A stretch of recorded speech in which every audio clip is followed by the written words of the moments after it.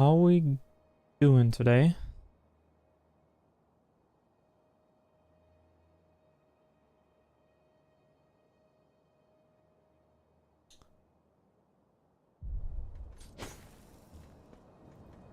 Are we gaming? I think we are.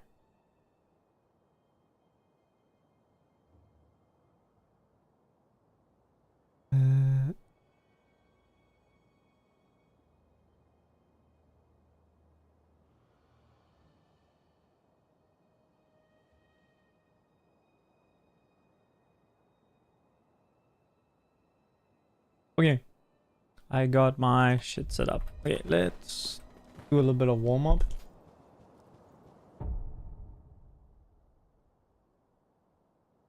I'm just checking everything's in order. Yeah, I got okay. Ooh.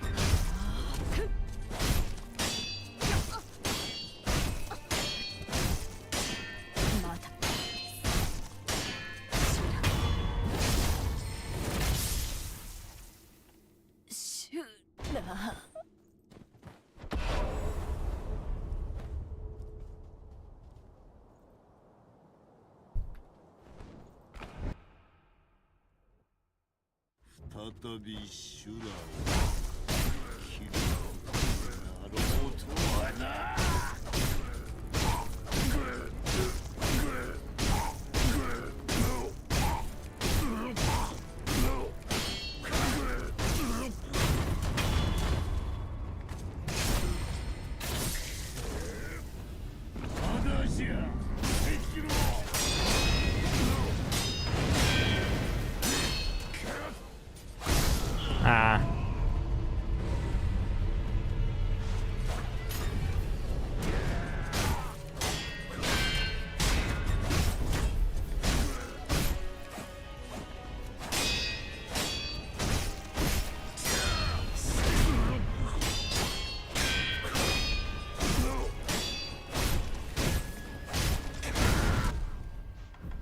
Okay.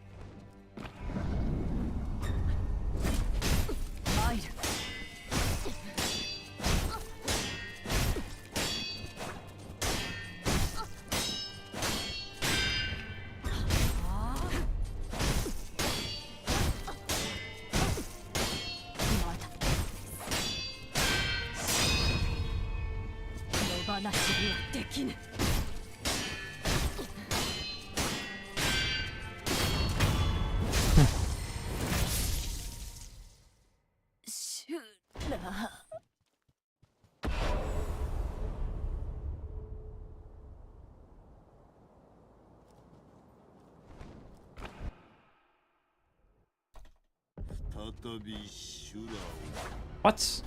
Okay. Bruh.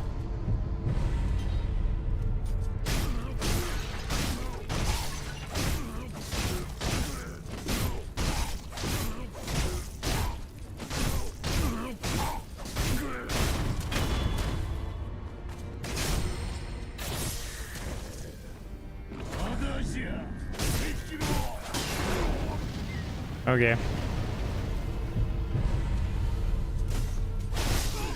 Oof.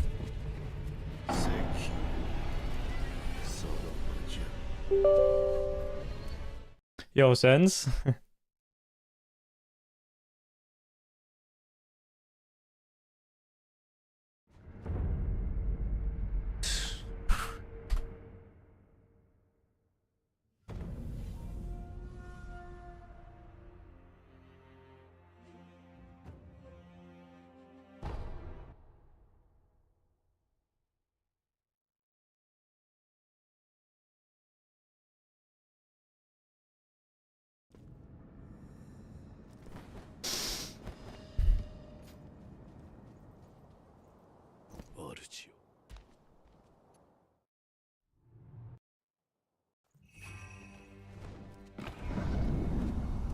Old streaming?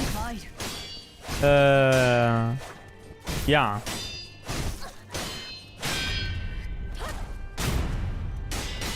Oh, through. Using the OBS plugin, multi RTMP, I think it's called.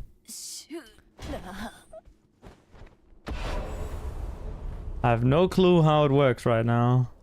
I just set it up today. And the audio, like, still, I guess this is kind of like a test stream to figure out if it works. I wanted to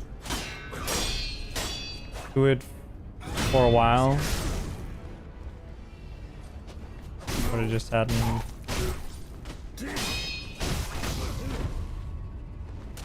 Looked into how to use the plugin.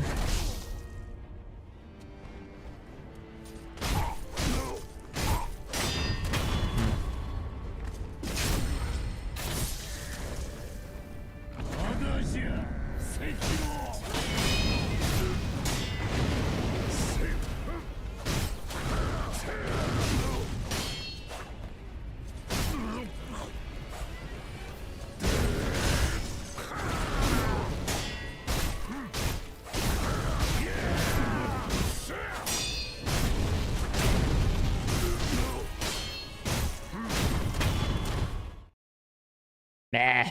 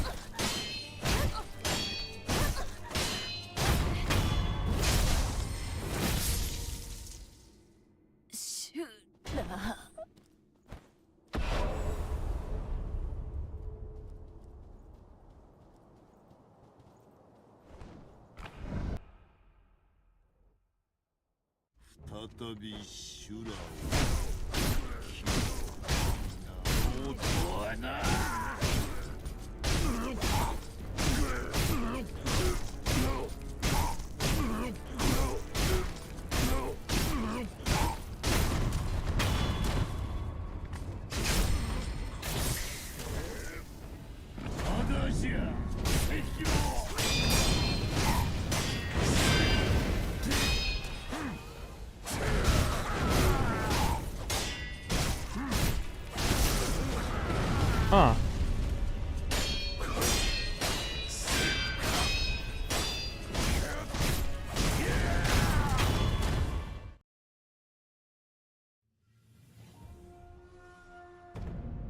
Okay, that apparently did not work.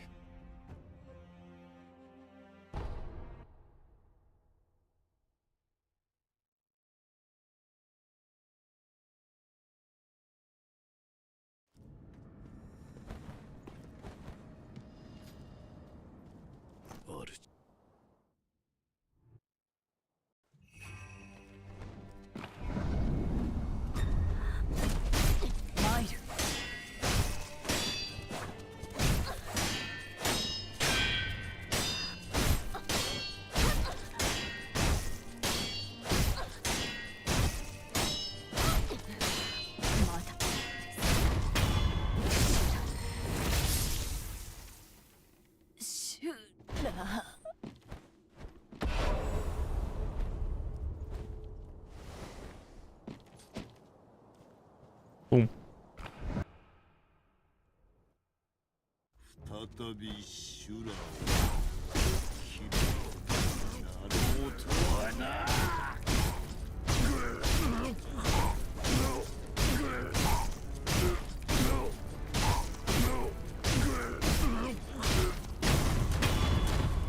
Nice.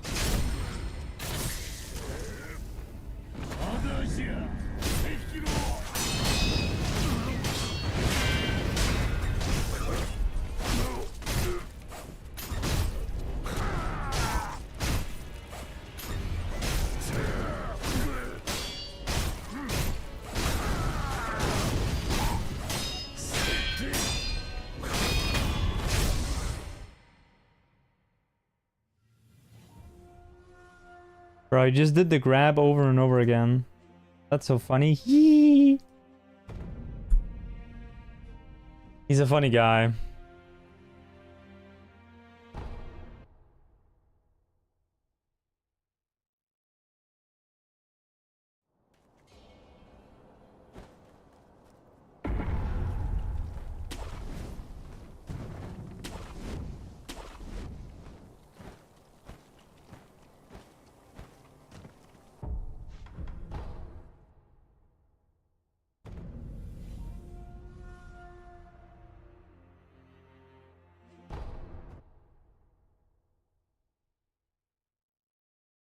Yo, waffle time.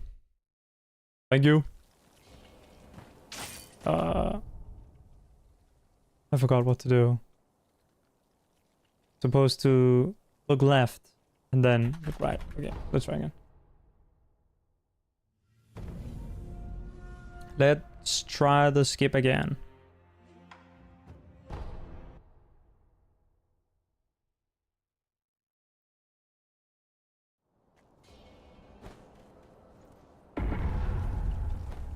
You're grinding Sekiro? Hell yeah.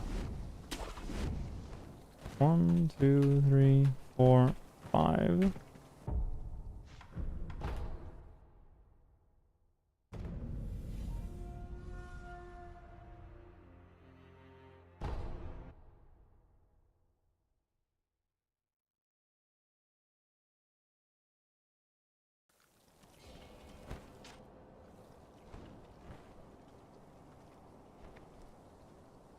Oh, okay. Maybe I should turn off God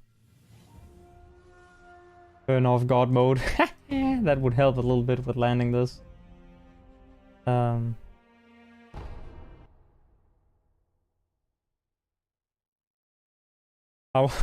was a little confused there. Wait, why am I not dying?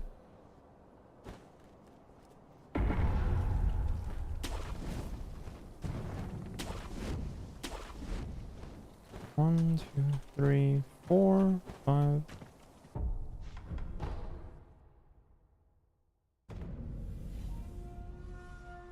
Trying to get a no-hit run in? Okay, hell yeah. Nice. Touching up on Ishin and Owl.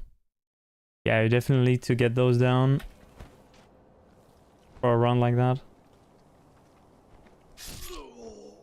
That looks good. Yeah. Okay. Yeah, this is pretty lenient. Oh, almost fell off the edge.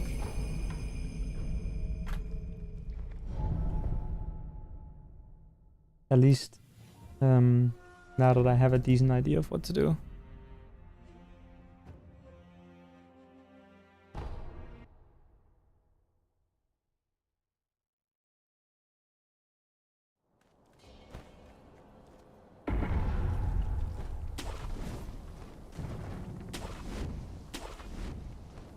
One, 2, 3, 4, 5.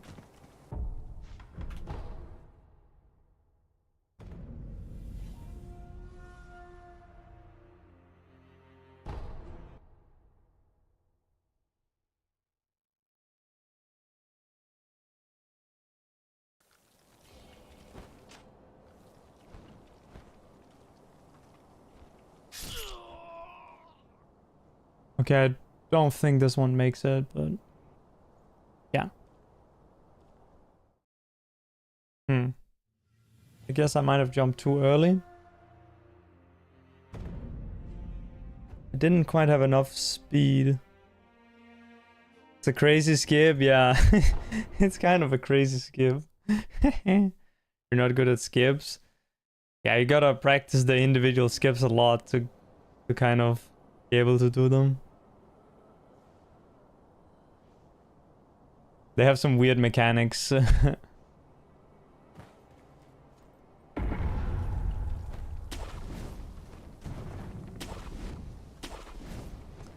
One, two, three, 4, 5. Okay, let's try again. Just warming these up a bit. Like, I don't need 100% consistency on this.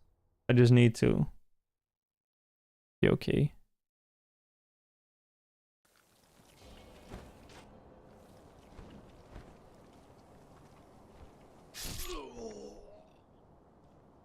Huh, I think this is the same thing again. Okay, let me think.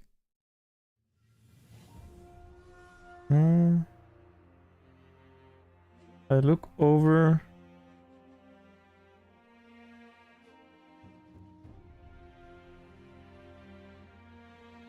Okay, so I need to wait a little bit longer before doing my grapple, so that I end up having less time in the air, so that I die earlier and retain more of the speed.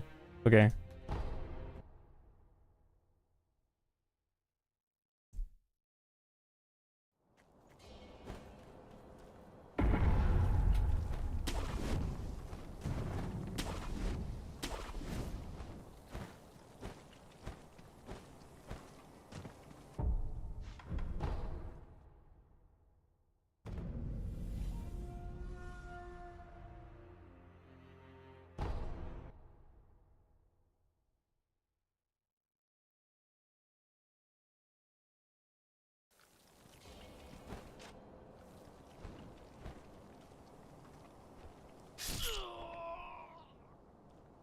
That looks good, I think.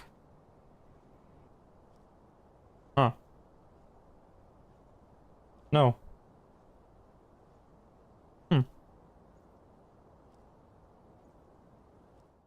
I thought the speed on that was good. The death timing I thought was also good. I must have just barely missed it, because that timing usually works.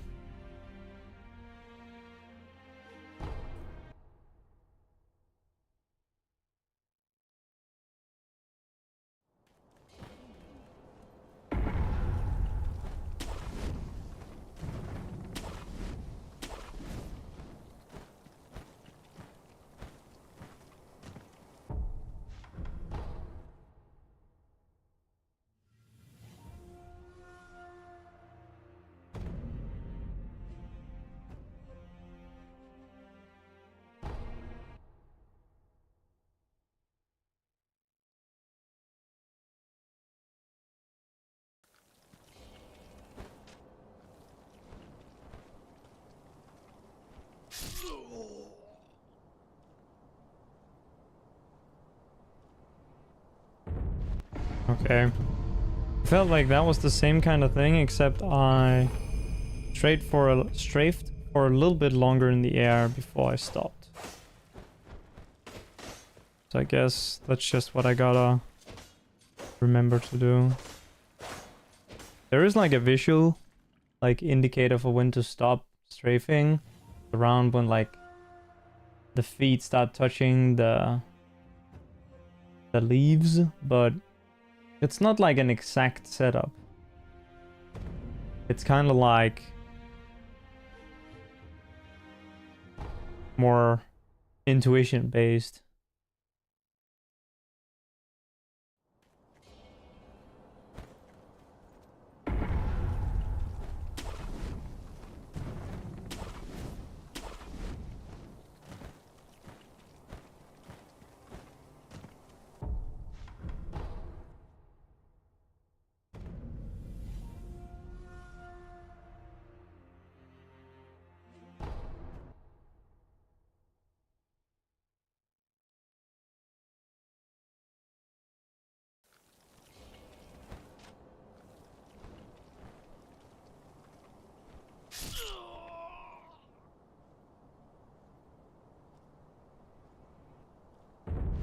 Yeah, okay.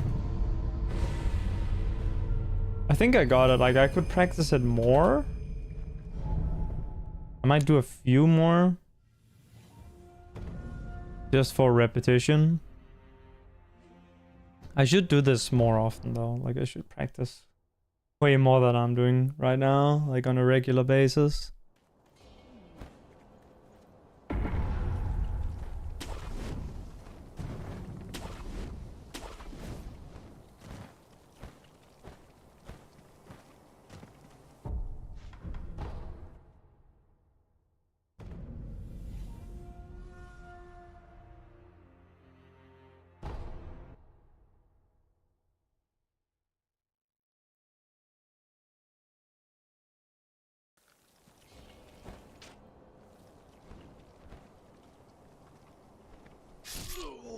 Ooh. I think I jumped way too early on that. Yeah, okay. That makes sense. Yeah, I jumped way too early. My death came so late that I kind of got redirected by the wall in a weird way. Like you always kind of hit the wall a bit, and there is like an ideal amount that you need to like collide with the walls to change your your location. But that was off.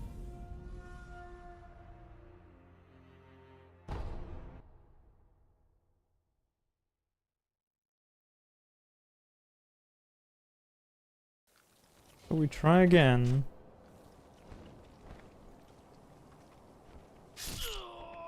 Very late death again. Okay, that almost made it. I literally like, you could see the camera like adjust. Because we literally had the wall right in front of us. It'll make like the camera move a bit. Like the auto wall correction or whatever it's called. Adjustment.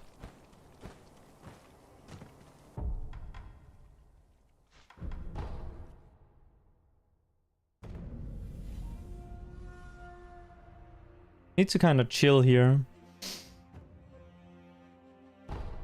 before going in.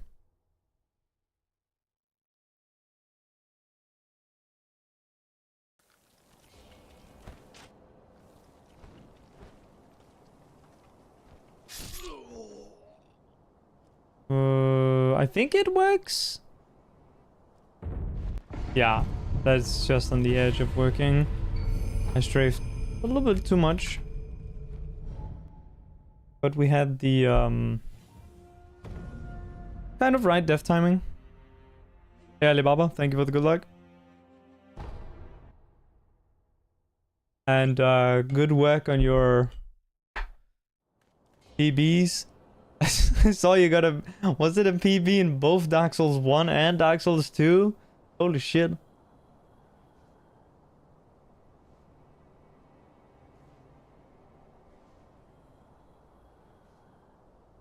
Imagine playing multiple games. That's kind of crazy. One day playing Dark Souls 1, then the next day playing Dark Souls 2. Are you gonna do some Dark Souls 3 as well? You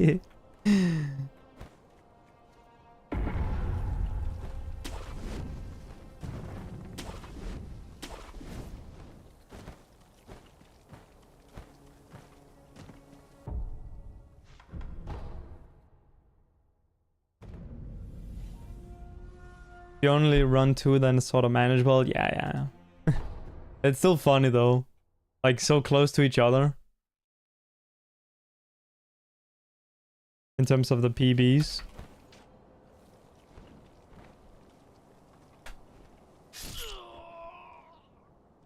I'm not sure this works. No, okay. Too little strafing, I think. Both in 80%. Was the were you DS2, was that old patch? 80% old patch? Vanilla?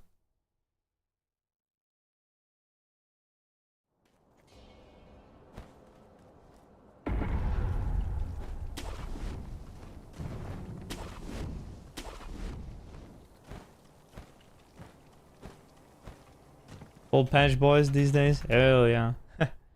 I think there's some new tech for that. Ruhan posted something. I don't know if he posted it on the Speedrun Discord, but... he posted it somewhere.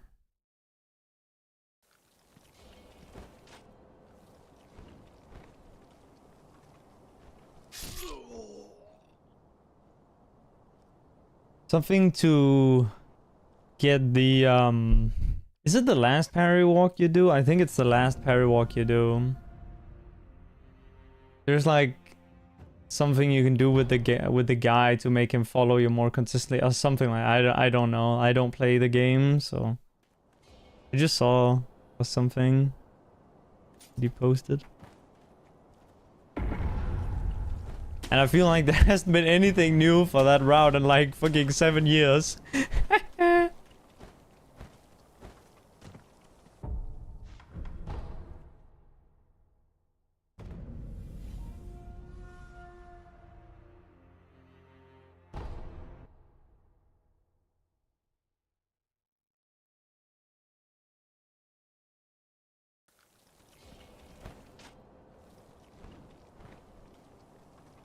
New strats when the bounty happened? Yeah, that's true.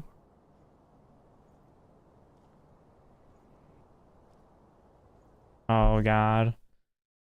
I'm not hitting this. Oh no.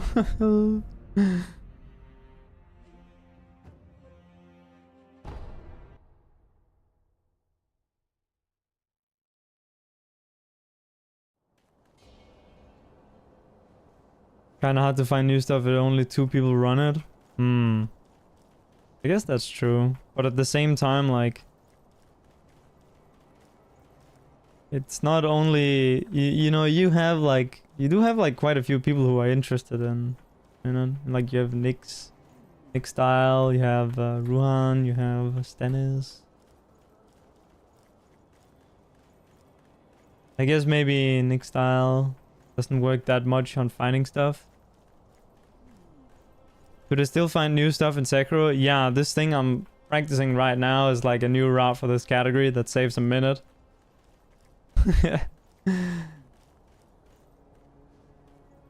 So the run was like just below 21 and now... oh, sorry, just below 22 and now it's just below 21 now.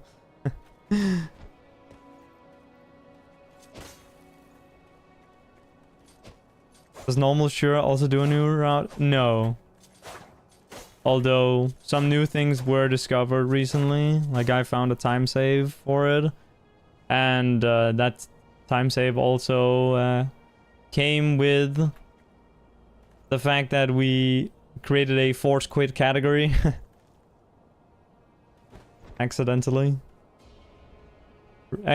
ruining the game. God damn it.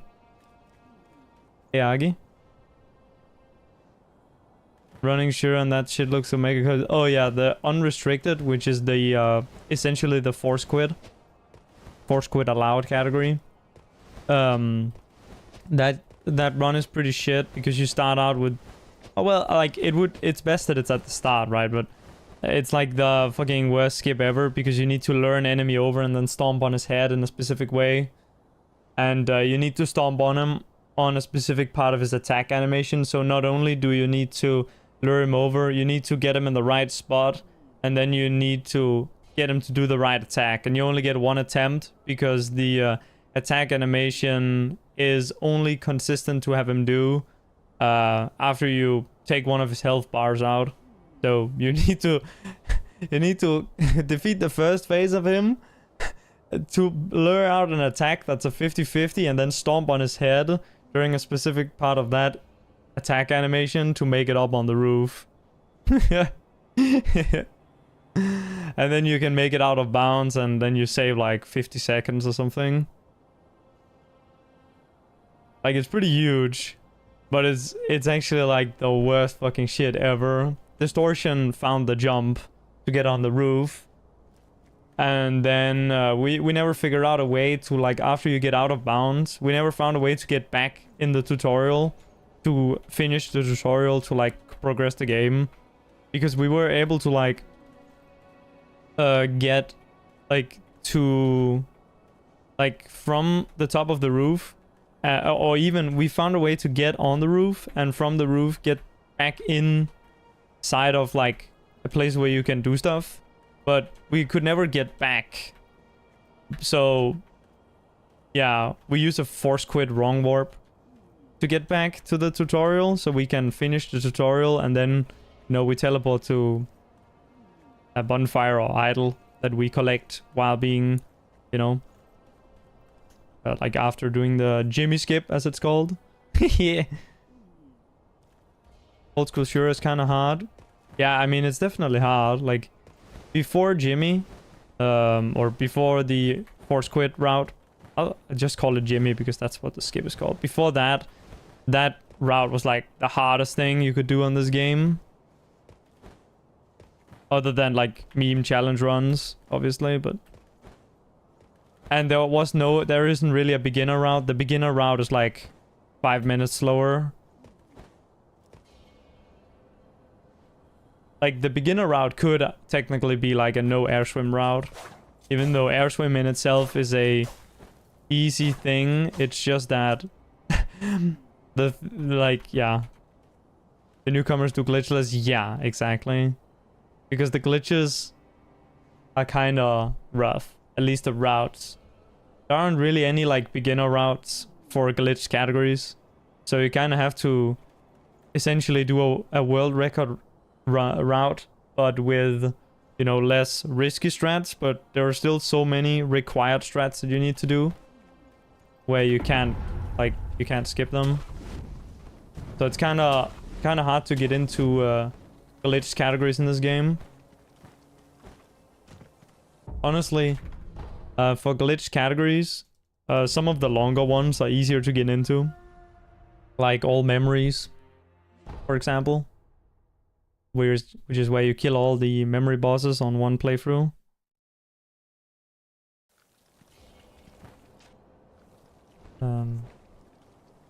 That's the category I started with. Because I wanted to learn any percent originally, but I couldn't do it. Old route of no airswim is beginner friendly. Yeah, you're right, Smellik.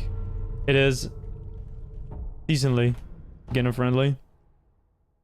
This new route on no airswim is like one of the worst things that I've ran, because this and an earlier similar skip, it's so like hit or miss. And it's really annoying to have to play through the entire early game, which has like 2 near frame perfect skips that you lose time on every time from not getting it first try. And then when you finally get a run with first try on them and you get to the first launch and you just fucking miss it. Because it's like entirely feeling based, there's no like good lineup.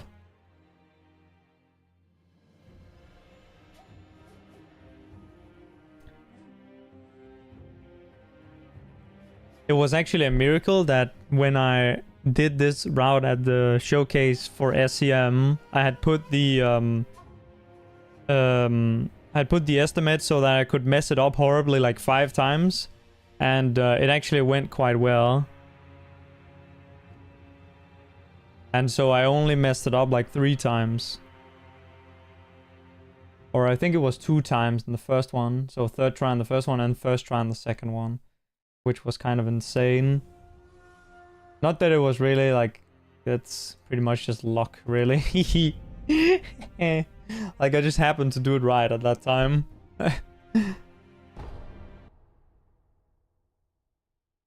Did the monkey one once? It's the showcase on YouTube. I don't know. I actually didn't... I wonder if the VOD is still available. Because I usually download them. Because you don't really know with these souls people what will happen. Let me just check if the VOD is still up. Yo, Angry Gammon. Thank you for the good luck. Nothing's been highlighted yet. Okay, it seems like it's still up. the thing. It does have chapters though, and if you go to the, like, because my showcase is right at the beginning of the event, you can just find the VOD. Yeah, I'll put a little link to where you would find it. Oh, I actually can't do that. Hang on, give me a second. I'll put the VOD here in the channel. And it's just like right at the beginning. Not like the very first thing. Oh, I'm hearing myself. Not the very first thing. I'll post it on YouTube as well. Not the very first thing, but it's like, yeah. When you open the thing, it should have like a chapter thing, and then you just need to get to the Sekiro Shadows Die Twice thing, which is the third run, or second run, but third game on the list, because they started on DS3. It's kind of based, honestly, that you know, when they, I guess they didn't do it for Dark Souls, but you know, like Regal usually plays Prepared to Die edition in the remastered category on Twitch to fire more viewers. It's pretty based.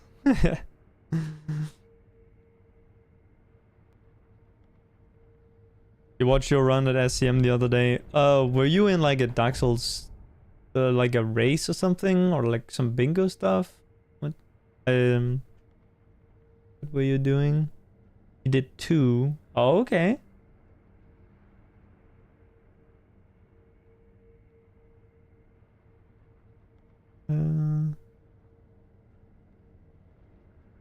No wrong warp race and these 2 old bosses. Yo, that's cool.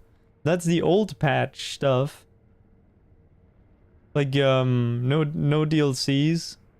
That's kind of a cool run. And you use like what, hexes or whatever, or what they're like, I honestly don't know what they're called. Like the some magic shit. Hexes. Because they were broken. Your DS2 is like, okay, I'm not even gonna lie, DS2 is like the coolest fucking run ever. Because I guess it's because like I remember watching Dist play it. I guess that's why. So fond memories of watching watching Dist play it.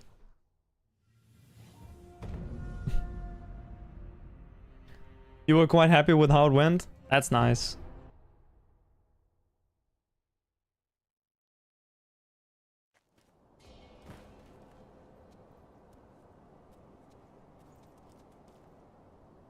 Yeah, so this is the slightly more cancerous one.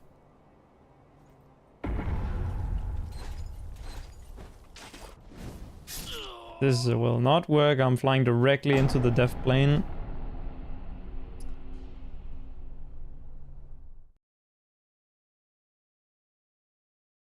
Funny thing about watching this old DS2 runs, how young and excited he used to sound. Yeah, I mean, I guess he was always kind of like a little bit more of a quiet streamer.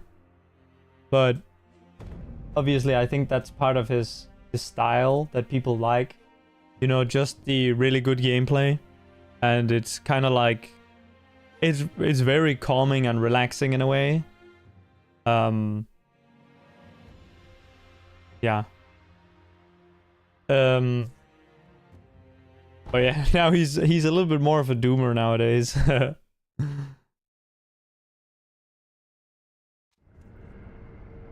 guess because he doesn't have anything to prove. When he got an ass glitch and he was like, I got it, I fucking got it, dude. I wasn't, I guess I'm not like that OG, but I do remember the getting over it stuff. Used to be way less calm. I promise you. That's a classic. Fucking toilet, bitch.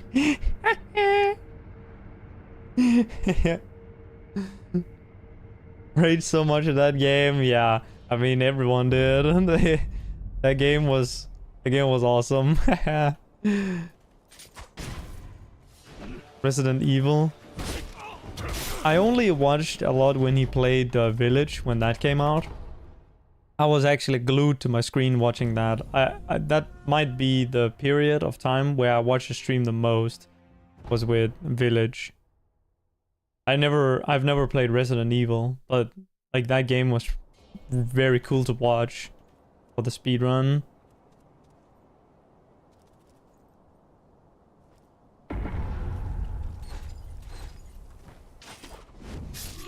RE runners get so salty. Yeah, so yeah, the I know about the Auckland guy. I see clips of him all the time.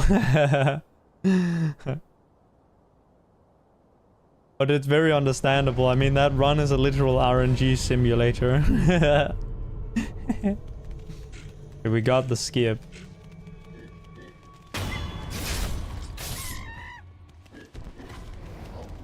Oh.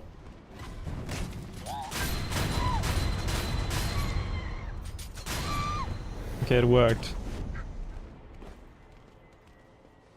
Someone made a compilation of it, and half of them are him. Wait, I've definitely seen some compilations of Resident Evil Rage. Yeah, there's a lot of Dist and also Auckland on them.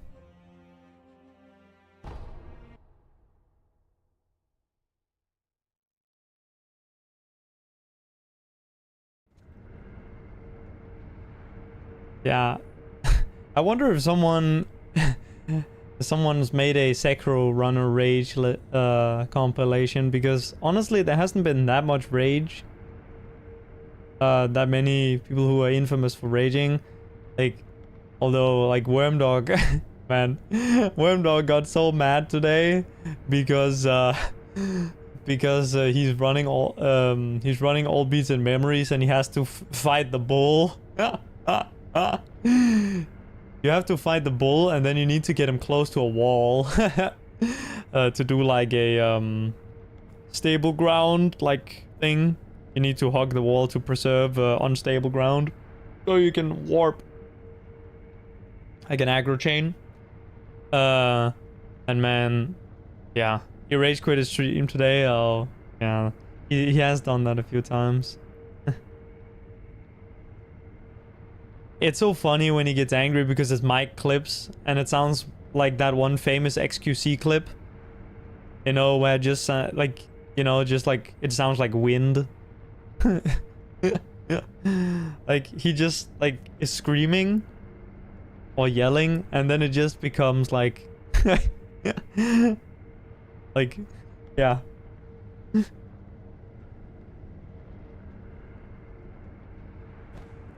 It's a classic XQC clip, that's for sure. Man, I laugh every time that Worm yells and it cuts his mic out. Yeah, just go silent, yeah.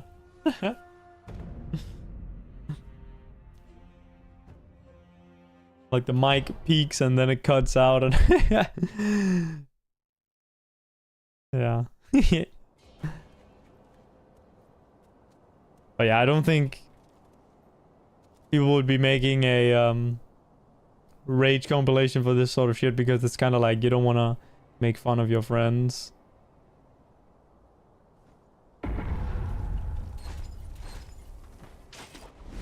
Oh, that's not gonna work. But essentially, like, all of it is just venting, right? Like, you vent right in the moment because you're angry.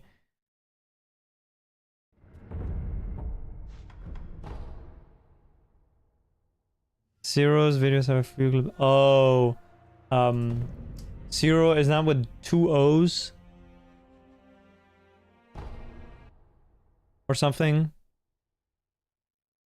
Yeah, okay. Yeah, I think I know of him. Yeah, this was back when like Distortion played, right? And Nems played, and what's the other one with T? Something like that.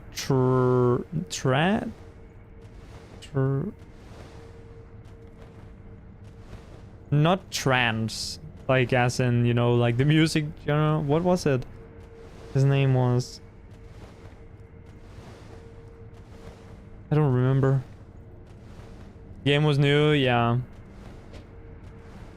I remember there are some clips with like there being drama between wait, hang on, I gotta I gotta check this because I can't believe I don't remember this guy's name. Uttrance. That was his name. Yeah, there was some drama between Uttrance and Dist.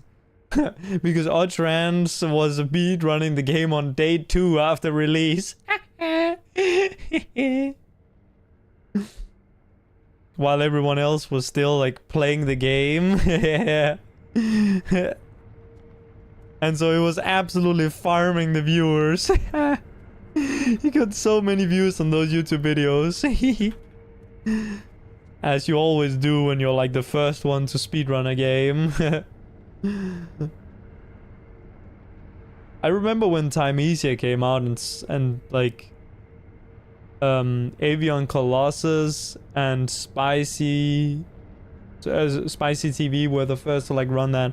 They got like quite some viewers, and my run that was like a couple days after that got like 10 viewers. 10 views.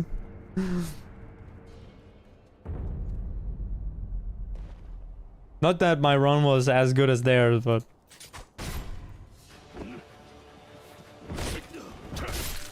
I mean, I was cooking.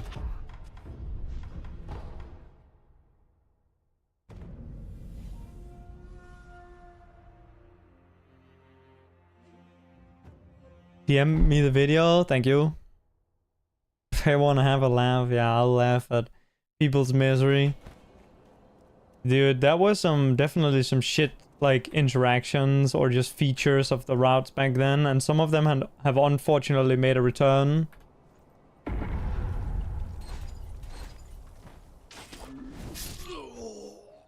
I don't know if you were around back then or if you watched back then, but there used to be this thing where you needed to pick or you needed to get this thing that I'm actually using right now, contact medicine. Like this item. This right here. For like a similar skip where you have to die. And the way that they would get it was they would backstab an enemy and it has a percentage drop chance. I think it's like a 12% or some bullshit like that. That used to be a thing in the any percent route. And now we like just pick it up because we changed the route in a way where you just run by a pickup. But the thing is, like, this item is only available like in the areas that are after where you need it usually. A lot of memes in the early days from what you remember. Wise, yeah, I'm sure. Like, were a lot of memes.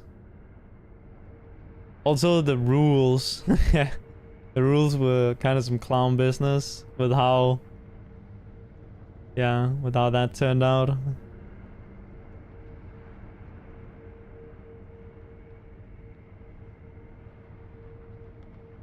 People didn't know how I was gonna work with speed souls. Yeah.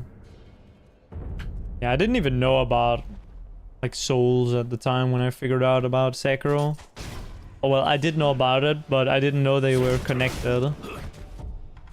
That was first when I pressed buy on the game and it said from the developers of Dark Souls or whatever.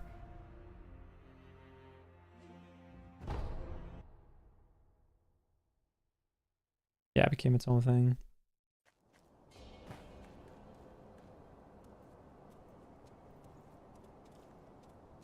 But I do see that it had a lot of influence from the Souls guys.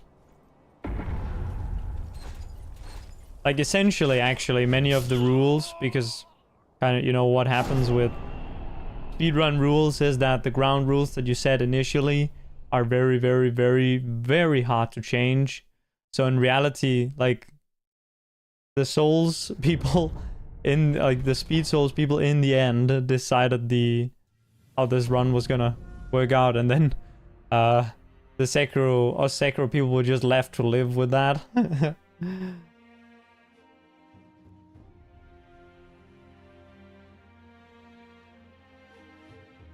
Not that I have that many complaints about stuff, but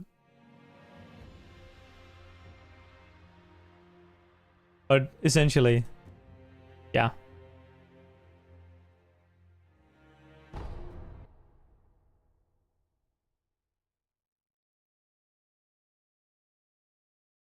I remember, yeah, there have been quite a few like instances of big memes with this, but it's been pretty chill, the Sekiro community. Don't follow it too closely, only watch people who run this and Souls. I've been trying to follow pretty much all the games, except like Demon Souls. Oh, sorry. I hit the mic.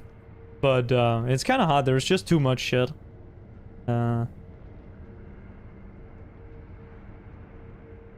Like I used to read all the channels in Speed Soul on on Speed Souls, but no more.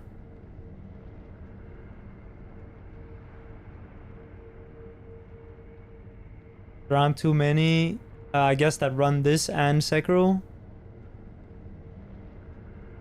Yeah, honestly, there aren't that many runners in general who stream, to be honest, compared to like what I would expect. Like, it's very often that you don't, like, you can go many days without seeing a single Dark Souls 2 stream, Dark Souls 2 speedrun stream, for example. And in Sekiro, there's only like Sutemo is like the only one who is like consistently streaming. Oops. Just stream like every day for like years.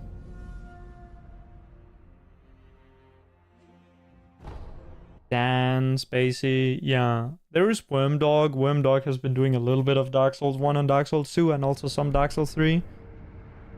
Speedruns. Recently he was working on DS1 PTD 80%. And now he's back on Sekiro because he's trying to reclaim one of his many world records. Also follow Seki and Sutemo. Yeah.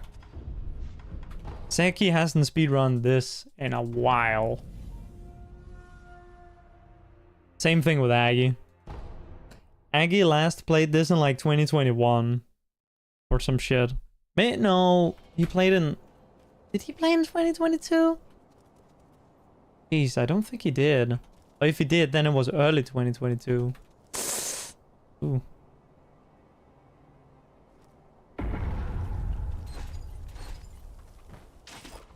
Kinda hard to remember.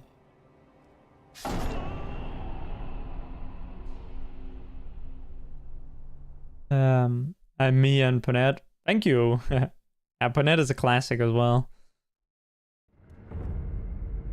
I love Ponette, he's a great guy. Grinded this a lot, yeah. Seki kind of grinded it a lot, yeah. I mean, he's one of those guys who pulled like the craziest like stream length. Like on normal, like on work days he would do like a couple hours, but then on the weekends he would do like 10, 11, 12 hours. So like it does make a lot of sense that he isn't doing Sekiro anymore because he might have burned out. To be honest, like doing variety shit is like awesome as well, so I don't blame him at all for like switching over.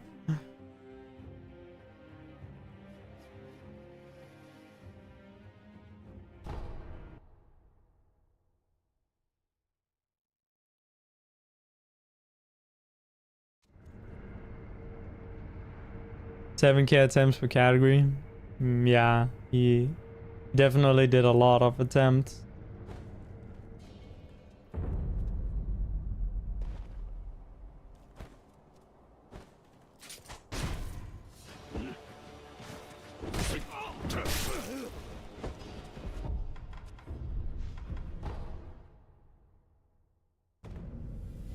I feel like nowadays the Sekiro community is quite, or like the speedrun scene is quite sus at the moment. Where like it's a couple people who are just better than everyone else. And so I for sure am the person who has put the most amount of time into this category by like a lot. Like I've the two other people who ran this, they stopped running it like 2 months ago because like first like when the new route came, then one guy got the record, then I got the record, then Mitch beat my record, and then Wormdog got it again. Oh well, Wormdog got it initially, then I got it, then Mitch got it, then Worm got it, and that's the record we're on. That's like 2 months ago, and I'm still playing. Yeah, but I'm like, no, I'm not near the Worm yet, and he's moving on to other things. Have I ran many categories? Yeah, I've ran most of them, not all, but like I haven't ran like all beats, and I haven't ran all achievements, but I've ran the other ones pretty much.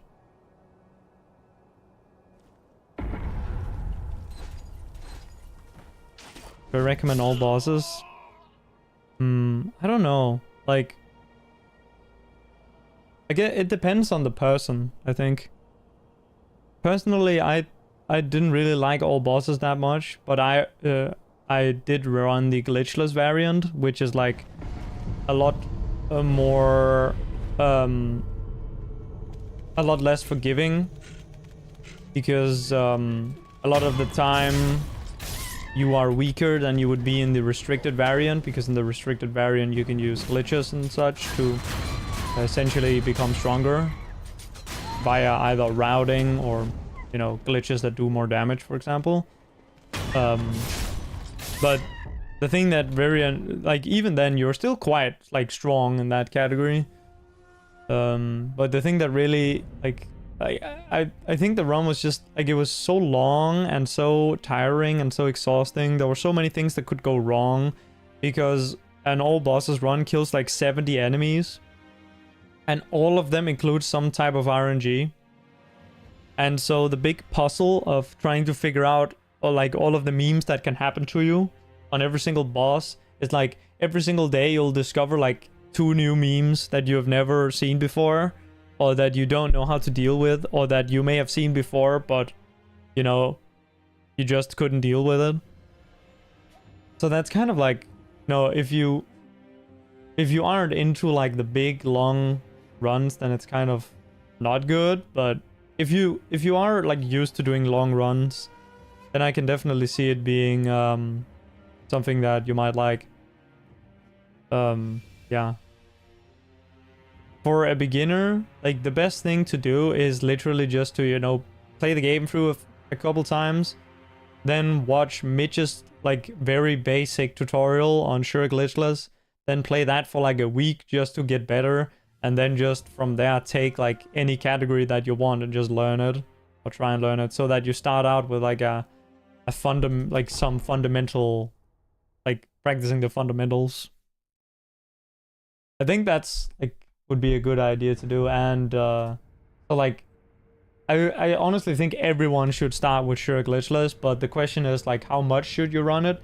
Should you do it for like a week, for example, to just like get familiar with the game, or should you do it for like some months or something to get a good time? The thing is, like, all of the things that you learn in Shura are that they will transfer, assuming that you do like a kind of like a basic route. And so from there you can kind of try different things, right? Some people just like really like Sure Glitchless and just continue with it.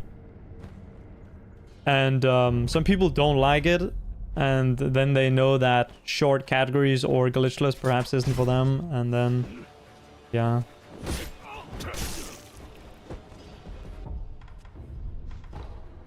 And it's great because the upfront time investment on Sure Glitchless is very low, but the upfront time investment on all bosses is pretty huge, because like, although there are kind of like beginner routes, you could say, You'll need to do way more research for those, because you'll need to talk to people about like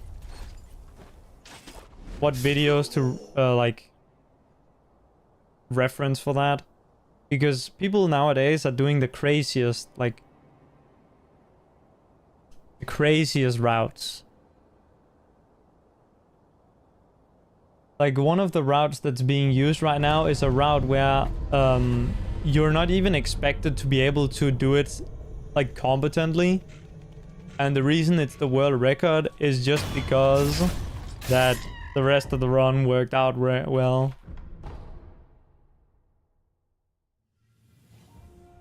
Was they asking for a reference? Still have to play Sekiro first? Yeah, that's fair. Like if you do want to speedrun the game, then I would suggest to, you know, yeah, just like work on like just playing the game, and then start out with a category that has a low upfront time investment so that you can get out if you don't like it. And all bosses is, you know, there is, you know, a lot of people who try and learn something and then they fail out because they, you know, burn out on it. I've been there.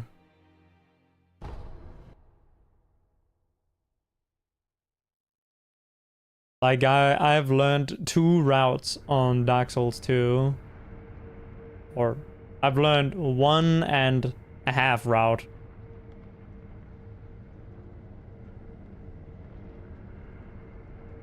I learned the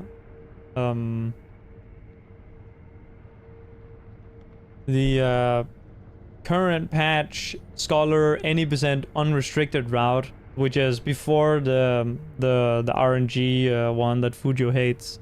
Was before that. I learned that route. And I never finished a run because I just was practicing Nash Freeze and Throne Duo Cheese for like hours and hours until I burned out and didn't want to play it anymore. And then later I switched to learning, I think it was Vanilla. I can't even remember how many rottens, 4 or 5 rottens. Yeah. And I did not end up finishing learning that. Because I really wanted to run Dark Souls 2. If you learn another game, it will be Bloodborne. Hell yeah, that's a cool game. When do you start with Hitless? Or where do you start with Hitless? I have no idea. I haven't actually done like a Hitless run. I've only done Hitless speedruns. There is a video tutorial for DS2 80% current patch. Yeah. I was watching... Well... Is it KFN Slayer? KFN Slayer? I think it was. I watched that. I also watched Prepaying Devs tutorial. And I also watched whatever it is that... whatever tutorial was that Jeff the Big Lizard made. And then I was getting coached by Fujo, and I was running like my route was kind of based on Cellar, one of Cellar's PBs. So, you know, I had everything in check. I just like kind of burned out on it, or I just didn't get back to it.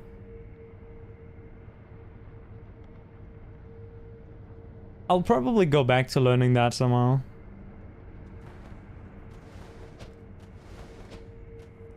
Or someday. I still have the save files and everything, and yeah. Now I also have Wormdog, who has actually run it, and I'm sure he'll help me. Well, he ran Scholar, but practically the same for Restricted. Not quite the same, but like I know what differences are. The differences are. I just need help with like execution and shit.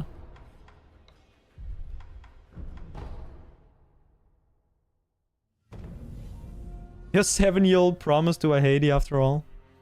Yo. Yeah, I don't need like I promised to run so many games.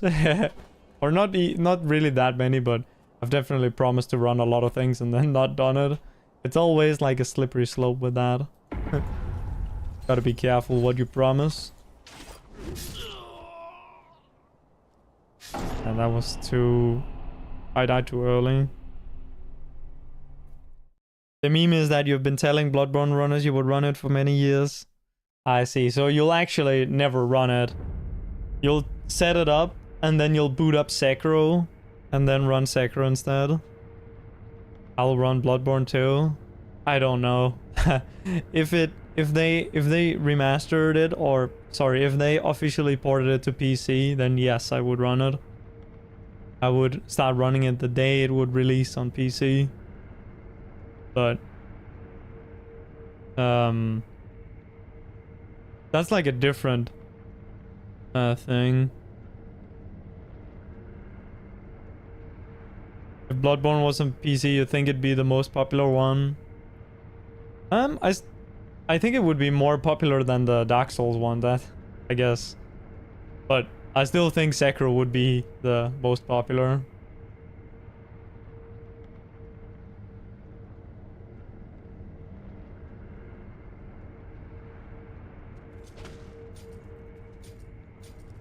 But maybe not. Maybe I'm wrong.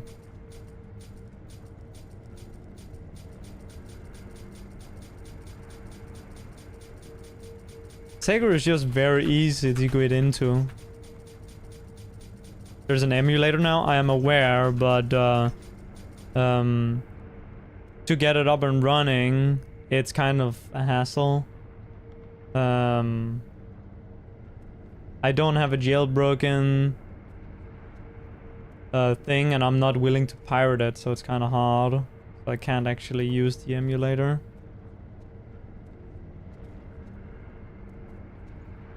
Jailbroken PS4. And you need either that or to pirate it. Because you need the files. It's not enough to just have the disc. You need to rip the files from within the PlayStation. The PlayStation like system.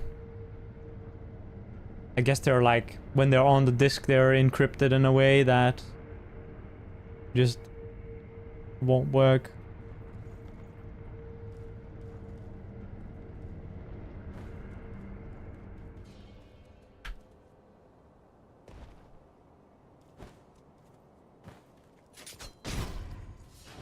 You bought a PS4 Pro to serve as a Bloodborne machine. Yeah, wait till they tell you about load times. 07. Cutscene load times. Or black screens, as I guess people call them. It's gonna be fun losing time for free.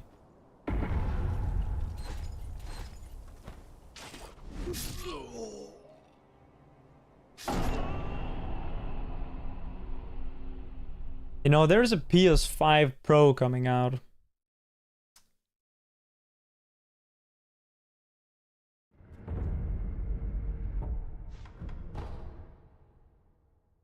Even bought a SSD and a capture card.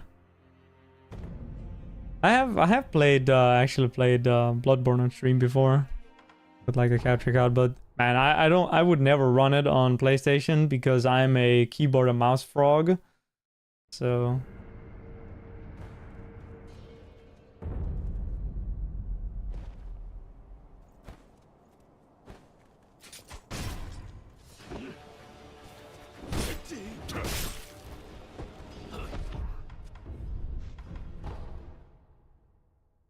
too invested to quit now. Yeah, Alibaba, you gotta hit up the Bloodborne speed. Hit up the streets of Yarnum. Fucking hell, mate. Fucking Yarnum, mate.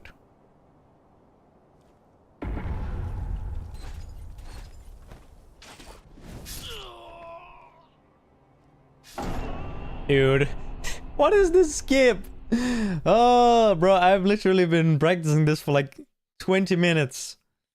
Or some shit, or maybe even longer. I have no clue. At least it's only 1 hour into the stream. Some days I've been here for like 3 hours and made like 0 progress. This is what we love. Yeah, yeah. This category is so fun.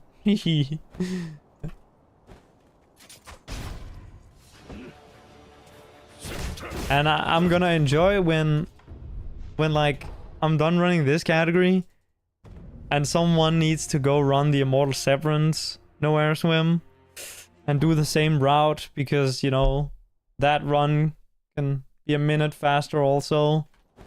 No one has taken that one yet, so it's essentially a free record if you can hit the launches and not, like, die.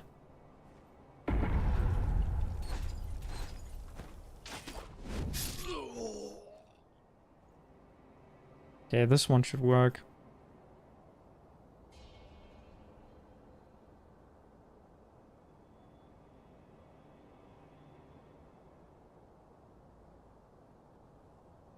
Can turn on the thing. Okay.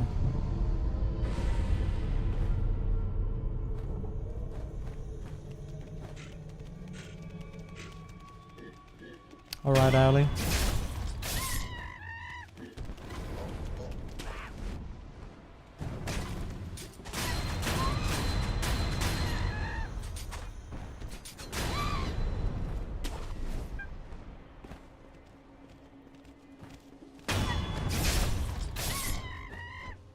Okay, I think we should be able to do something. Oh yeah, there was actually a thing that I needed to look at with like my dungeon movement, because like I can't get this aggro thing to work consistently. It's kind of like it's I don't believe that it's actually random, but I just like I don't really know. It doesn't really work for me. And I was gonna, yeah, because Mitch uploaded like I found like an old post of the original path or the original video, the original post for the strategy. And I feel like maybe by investigating that, I should be able to figure out something. Maybe it's a huge copium, but maybe it's not. Wonder if I can find it. I probably can't.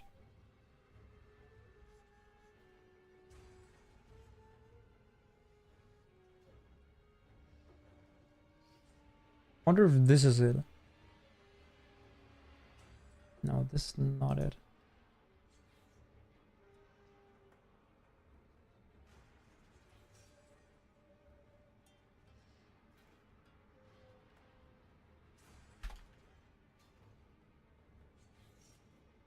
Hmm.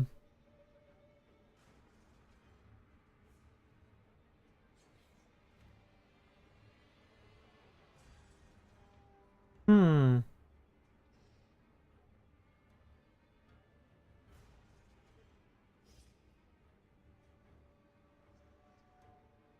I guess I need to do a little bit of digging.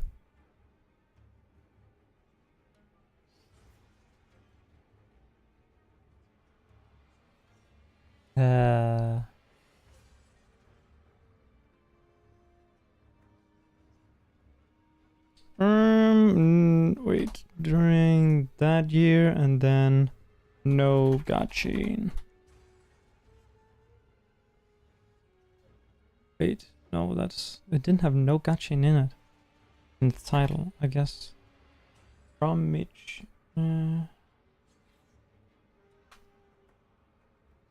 See if I can find it.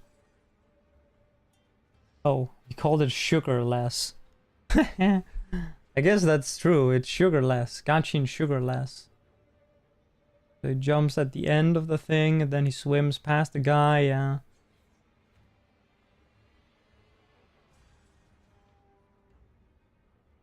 What did he have in the thing, the description? The middle of the waterway to not alert the first guard. Yeah. Around the corner, go straight before turning right to go around the rock. Yeah. Dude, this shit, I swear, this shit is just RNG, but like, this is one of those things where usually it's me on the other side of this argument, but like, people say it's a skill issue, but I think it's RNG. Usually it's me who's saying skill issue when something like this isn't working for people.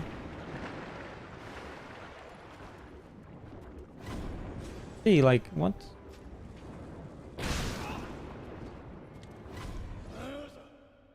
Like, why does he see me?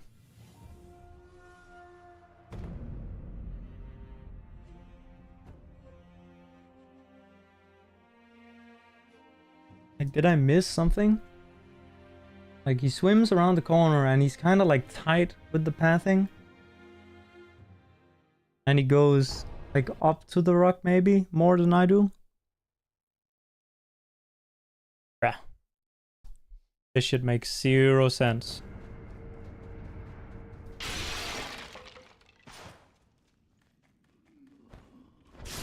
Boom! Get fucked, cricket.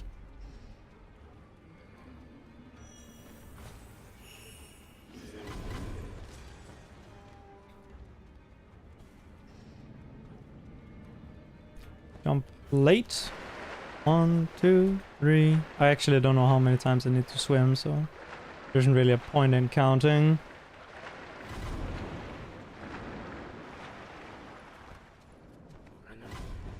Dude, I did exactly what he did in the video, and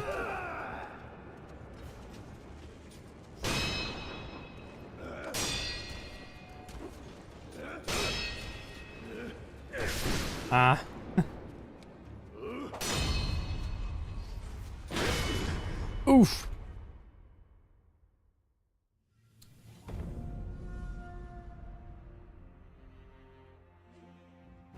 Maybe I need to like look down.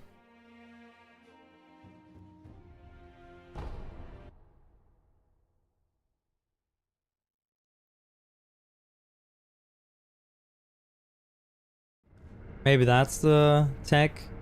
You don't look at him, and so you get him to like suss out the animations.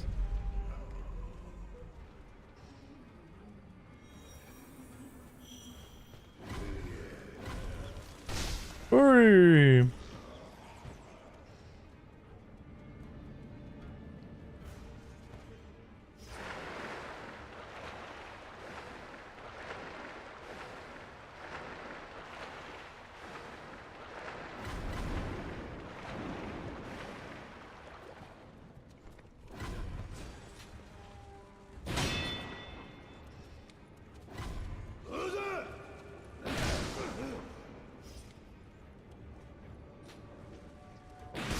Oh.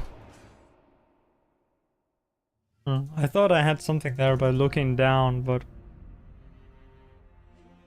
the exact same thing happened.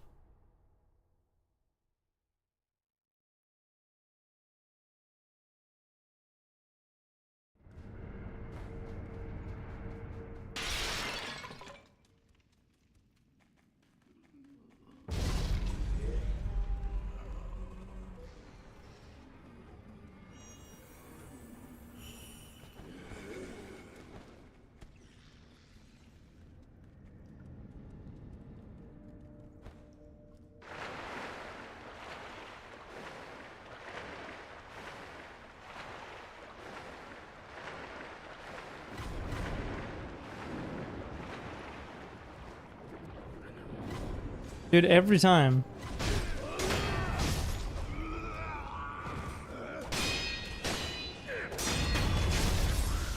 Every time.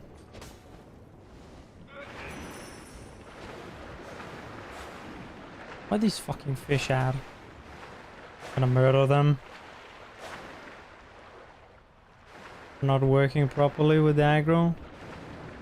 Oh, I can even dive. Gonna be an absolute slaughter. Fucking bastard. Fucking bastard. Fucking cunt. Come here. Fuck you.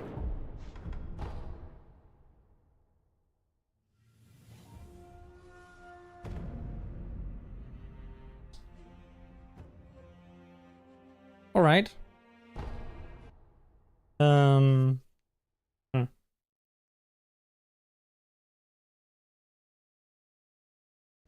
So maybe I'm not quite hugging the wall enough at the end. Maybe that's a thing. Like, at the end, I mean, before we get, like... get to the last bit. Around when the fish start to turn, like, the yellow aggro meter.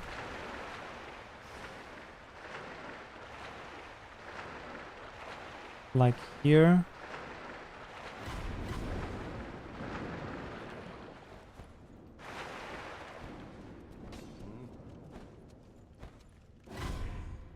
Yeah, that's funny. Huh?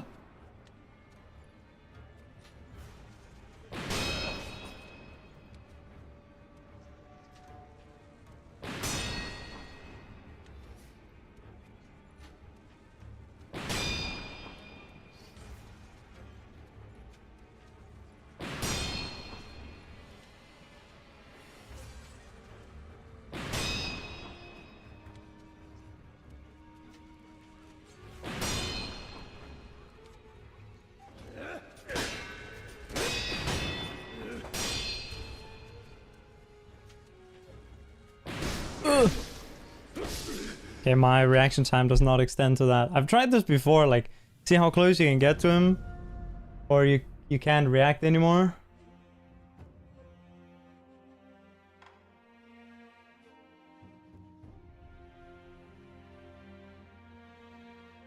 But that's not really reacting, because you can kind of sense, like, he shoots at the same time.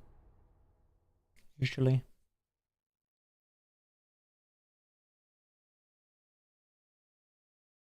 Let me try again. I don't know what I'm gonna try differently this time, but I'm gonna try it again and expect it to work. I'm gonna do the exact same thing as I've always been doing, and I'm gonna expect that it just works magically.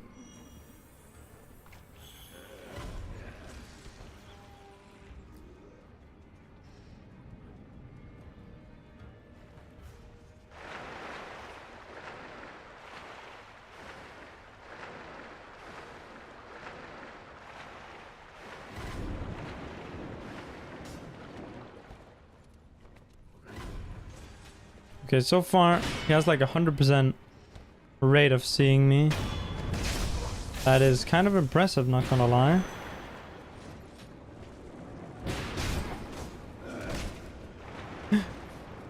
I'm gonna murder your feet.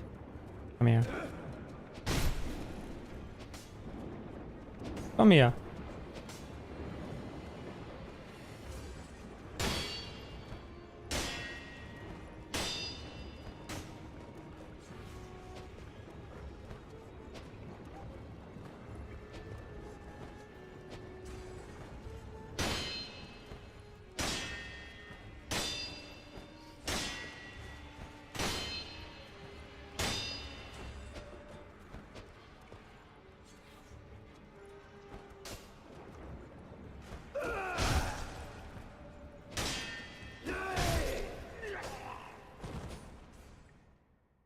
Okay, I will restart the game and then we'll try some... Oh my god. Oh. Jesus. The Twitch was speaking back to me right there.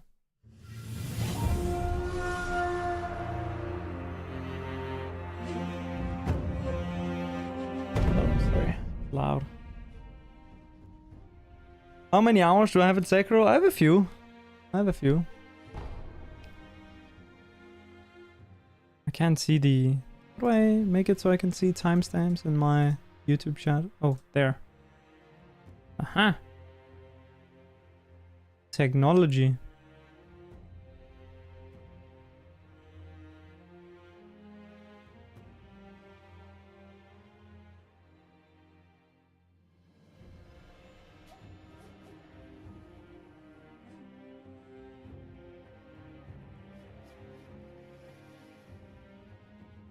Just a moment. Okay.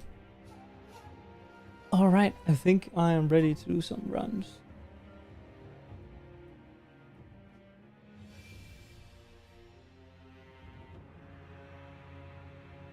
I got my timer. I think I got... Oh yeah, I got the timer on screen as well. Hit record. Then let's go. Wait, controller. Yes, okay. I need the controller for the tutorial section. Boom. Here we go.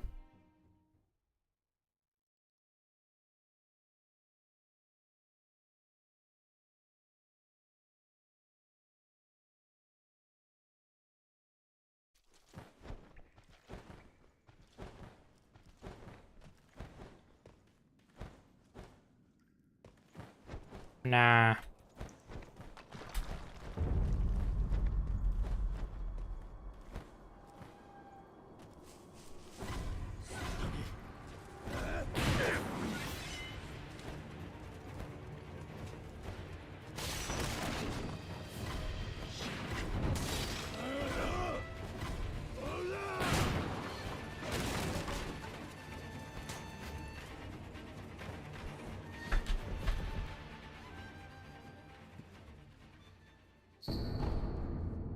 Hey, stop turning.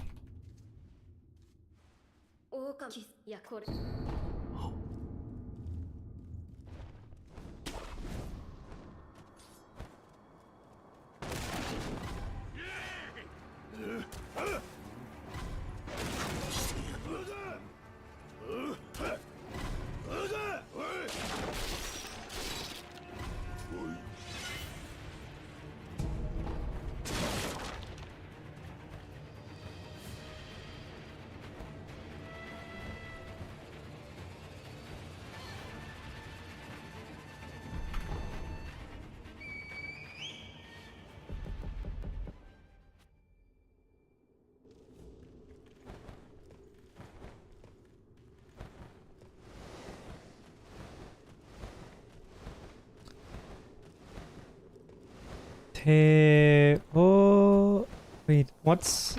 Oh, my Greek letters are not up to date, but thank you for the good luck. Is that a... Wait, how is... I guess it's Delta. Oh, Theodoros, I see.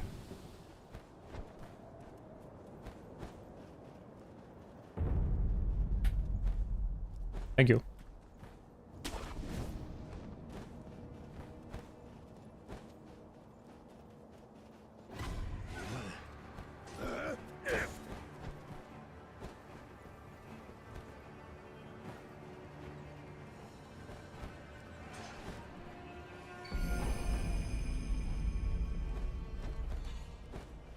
Got it? Hell yeah.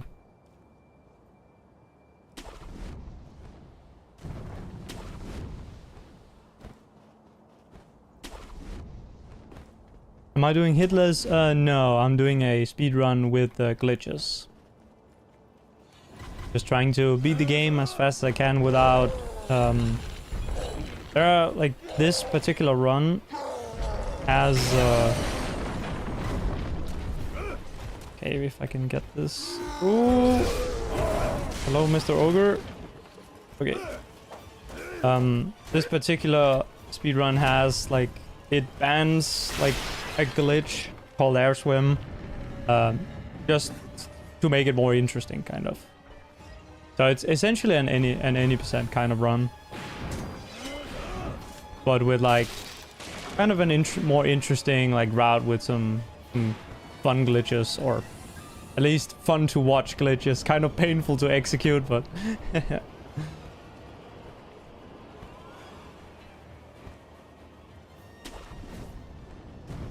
That's what we're doing.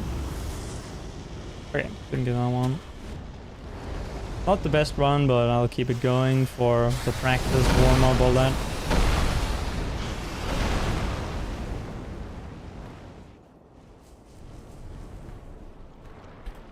Oh, wait. Ah, okay.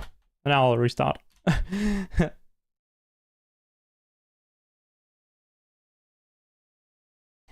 When you fall down the cliff, it's kind of... I mean, I guess you could technically still continue it.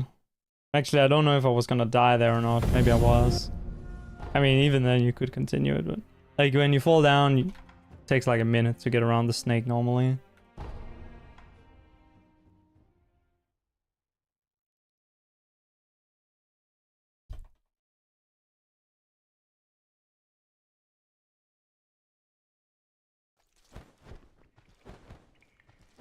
So we'll try again.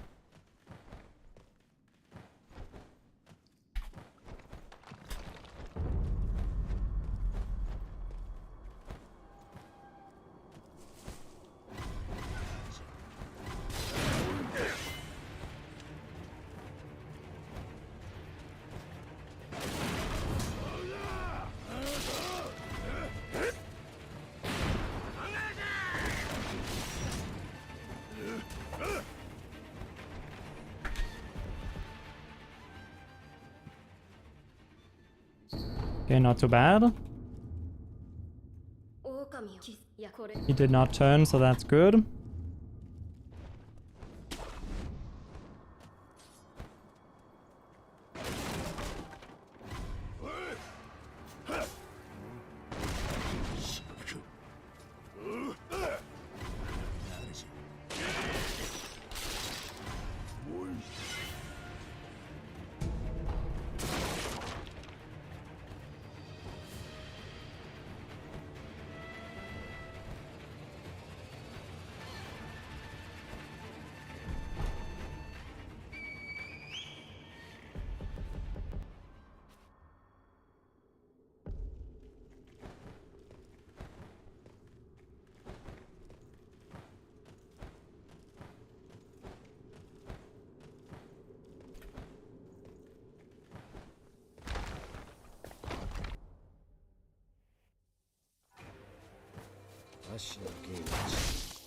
Good start.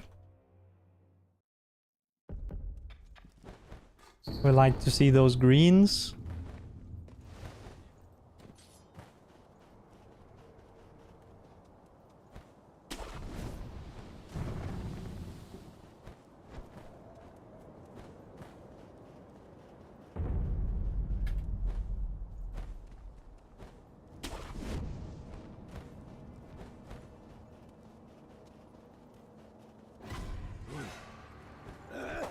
Whoa, okay. I jumped on his head instead of the wall.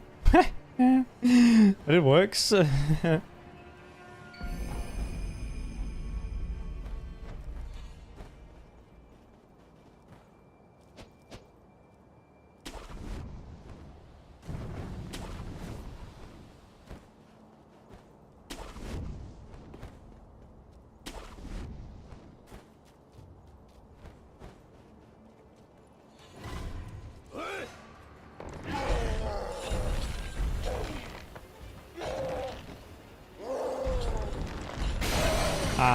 Okay, my angle change wasn't right there. This one sure. Oh, okay. Yeah. This skip is kind of hard, not gonna lie. Oh, what?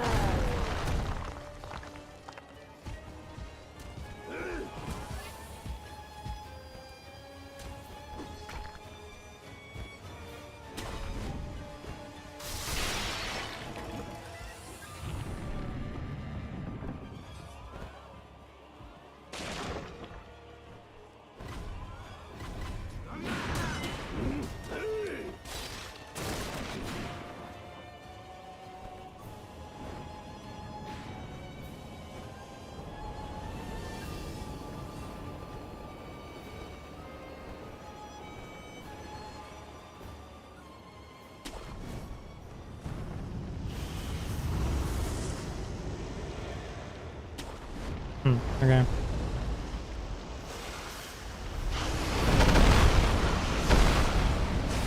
Let's make it farther this time, though. No! No! What the? Okay. The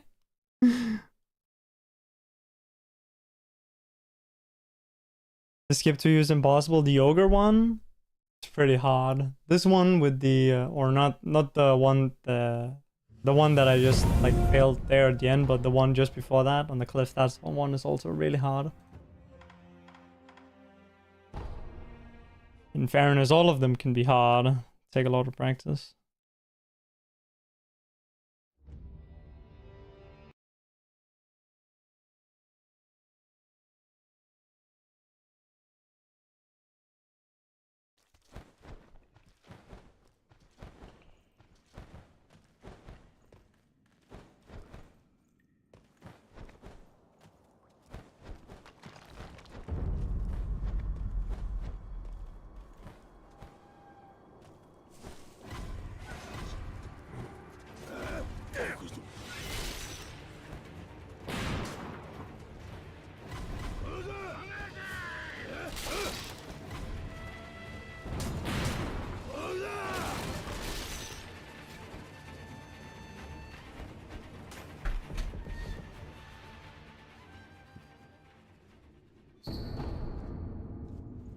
Hey, don't turn. What the hell?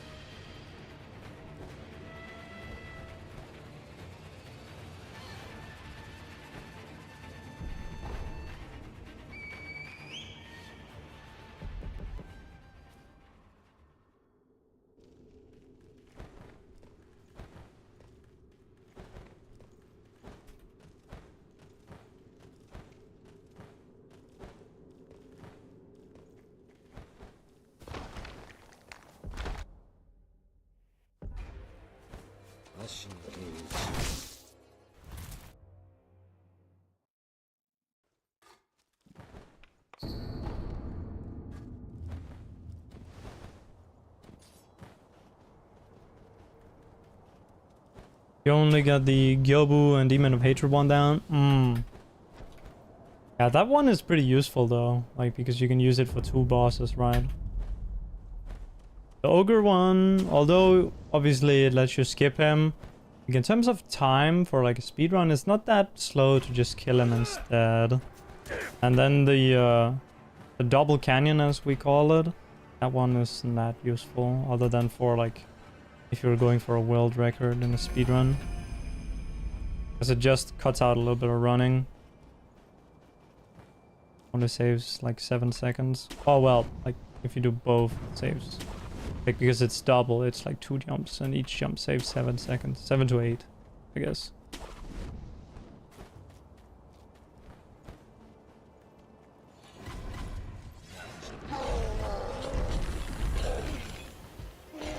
Nice.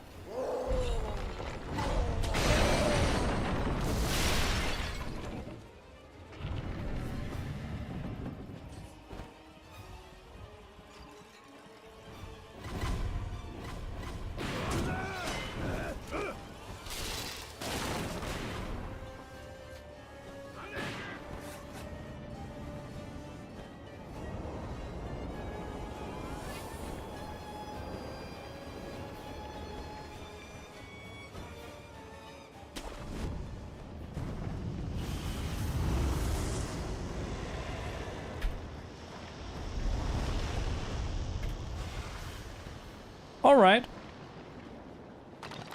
There we go. Pretty big.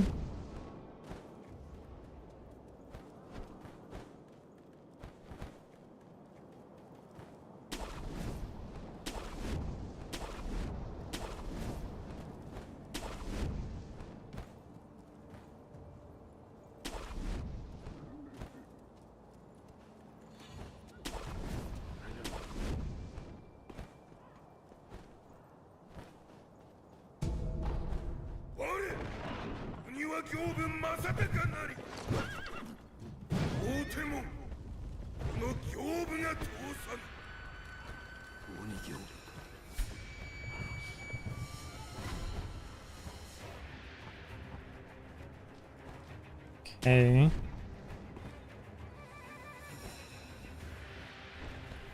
You should... I don't know, is he even gonna fall? I didn't hear him breaking any towers. He usually does that before falling. I don't see him. Okay, he did fall. Cool.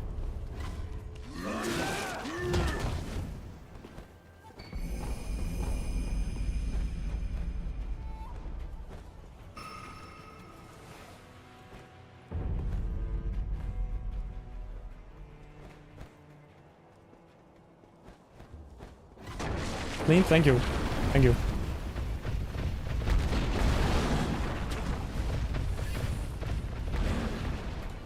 Yeah, this is a pretty good start, even though it's like slightly red. My PB was also really good at the beginning. All the time saves near the end.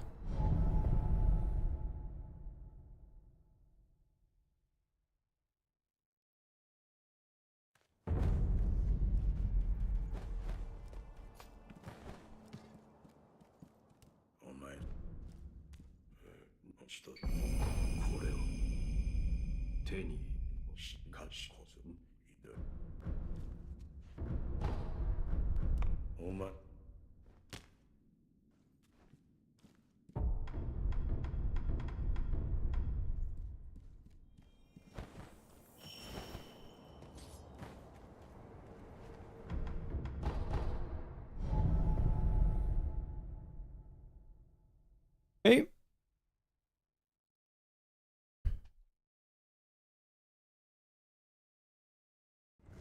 I should probably have that like menuing there as its own split so I can tell how good I'm doing all the menuing and such on that. Because it is a bit hard to tell when I have it linked together with the Lone Shadow skip. I can't always remember. I just know that that one was good because it was like 46.2 that I got the teleport away from temple at. But I don't know what my best is there. Because I haven't been tracking it.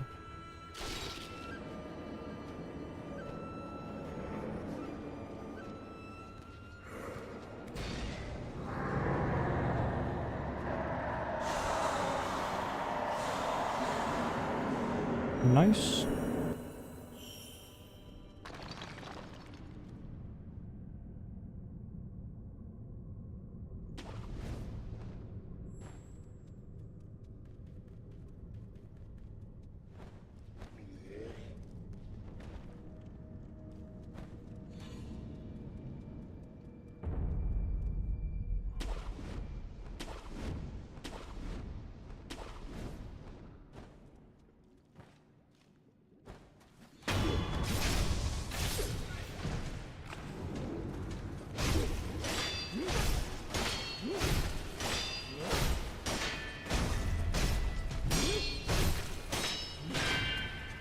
Oh.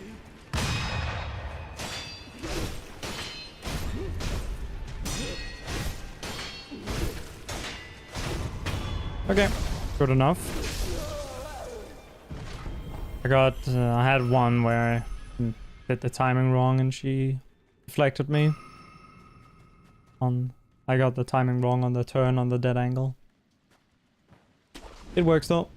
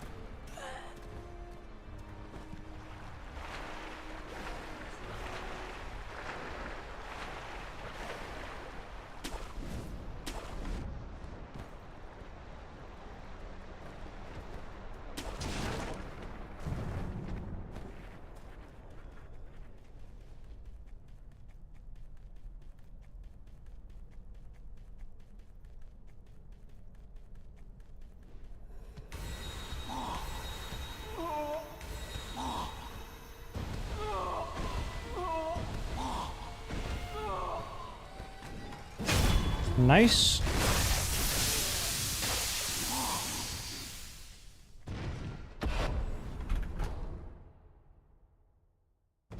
Ooh, okay. I think this is pretty good.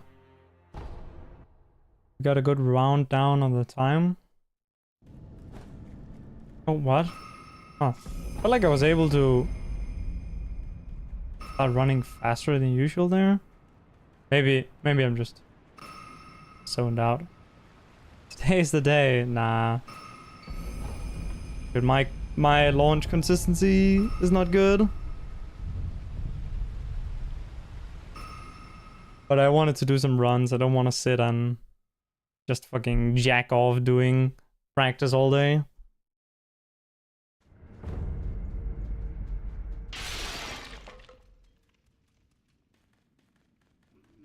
This pace has gotta be like up there though. I think this is close to the... I don't know if it's quite better than yours, but I mean it's first try on every skip so far. With YOLO set up on everything.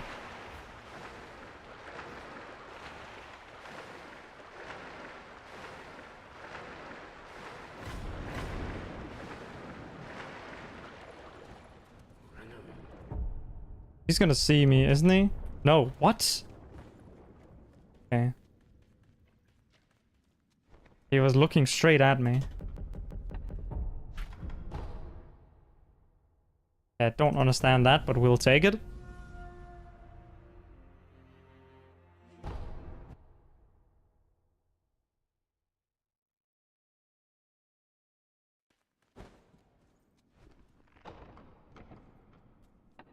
Just a little behind, I see.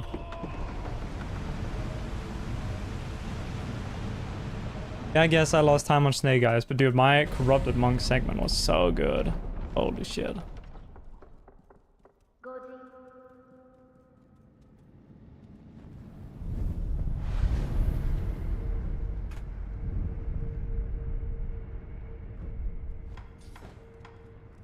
Well, time to reset, I guess.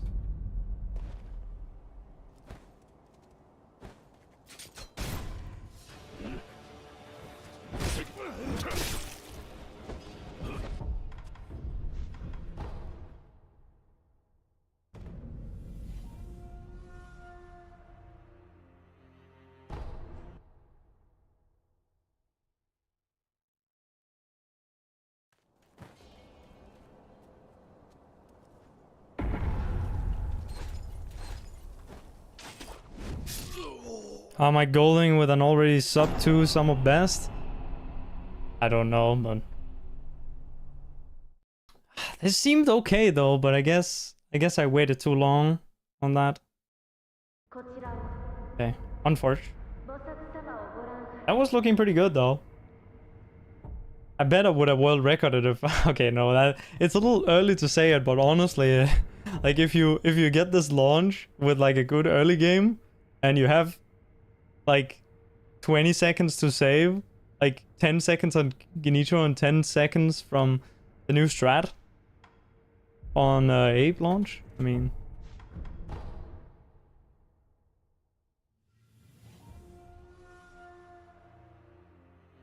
Okay, the illegal summer best 1958. What the hell? Bro, we're gonna get to the 1940s with that best possible time soon.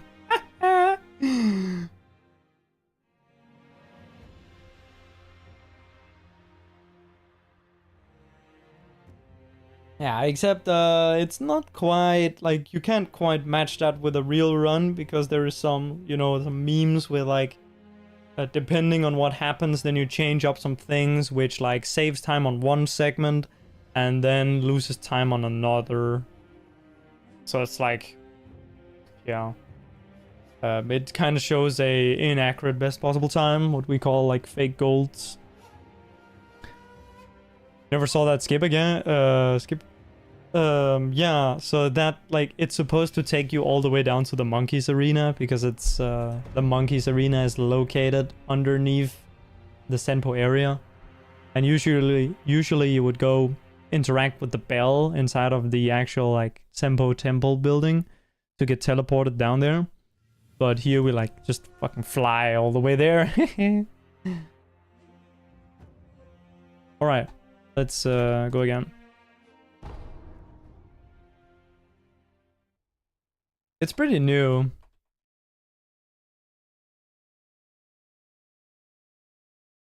Pretty new skip.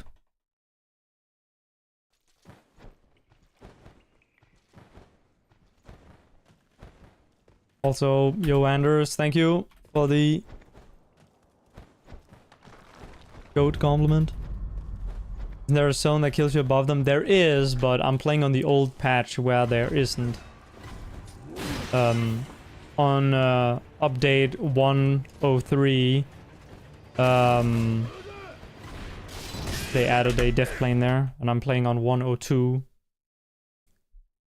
for this run.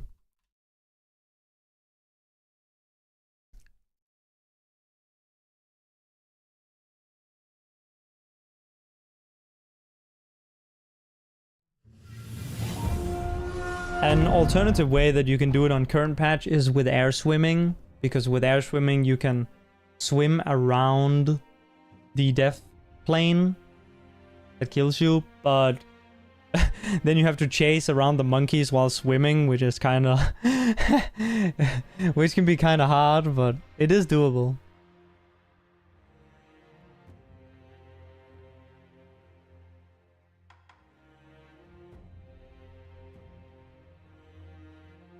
Hey, let's go again.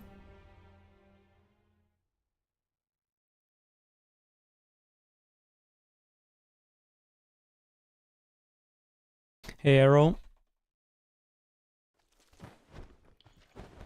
Going well, I think.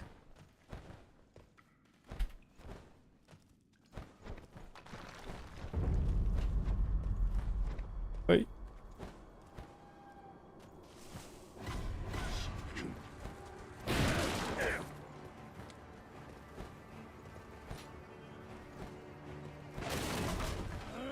I wonder if I have stick drift. I probably have, but I've never used any controller other than this, so I couldn't tell. Because my guy is not jumping the way that I'm angling the stick. But whatever, who cares?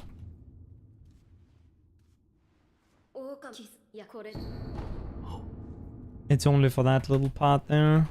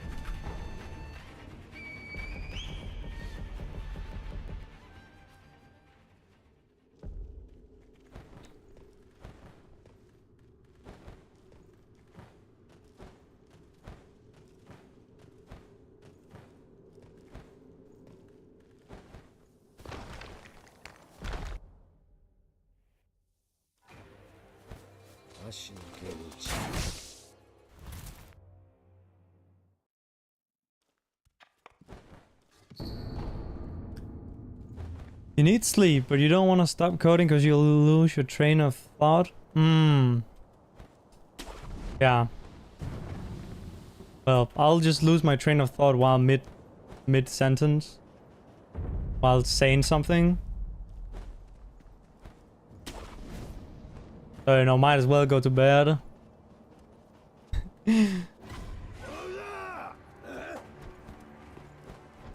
Reason to look down and running at Genny. Yeah, so there is like a meme, or I don't know if you call it a meme, but in this game, the game, like when enemies aren't on your screen, they'll get like rendered at a lower frame rate visually.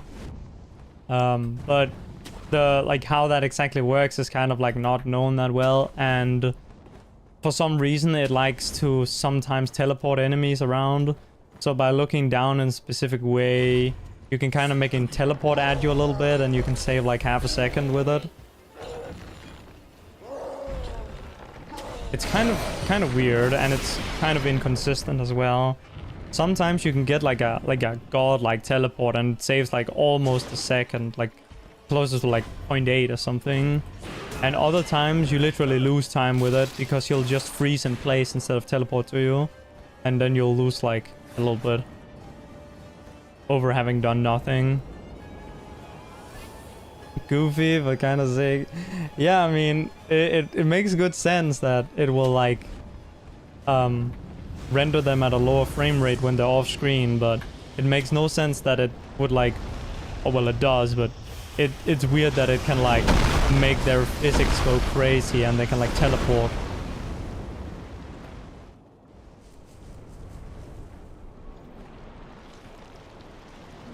I believe that the way what it does is like I've looked at like how it decides what enemies aren't loaded before, and that's like entirely arbitrary. It's based on like zones and also based on vision. So I think it's kind of like I don't know if you've seen this video with Doom, where it's like, I think it's binary space partitioning, the video is called something like that. Oh, that's the technique that it's like talking about, where it like the game has pre-rendered zones that decides what should be rendered in when the player has that zone in view. I'll reset here. And like this, it's kind of a similar thing where it's like it decides what zones you can and can't see. Like it's kind of like it has pre-made zones, and then if your character can see that zone, something like that. That's kind of like how I think it works based on my like testing. But then like when the enemy isn't seen or whatever, then they'll get rendered in like two frames per second, like, or 3 frames per second or something like that. I guess it's probably 3, so that it would be divisible. Oh no, 2 is divisible of 30 as well, right? 15 by 15. So yeah,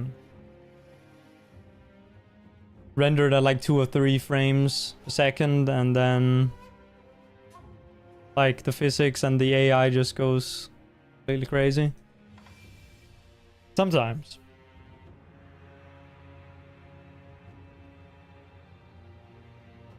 It's kind of like the teleporting dog scenario in Dark Souls 3, where they literally teleport into your face. That can happen in this game as well, but it's more rare.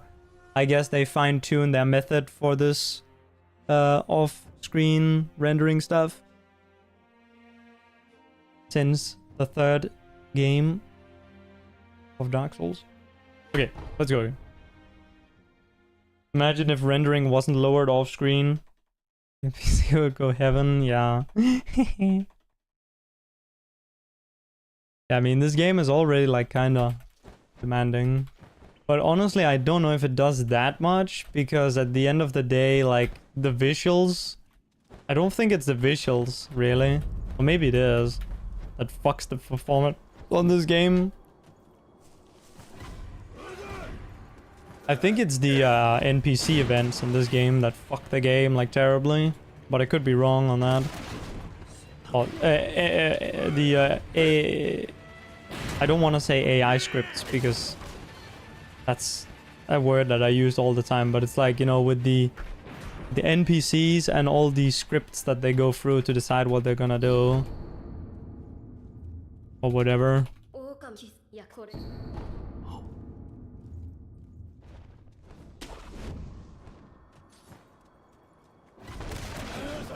But also, I'm not like a computer like engineer, so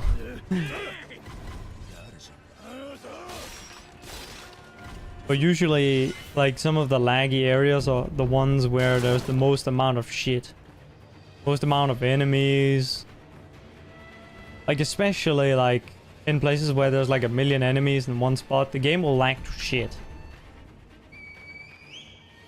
And the only place where there's a shit ton of enemies where it doesn't lag to shit is like the dragon fight. That's like the one exception. But that's like that map is so simple that there's like nothing there. Like it's just a skybox, and then there's like the dragon itself, and then there's like the clouds on the floor or whatever, like the cloud effect.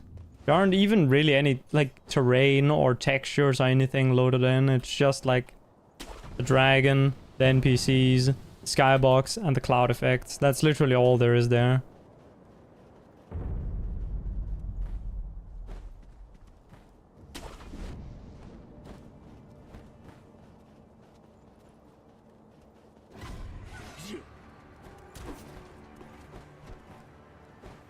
But you know, the group of monkeys in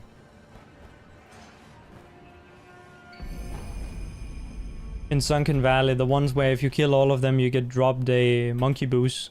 If you go and aggro them, you'll get like kind of like a lag spike. It's one of the worst lag spikes you can get in the game. Other than like another one is like, if depending on your video settings, with the monk fight on the bridge, like you can have like all the leaf petals fly everywhere as she lands. That can also like kind of be a lag spike. And then also entering Ashina Castle.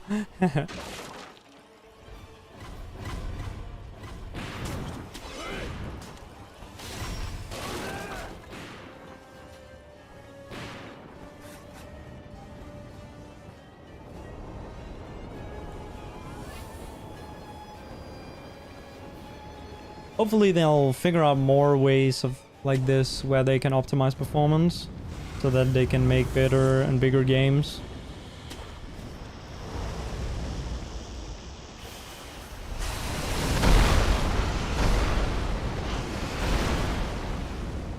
Which I guess they did, because like Elden Ring is so huge that when you think about it, it might not even make sense that it runs at all. Like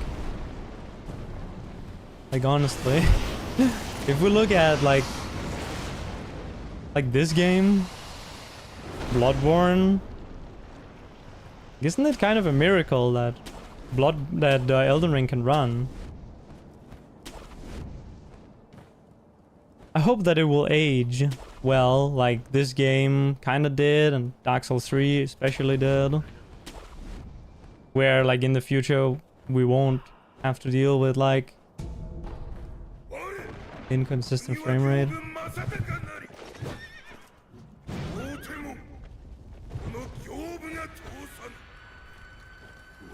Right, I mean, right now you can, like, if you have a very good PC, you can play it without... Well, I don't know if this is actually YOLO, but I guess I'll go for it. I wasn't paying enough attention to be able to tell. Okay, it was not YOLO. I wasn't quite paying enough attention. Anyway. Was likely gonna be a reset anyway, because no double canyon. Okay.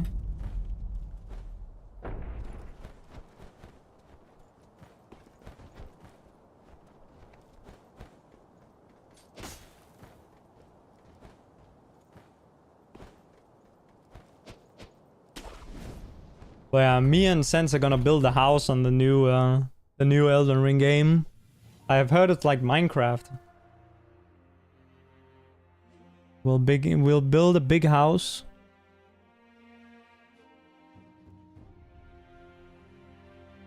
And then yeah, then I haven't thought about what to do after that.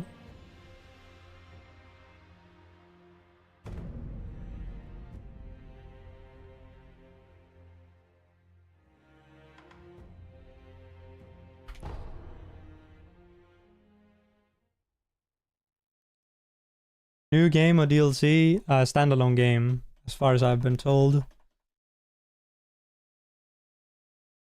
But it's Elden Ring IP.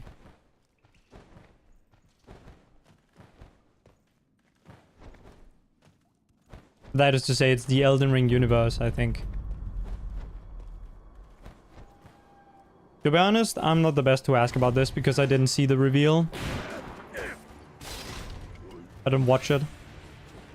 I only know what I've heard from others, which is like, if someone's made everything up, like, I have no clue. Like, but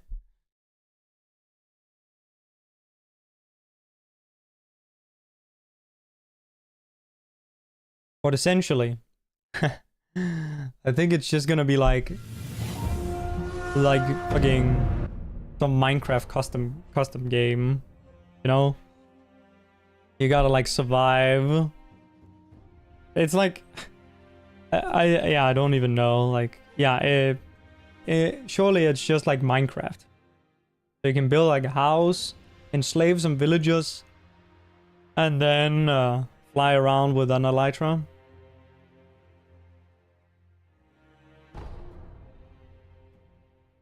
That's the gameplay.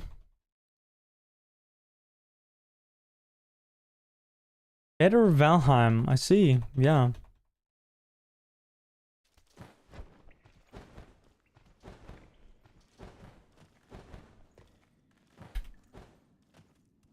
I'm a sucker for some Minecraft action. We still haven't set up the insane Sekiro speedrunner Minecraft server yet. That has been in the talks for 2 years now. Dude, I don't even remember when we actually started talking about that. I think it was like legit 2 years ago. It was kind of when Spicy Wiener was around. Because he is kind of like... kind of knowledgeable in server hosting.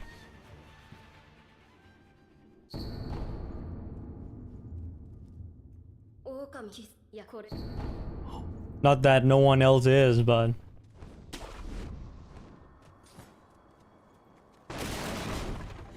you know, it was just kind of a thing that we talked about.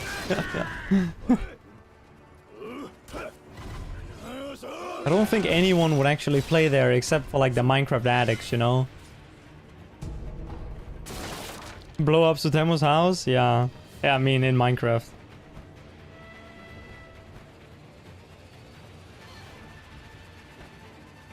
To be fair, like it would be quite... like you could do some quite fun things on, like in Minecraft. But... yeah. I think... it could be fun, it could be funny. But also I see how it would probably happen is that the server would start out. You would invite all the core members. And then it would be like, you play like one time, or maybe you don't even play one time at all. Or everyone plays like not at the same time. And then like people stop playing and then you start inviting, you know, a few new people, and then eventually you'll get the Minecraft addicts who are just on there mining diamonds and trading with villagers all day. And then, you know, like I've had this before, whenever I've created a Minecraft game with my friends, then I'm like, you know, every time they log on, I'm like showing them what's been built on the server since last time. Dude, I remember like being at school, then like during like the later hours of class, I booted up Minecraft and I sat and played Minecraft. Then after school we went to a friend's house and I was still building this farm on Minecraft. The Sekiro addict era. Or Minecraft addict era.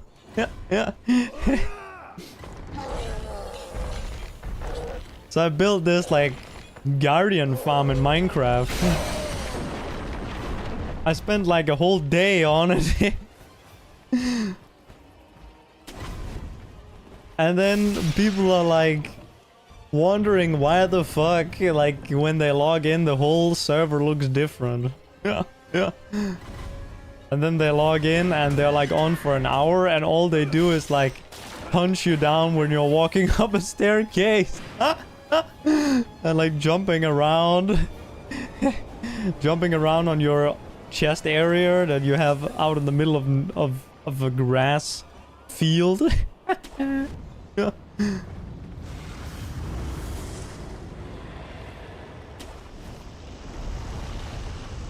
Spend hours building a piglet farm. Hell yeah, yeah. A lot of fun.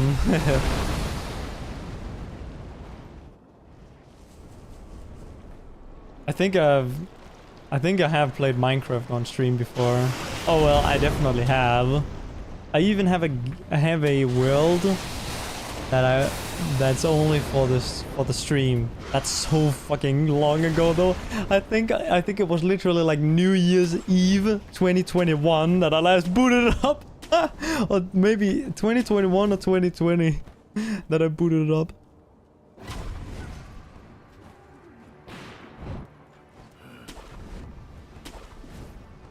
Prioritizing Minecraft over hanging out with the friends. Hey, doing both simultaneously. I can build a shulker farm while socializing. Shulker farm? No. What they call Guardian. Guardian. You know, the fish enemies that you find at an ocean monument. Oh, surely this is YOLO. Oh, nice clown business. Oh. Ah, eat my ding dong, Yobu. Why won't you fall?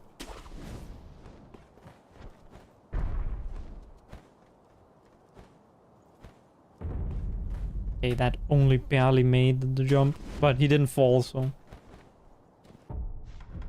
Gonna start over. If you mess up movement at all, he won't fall. It's actually so tight. It's RNG, okay.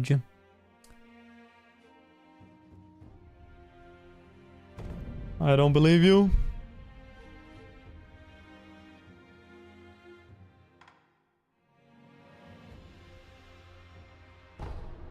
Oh yeah, Minecraft is sick though.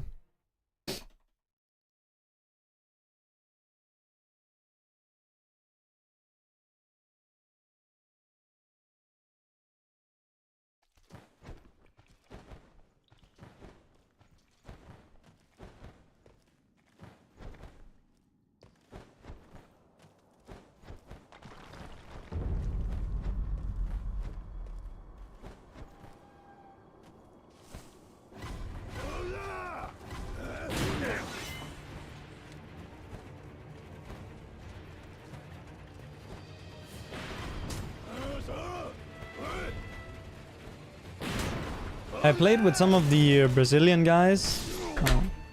With like Burnett and Kawhi. You know, a bunch of the Brazilian Sekiro and Dark Souls 2 speedrunners.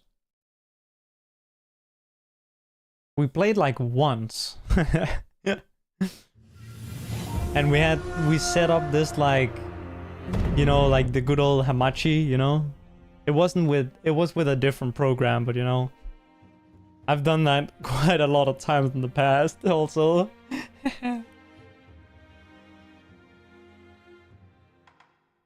With people from like school back in like very long ago, like 10 years ago.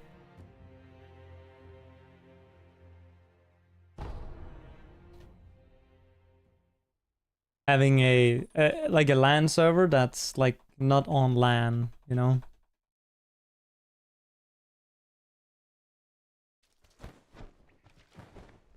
It's kind of cool.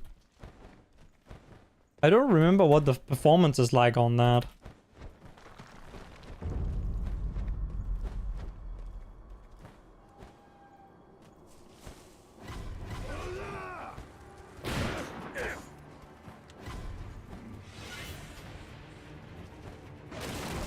Because like I tried like I did have a server before, you know, like a traditionally hosted Minecraft server on like a service, and the performance was kind of bad. Same thing with realms. Realms are terrible for performance. Like, I remember being 2 people on there and you can't fucking play the game.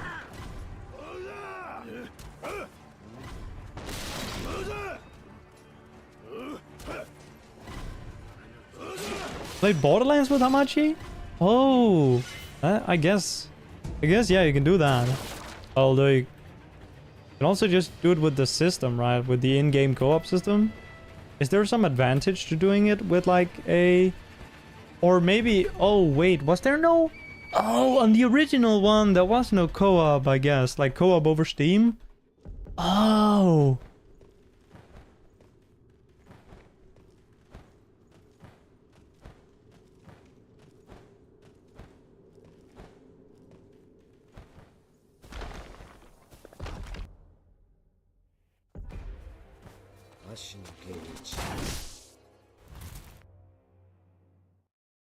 Realms associates stuttering and lagging all over the place. Yeah. Yeah, we used to be like 4 people on a realm. Dude, that was not good, but 4 people on a basic host, like a cheap plan on like a hosting service is also trash.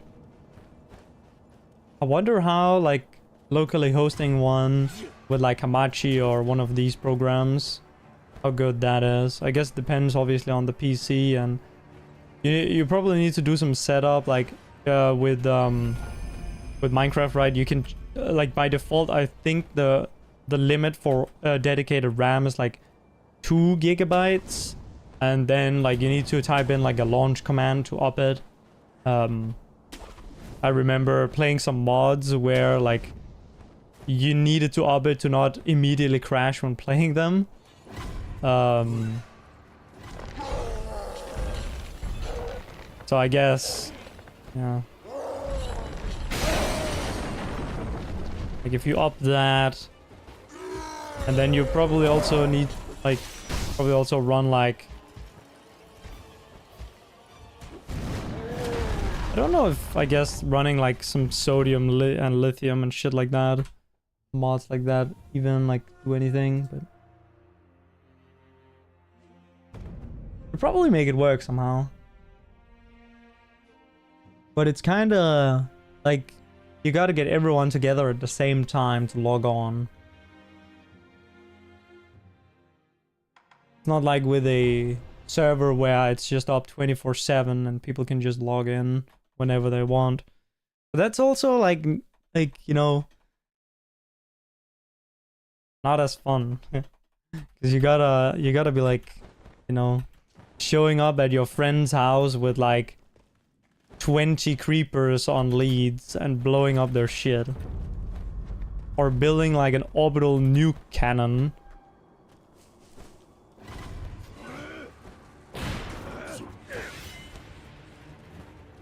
To blow up people's houses.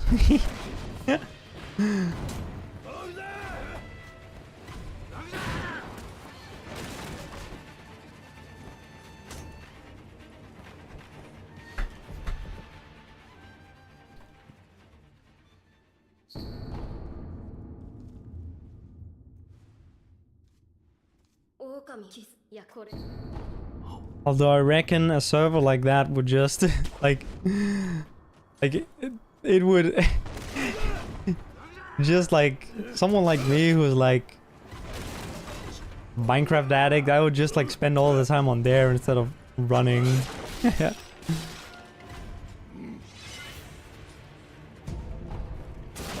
But it is fun getting together with the other Sekiro speedrunners and doing some shit. Like Lethal Company was quite fun, but dude, I guess the problem with that is like the mics, like because it's it kept it kept breaking, and also like because it's proximity,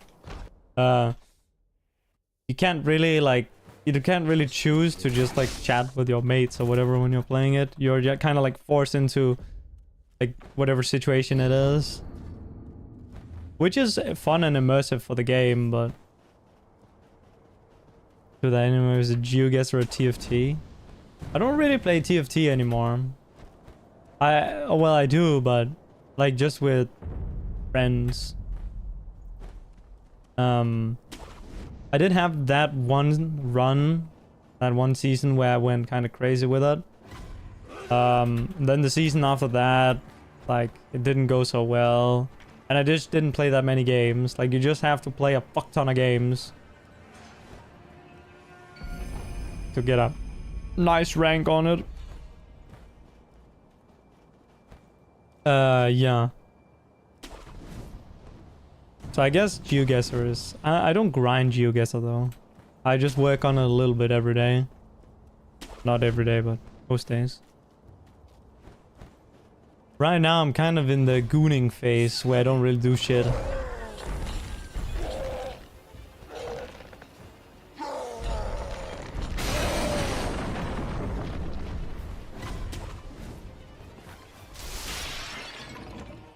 That's the fun part of the game, losing your friends with the proximity chat.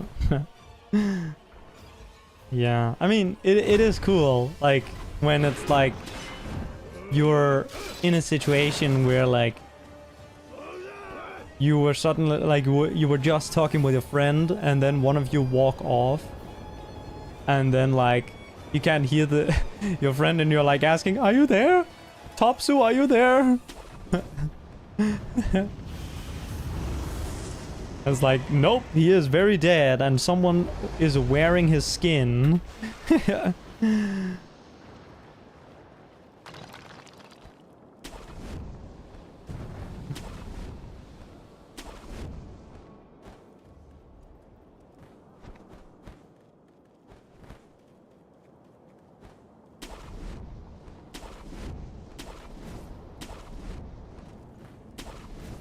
Dude, I also played Rocket League with Panette and Aman. Aman is a demon. Aman is an actual demon.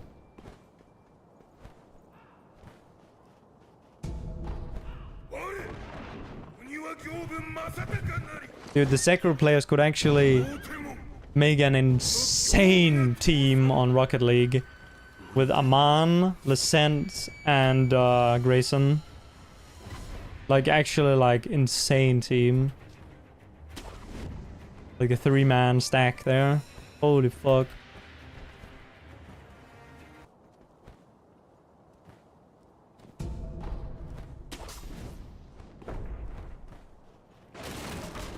SSL. Grayson has been the thing below SSL. He's so old that when he got that rank, SSL didn't exist, as far as I remember. You know, he's on to triple digits in the age.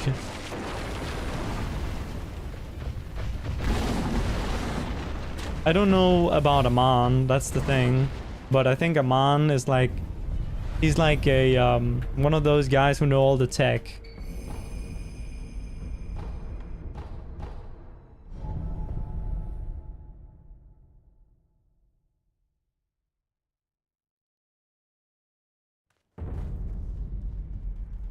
Panette is a good player as well.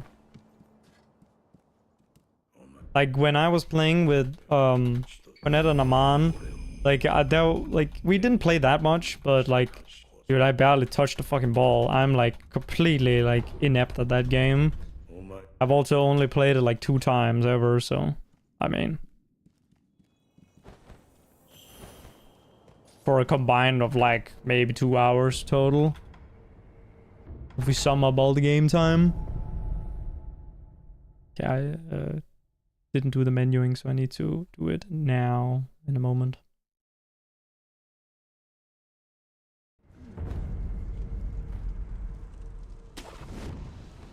It's interesting how in, like, often in speedrunning... Don't know if that's the right... That is not the right menuing. Fuck me. Fuck me! That's it. Whatever, this totally wasn't a really good run that I just threw because of menuing. Well, it's not thrown. We can still do stuff. We just lost like 7 or more seconds. Okay.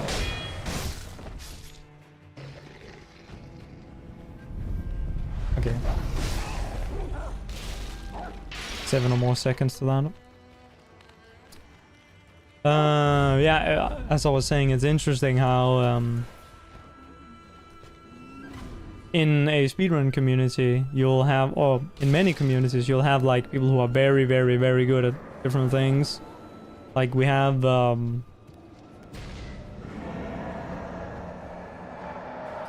Polish guy called Salek, who okay, I'll reset. Who is like high challenger player in League of Legends.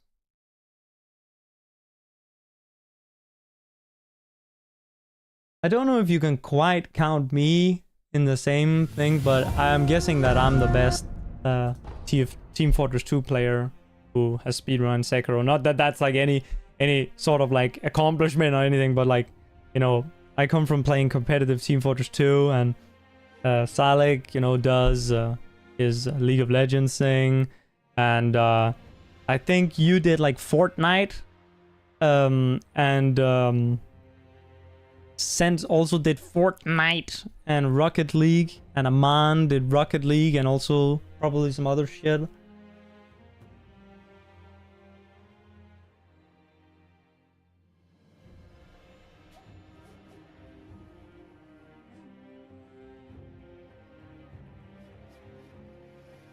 Way too many super smart people in the Souls community. Yeah.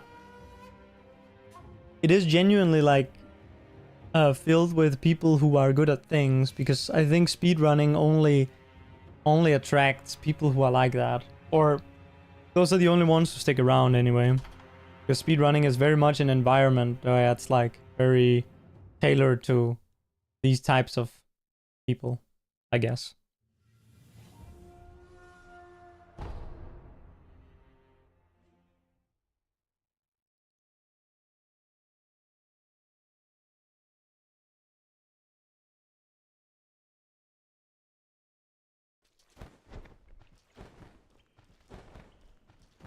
Like, if you, not to like point fingers at anyone or stuff like that, but you can often look at like, you can just look at streamers and like very like I don't want to call them popular games, but you know, in games like Counter-Strike, Valorant, like any sort of mainstream kind of game that is essentially a full-time job to be a pro at, you can often see that they're not good at other games. It's like kind of rare that you have people who are good at multiple games like that. And those people are truly like really crazy. There is like a League of Legends player who is like, I'm not like that into the scene, but I think he's considered like a mid-tier like professional player. I can't remember his name. He's not like a high-tier professional player, but he's like a mid-tier professional player, while also being a professional Valorant player. So both League of Legends and Valorant. He's a professional, like a pro, like as in someone who plays on a team with an organization for money in tournaments and gets paid to play. I really wish I remembered the name. I was kind of surprised to learn about that. But yeah, usually when you have people in these games where you really have to hyper specialize to be the best, hyper specialize as in you don't know anything else really, you kind of have these funny moments or funny incidents where they're kind of shit at everything else.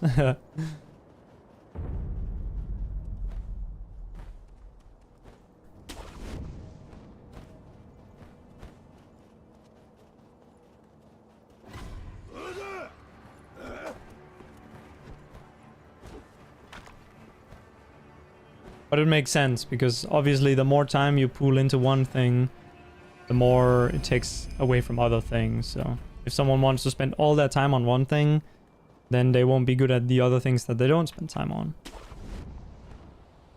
And there is a massive like diminishing returns effect on spending time on the same thing. So like spending 1,000 hours will net you like pretty good returns.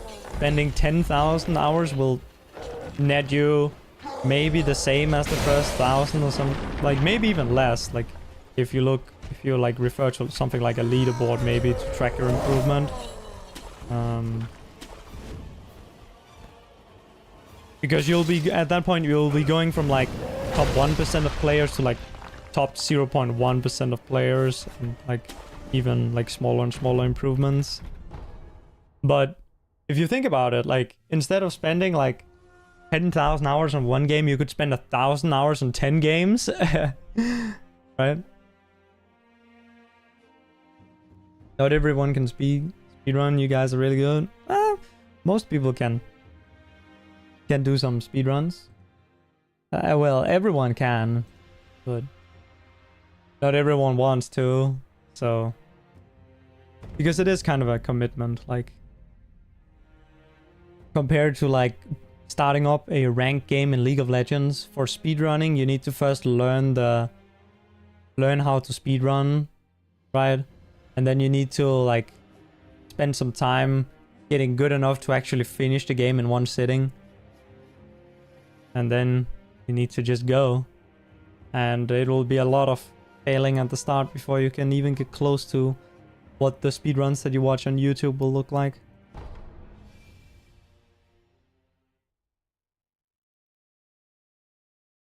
But you can still have fun with it. Borderlands 1 was a game that I kind of just jumped into speedrunning. I don't think... Yeah, there wasn't even a tutorial for it. But that game is quite straightforward to speedrun. There's like one glitch that you need to know how it works. Or like two glitches. Like you need to know that you can like make your grenade crit damage. Or you can merge your crit damage onto other things. And then you need to know the XP glitch. And then that's it. That's all you need to know. The rest is just like running in straight line from main quest to main quest. And it's very chill.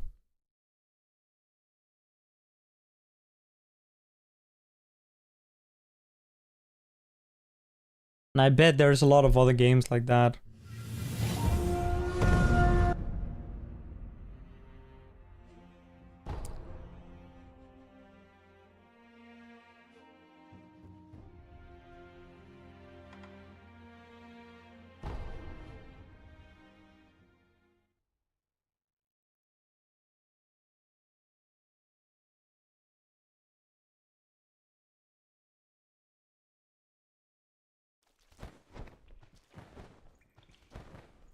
I watched this video with 8-bit Ryan, who's like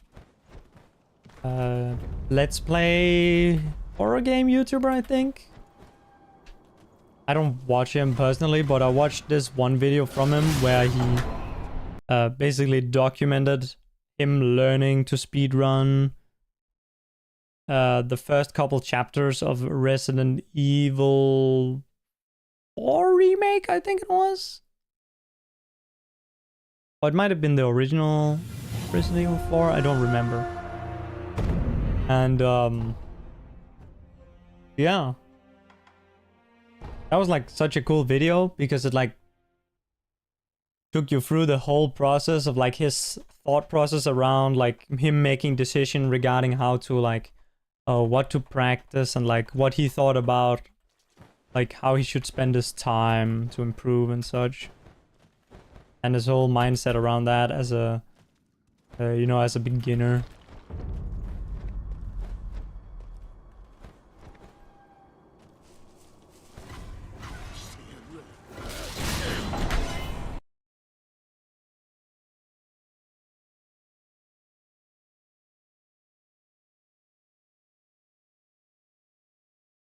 Something like that. Not everyone can get a high rank in League of Legends. Some people just can't play games in that high level.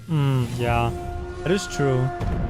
Like some people just won't reach that level, but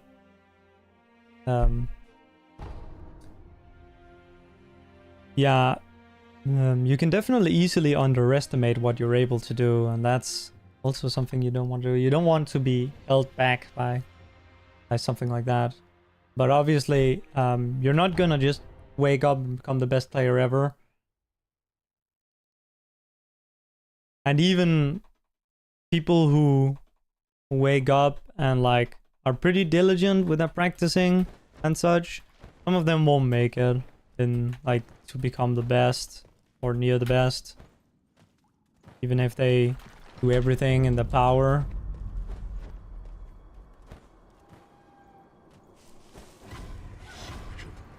But you can still, like, that's only one way of speedrunning, right? Speedrunning to become the best.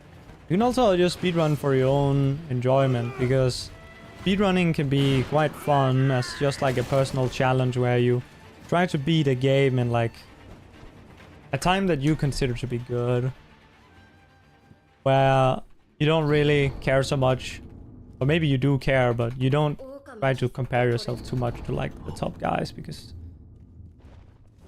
you just do your own thing kind of situation.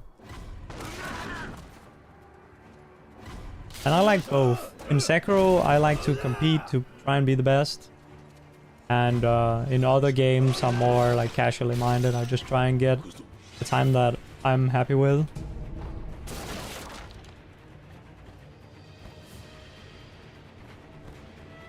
And try to have fun with it, like in Dishonored or Borderlands.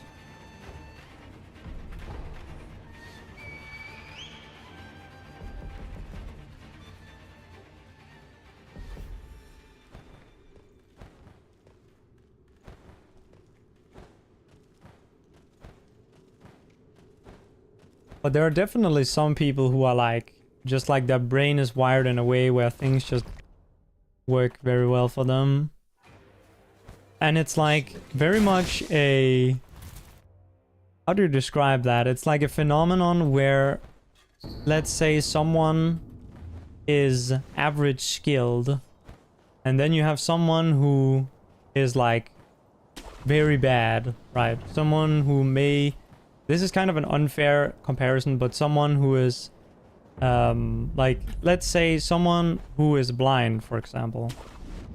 So you have an average player, let's say for Sekiro speedrunning. Then you have an average player, and then you have someone who would be considered like at the bottom of this kind of like, if you were to assign like a skill rating out of like, I don't know, 100 or something. Then at the bottom you would have someone who's like unable to do anything good in the game, although I imagine that a blind person could actually beat this game, but I don't know if it's been done, but probably can be done. Yeah, I mean, obviously someone has beaten the game blindfolded, but you need vision to learn the route. That's the problem. It's like the route can't be learned as a blind person, because the route is based on you already having visualized the entire map and knowing where everything is, and you can't learn that if you're blind. I don't know why I reset here, but there is a guy who who had been trying to beat the game in a more like actually like blind way, where he didn't come up with strats. He just put on a blindfold and just like started a new game and then played until for that session he didn't, you know, feel like playing anymore.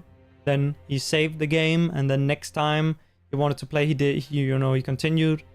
And so he just basically had a standard playthrough where he always had a blindfold on. But even that is not like an accurate representation of what a true blind player would experience, because he has already beaten the game with vision, and a big part of these games is knowing and such. Like, for example, like try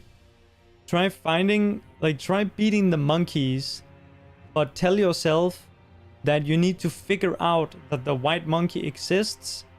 Try to put yourself in this like this problem solving case, right? You are in the monkey's arena and pretend you don't know about the white monkey. You can only use clues to logically like try and deduce that like things. So that means you're not allowed to do something if like based on using your knowledge essentially for this. Just imagine this, okay? How are you gonna figure out that there's a white monkey? Okay, you can see the footprints. Okay, if you're blind, you cannot. If you are blind, you will not be able to know that it's an invisible monkey because you can't see that it's invisible. So you will be able to hear it, but you can't actually see that it's invisible. So you might be able to audio locate it, right? But the thing is that it's kind of not really designed to be audio locatable because of the way that it works. It teleports to you, then it runs away, then it teleports to you again, and then it runs away. So it's like, you can in certain spots audio locate it, but you gotta be like really lucky with getting in the right spot. And again, how would you find the right spot? How are you gonna use grapple points if you don't know they exist? Like, yeah, so I think beating the game blind is like really, really, really inconceivable, but it is probably possible. Anyway, that's kind of a side tangent. But yeah, let's just say that that player has a skill level of 1 out of 100. Then we have the average player at, I don't know if 50 is fair because, but I won't use a number here, actually. I think it's better to not use a number, like a number skill rating here, because it kind of like, it kind of assumes that we would know how good players are, which we can't really quantify, right? So we have someone who's, you know, physically unable to play the game at the bottom. Then we have an average player. Then you have like someone who's been playing the game for like a couple thousands of hours, will be exceptionally much better than the average player. He might have, or they might have a time in like top 10 area, which is, you know, very good. And then an average player would be obviously well outside of the top 10 and a category that has more than 10 submissions, something like 80% or sure glitchless. They'll be way outside that. They'll be like top 100, maybe top 200. Top 100 is not even average player, that's above average player for like sure glitchless, but yeah.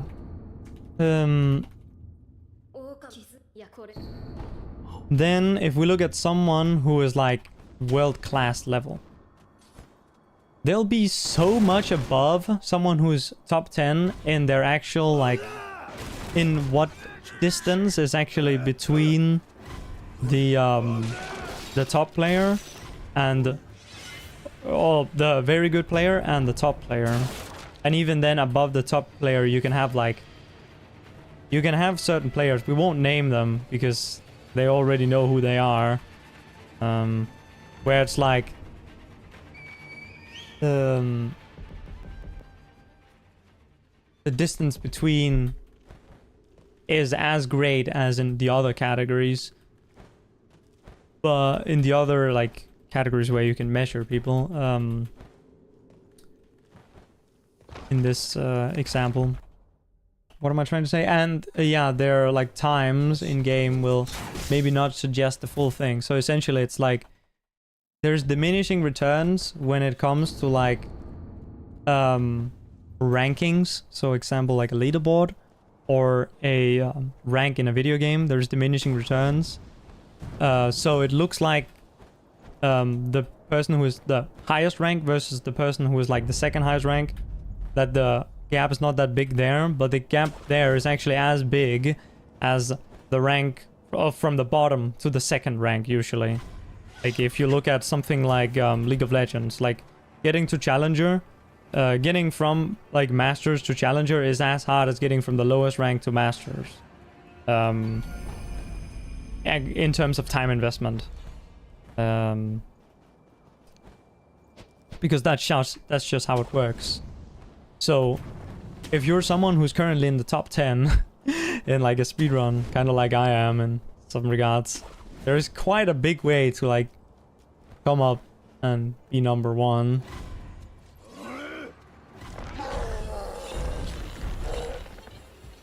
So the difference between being the absolute best and being, you know, one of the best is like different in a way where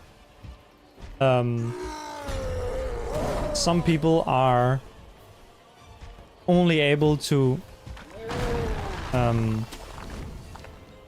achieve like kind of, you know, top 1% kind of thing. Whereas the majority of people will be able to get like top 10%, top 10%.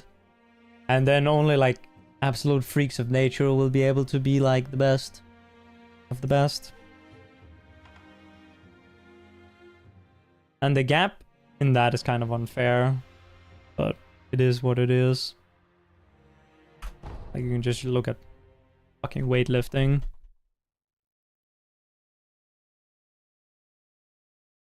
There you can easily double the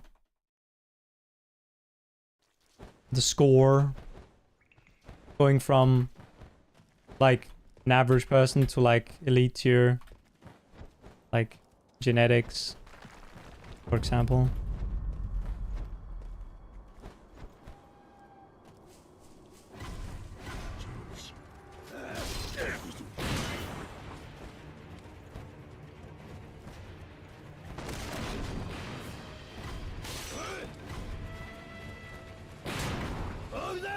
But yeah, most people will still be able to get meaningfully good at something that that it can give them satisfaction in some way, I guess.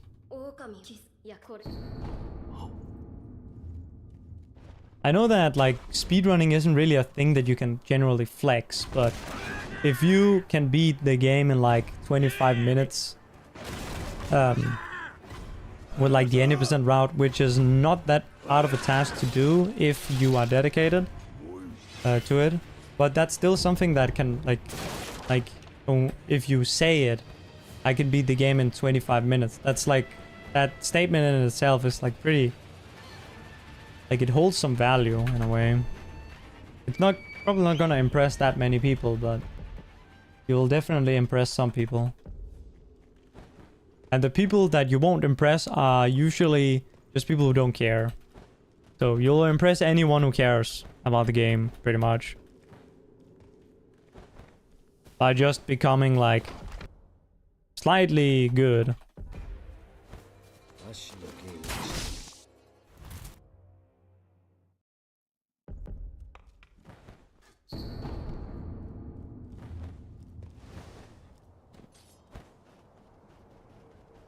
Wow, that was a massive tangent. Holy shit. I don't even know what we were talking about. Something with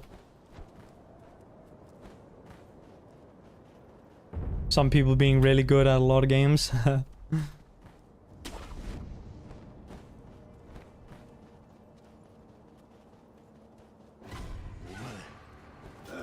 I probably have the ability to get good at like this game, but I guess I'm not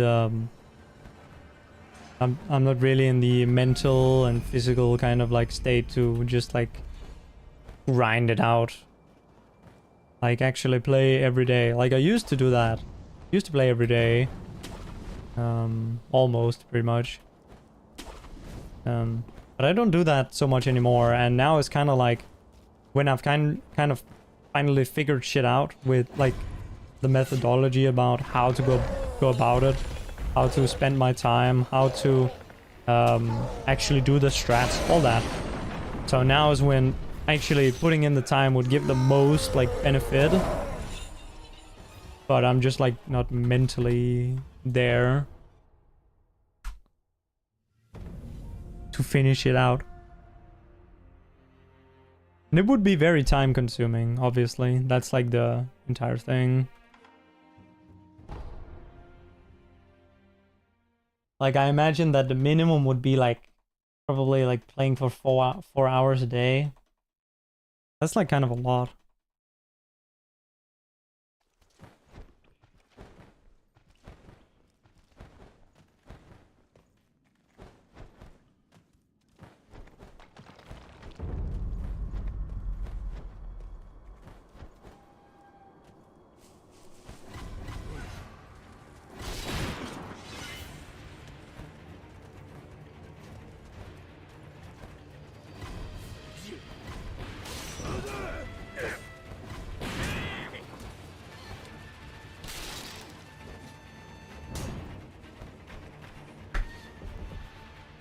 But it is what it is.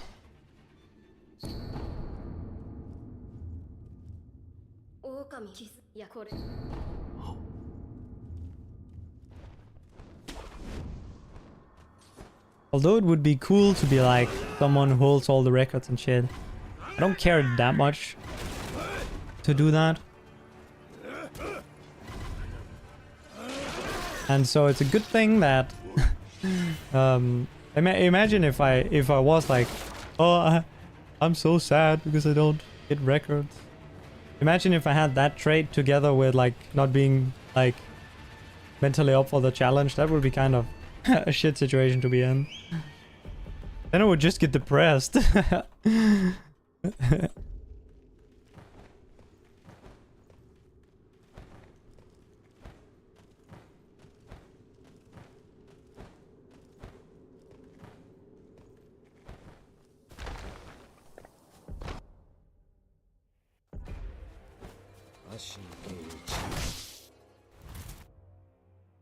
But I still want to get this one because I feel like I contributed meaningfully towards this one, so it feels right to try and get it again.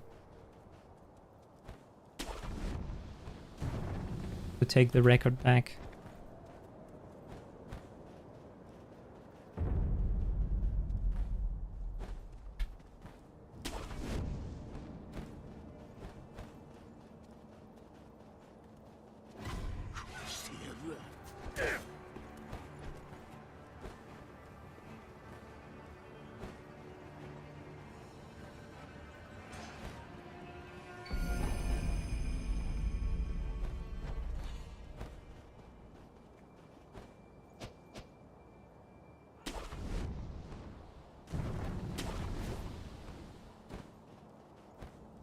Right now I'm more in like the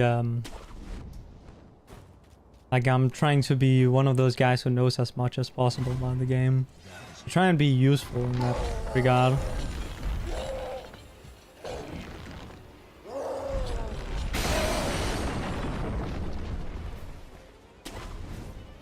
Find glitches and make tutorials and such. Although the latter is not going so well at the moment. Because I'm fucking... You know, it's like I don't want to start another project before I'm finished with the prior one, and currently this project has been going on for way too long with trying to get this record because I wanted to, you know, make a video explaining it, but only after I got the record. Explaining this route, because I already had made a video that explained the previous route, but then immediately when I was done with that video, you know, people started getting records with the new route. So that was a new route that I came up with, that I then made a video about. Then that route that I had made got massively like improved by Umnik by implementing those grapple launch glitches. And by the time that people were like doing runs by that, I was only just finishing my video that explained my route.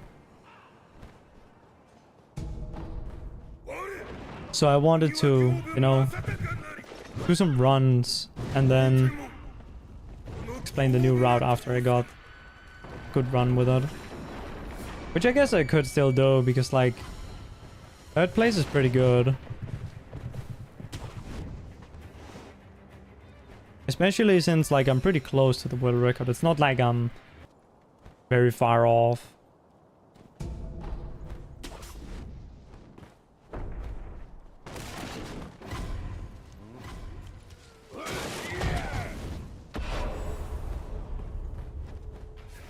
Alright, actually somewhat of a run here. I'll just wait for the item to have passed by, so it doesn't like mess with me mid-jump.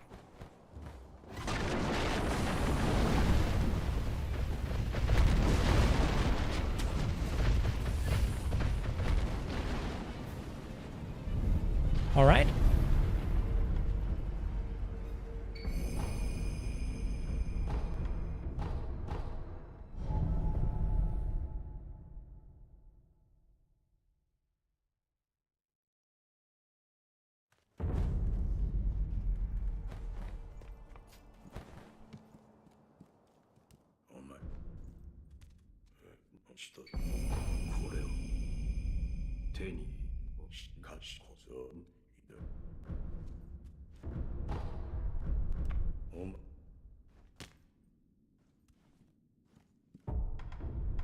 Whoops.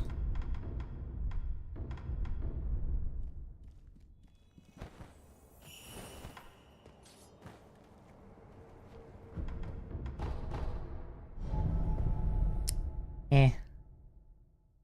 I lost a bit of time. It's whatever.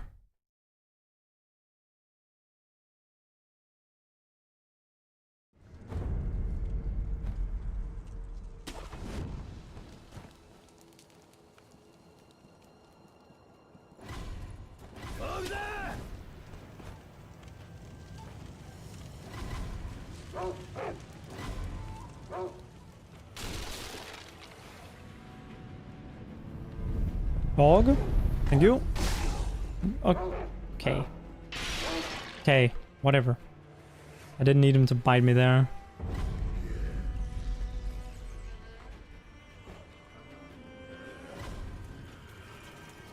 Not doing the air swimming. It is faster than doing... You don't get it? No, air swimming is faster. But, this category, or this speedrun exists because, with Airswim, it's very repetitive. You just swim and swim and swim and swim in the air. So this speedrun exists because, it is interesting. That's the main reason it exists. Without the Airswim, a lot of new skips can be used that are just slower normally. I mean, at the end of the day, it's for fun, right? So, a pure any % run would be faster with the swimming.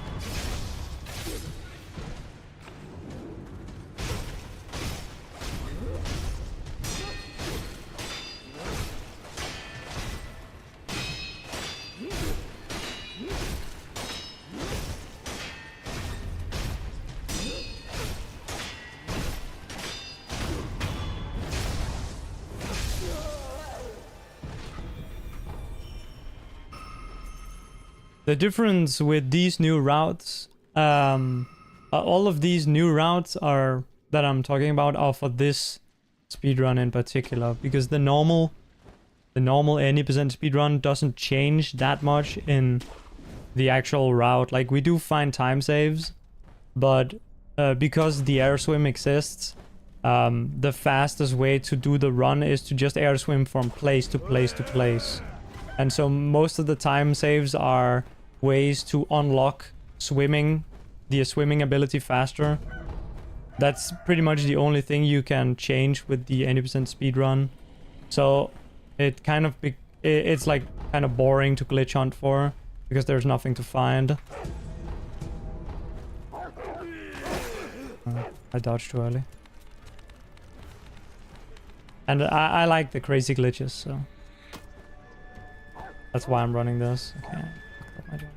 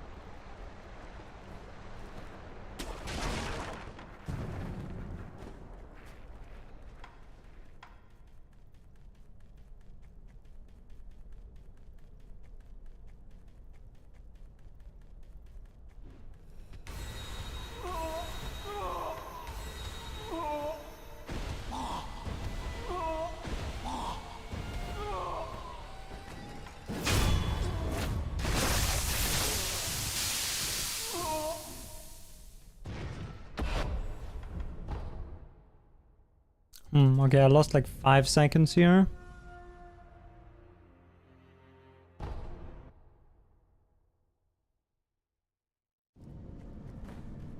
That run we had earlier was 8 seconds faster than this. Where we had a 10:36 on the door, and this was a 10:44. I think 10:36 is also what the world record had. I could be wrong. I could be misremembering that. 10:36.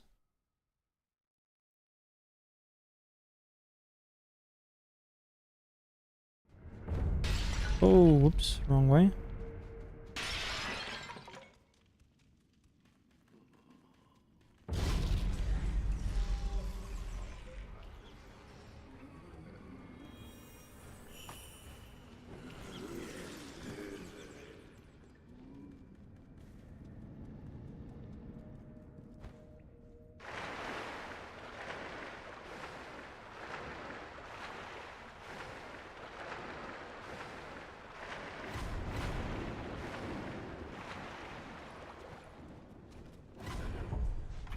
Okay.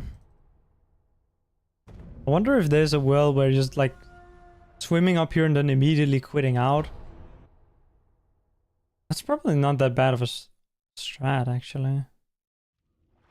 Just like immediately quitting out and then doing this, the backup.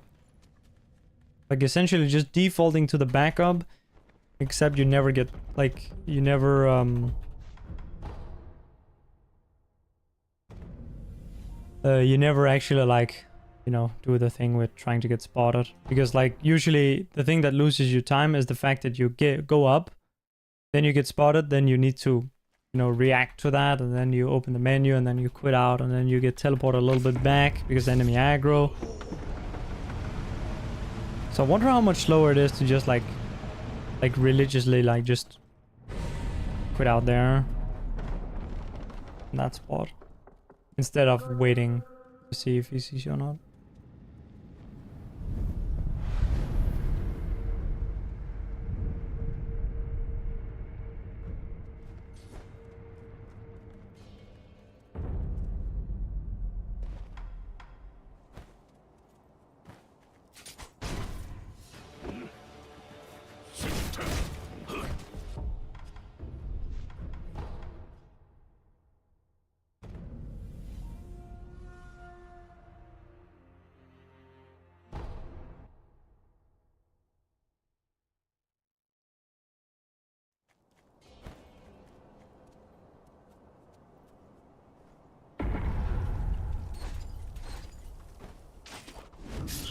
That won't work.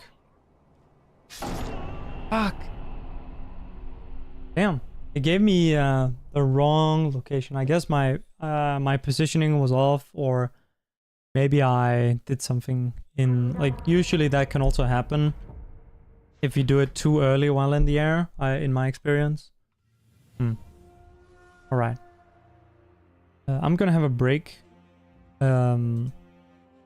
Yeah. I'll be back in a bit. Just gonna, yeah, recharge the battery a little. BRB.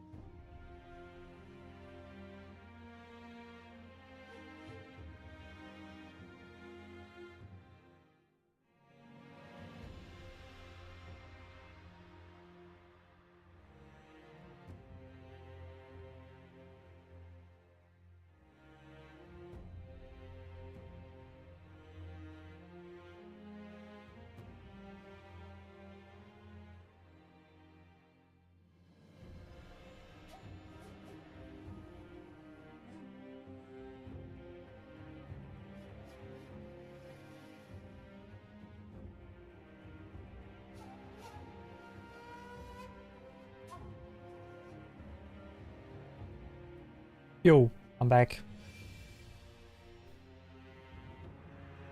Did I know that debug menu building grapple edge sort of kind of broken, but it does? Debug menu has a ton of shit.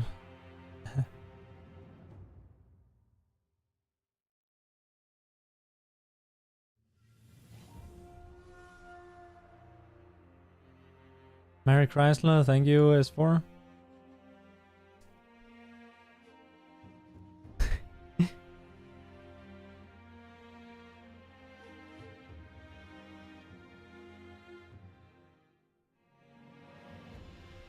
Alrighty.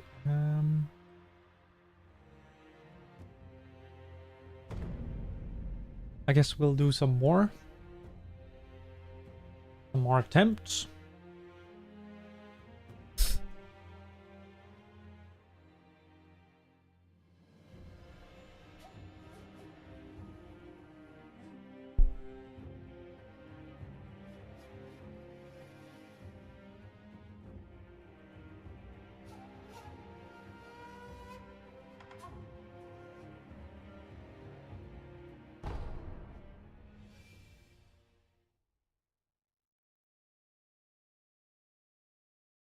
And maybe we can squeeze in a little game of GeoGuessr at the end. Maybe.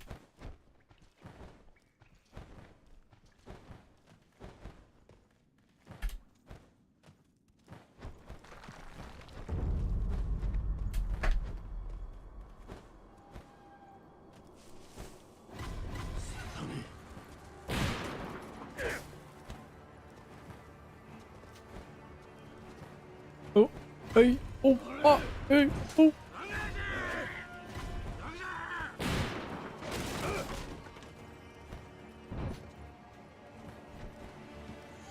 All right.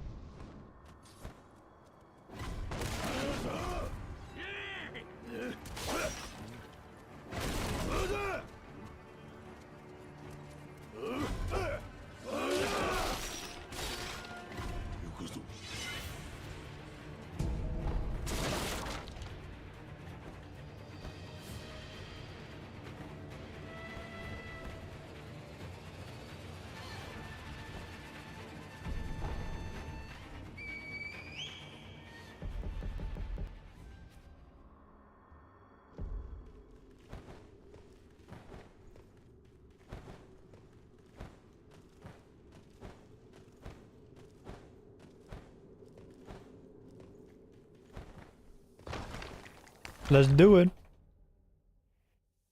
Yeah, buddy.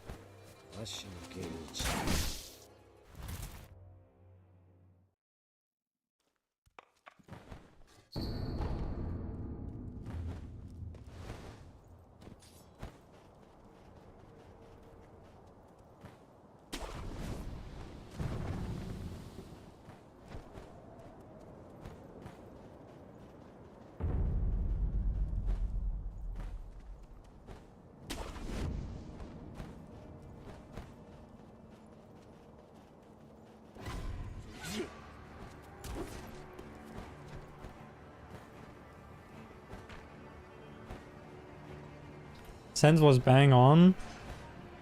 Wait, what?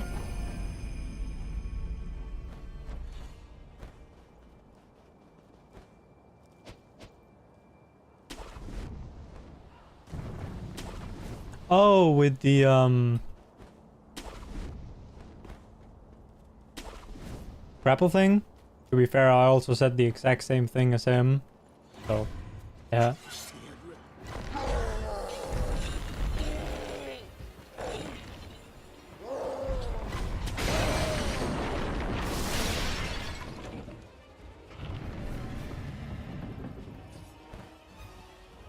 I didn't say it with confidence.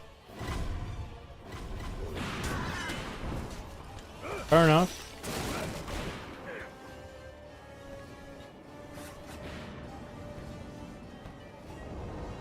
I don't know, with these sorts of things, it's like spending too much time thinking about them is kind of like a waste of time.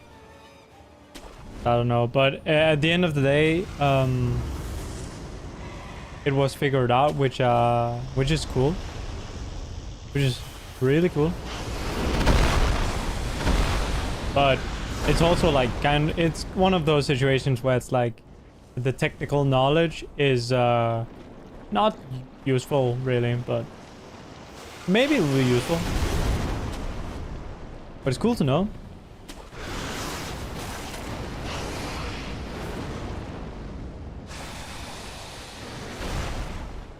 What grapple thing? Nothing.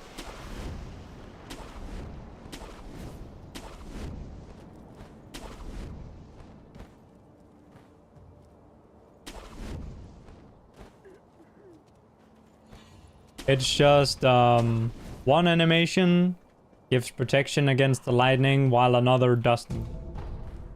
And that other animation, where now I'm gonna be a little blunt, this is just my opinion, that other animation is only one that you get if you're bad at the game. Which is not like directly true, but it's indirectly true.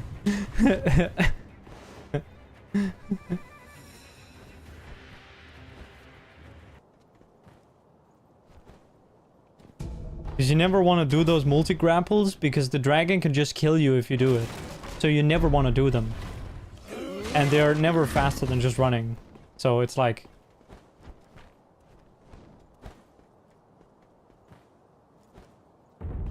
extremely pointless.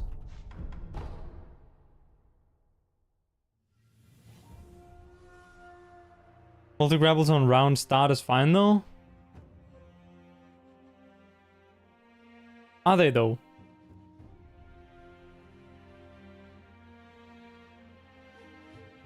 They shouldn't be, with the knowledge that we have now. Because the theory before was that the lightning would strike on top of itself.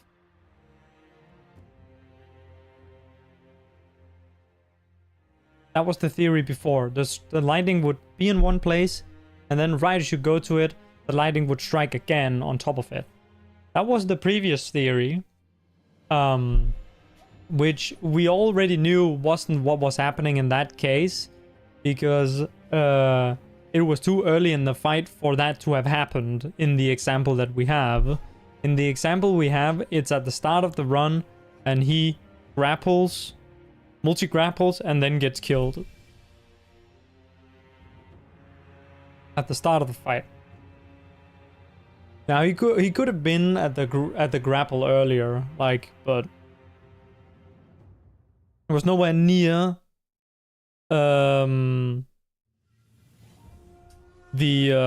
second strike, which would be what was it? I think it was 17 seconds after. I don't know if it's 17 or 17 and a half. It's somewhere around there.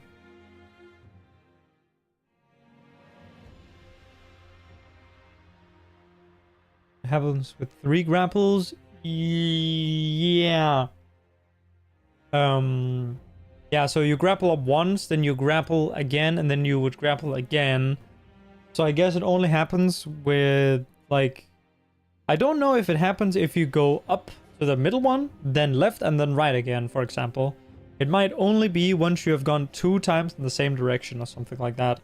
That would make sense with how the animation would work, because it would be like... yeah.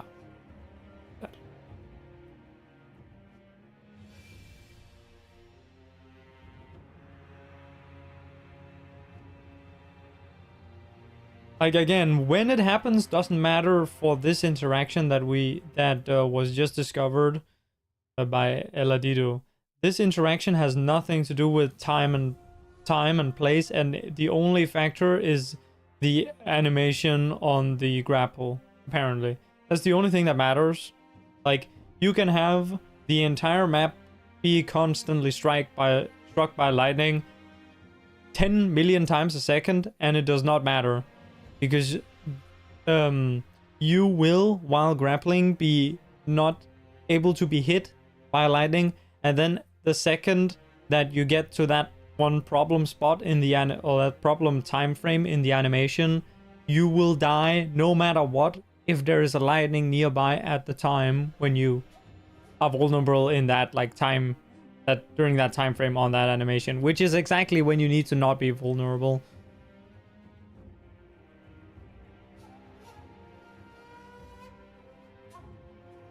Auto death counter, there's one built into the game.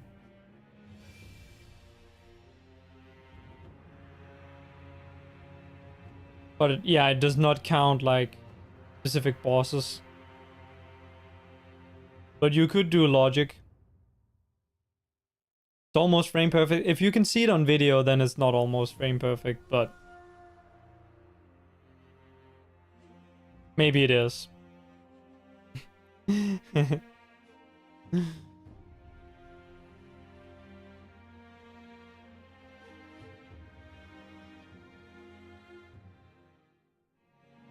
Maybe.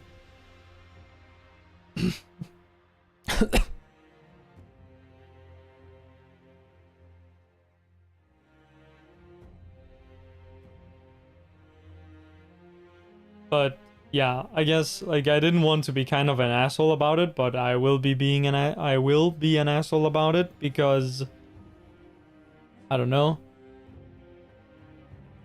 I kind of just like being blunt about it instead of like, because like what I do when someone types something that I think is a stupid question is I usually ignore it, whereas I could help the person and answer it, but the answer will never really be nice because the answer to the question is to say that the question is dumb, because like if someone is going down a line of asking dumb questions, they might not know that they're dumb, and you like telling what is wrong with the argument fundamentally might help them be able to like get into a better mindset of thinking about things, because usually these sorts of questions are or these, like a dumb question would be a question that does not serve any purpose. For example, like asking why a certain thing happens is kind of a dumb question. When you say, I want to know why this happened so I can prevent it. That's a dumb question, because knowing why it happens will not necessarily help you prevent it, because the way of preventing it is the way of preventing it that everyone does not involve any understanding of how it works. It just involves a what to do. Like that's all you need to be able to do it. So like there's nothing wrong with the question either how to prevent it or why it happens, but when you combine it, you're making a logical fallacy that those two would be connected, and they're not. So at the end of the day, it was good that someone asked why it was asked why it happened, that someone figured it out. But you know, the problem here was that this the person who asked it was refusing to take the answer that we provided that did not include the why, because they thought that they knew that the why was required to understand how to prevent it, but it's not. You don't need to know why. But now that they were proven right in their thinking, then the next time they'll do the same thing again. They'll make the same logical fallacy again. You see, so actually finding like someone answering the question actually will lead down to a path of more dumb questions in the same regard. Although I guess you could say that they're beneficial because people will start thinking about these things, which is, I guess, is a good byproduct. But in reality, the question was kind of flawed in that regard. I hope you understand what I mean. I might sum it up again quickly, as in, guy asked a question. The question could be answered, but he did not accept the answer because he thought that the answer should be a different thing than what we are telling him that it is. So he has a certain expectation that he needs to understand why, but in reality he doesn't need to understand why. And so him rejecting the thing that we gave him only hindered him, or it hindered him But because someone came out and immediately dropped the why, so someone did the research for all of us, now he will never know that he was actually wrong in his thinking, or that he would be hindered by this refusing. Think I'm overthinking it? I don't think I'm overthinking it. I think it's pretty simple, really. I think the question that was asked, am I talking about you? I may be, but the question that was asked connected two things that don't need to be connected. So the why and the what, like why it happened and what to do.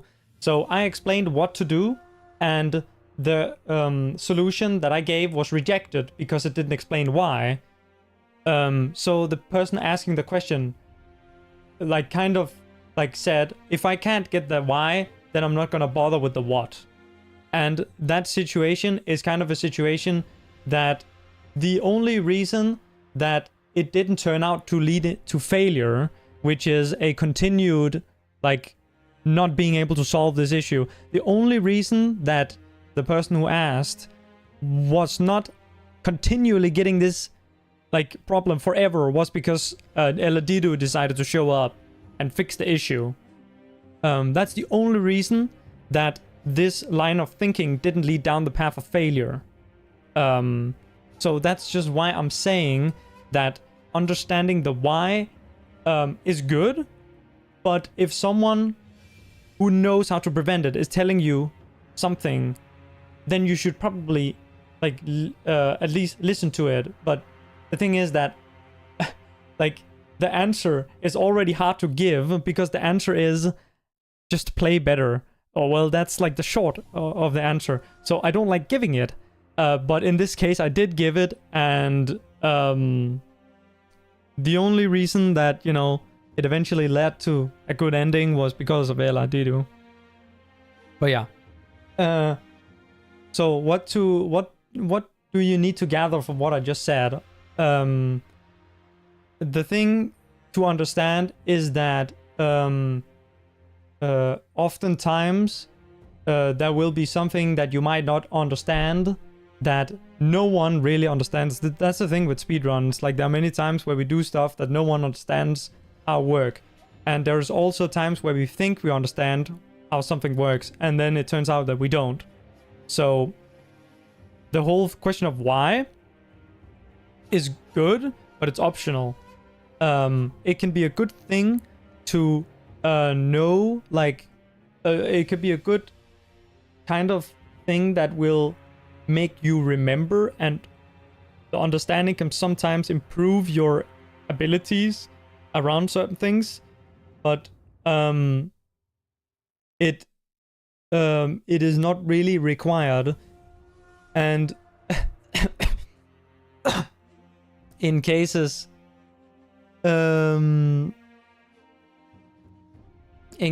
where what was I trying to say? Fuck. Damn,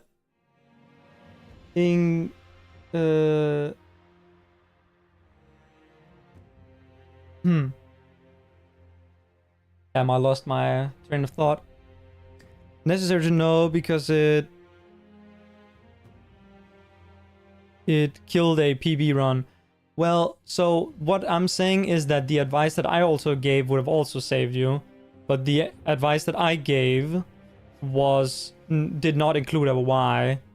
So what I said was that the ideal, or like, I didn't say straight up, because I don't like saying that it's because that you're bad, because at the end of the day, many memes, also the headshot thing, like the headshot thing, most people do not know that that's a thing, but they fix it without knowing why. Like, they don't understand it, but they can still fix it because the natural progression is for the way that you execute things.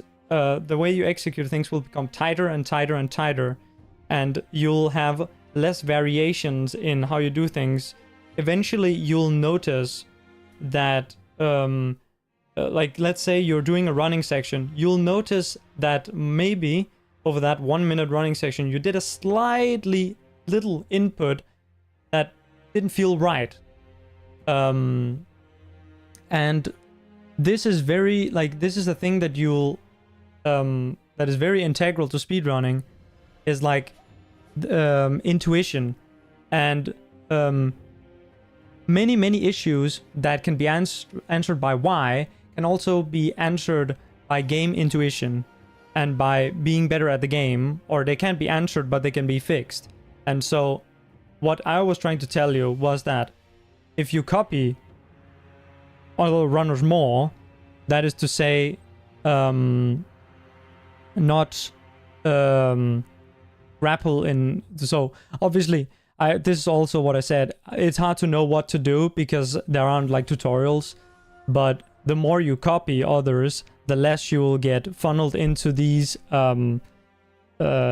issues that others don't have, because you will be doing things in the same way as others, and thus you will be facing issues that others have already, you know, worked out.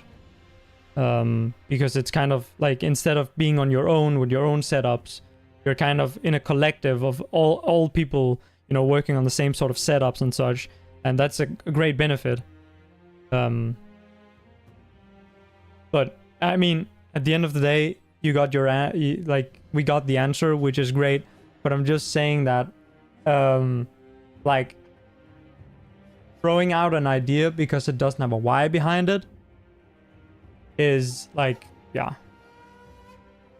And a lot of memes are caused by doing stuff differently, even like small things differently than I don't want to say world record, because obviously there are different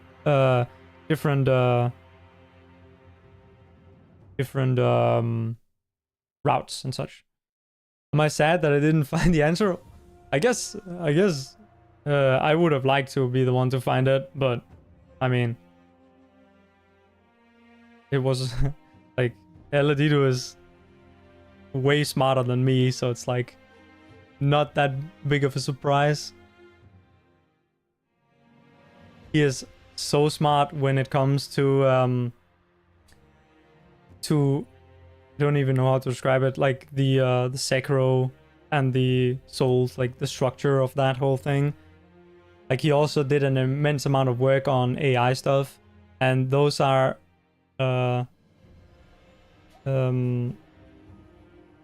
details that you won't figure out elsewhere. Some of these things that he finds, like, you need to look really in deep behind this, and they're really helpful things you find. Because in a way, I didn't know, obviously, the thing with the grapple, that it could kill you from that. But I already knew that like, you don't want to do that grapple thing. So like, you know, when someone posts a clip where they do that in, and they're asking what happened here, then I can only say that, okay, you're doing this thing that everyone else is not doing, and most people are not getting that meme. So, I mean, it's kind of like, yeah. But again, no one's at fault, really, here, other than the people who are able to make tutorials who can't, which include me. So, I mean, it's fair to, I guess, be mad at me in this situation, because it's like, yeah.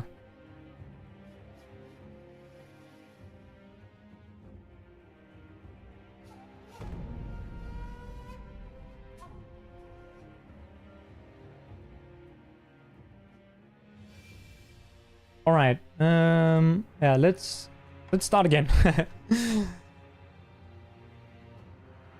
Boom.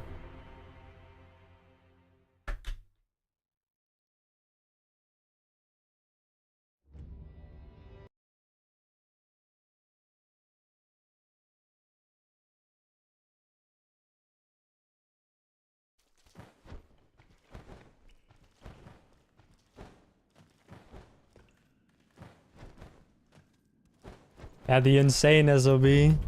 I reduced it by 1 second earlier today. I had a pretty good run. I died on the first, the monkeys launch. And I had a really nice, Vibu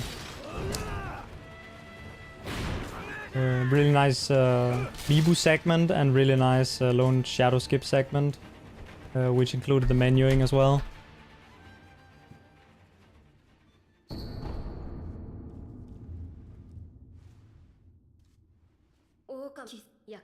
But it's still obviously kind of fake, or I say obviously, it's not really that obvious, but it's a little fake. I actually am not entirely sure what the real sum of best is, but it's at least oh, it's like let me think, because I guess like the thing is YOLO, right? And YOLO would save like around 4.5 seconds, which was like an estimate that I did. Like in reality, maybe that estimate is off, but that's just the math that I did. So I'll go with that. But because this route is kind of weird, like it changes up some menuing as well. And so in that totality, I don't actually know how much that like skews the segment, like best segments, because it's like a lot of things being like shortened and lengthened depending on what is happening. And obviously a sum of best or best possible time are all the best segments combined and screwed together, and it doesn't know that, you know, when you have fake golds, essentially that like if you were to actually take all the clips and sew them together, you would have missing gameplay essentially. So I don't know how much there is of that, but it's at least 4 seconds. And I could see it being as high as like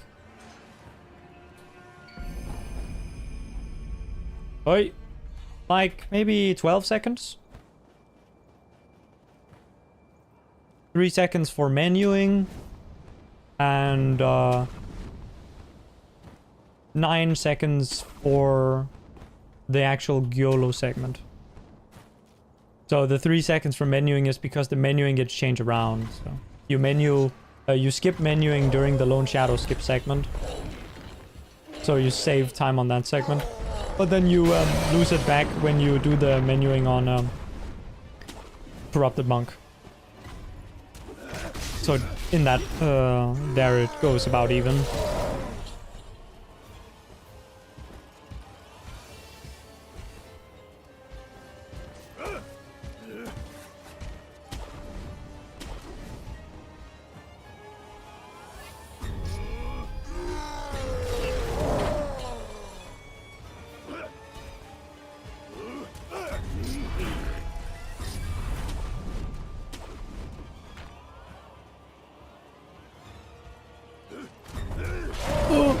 Yeah, this is not the best.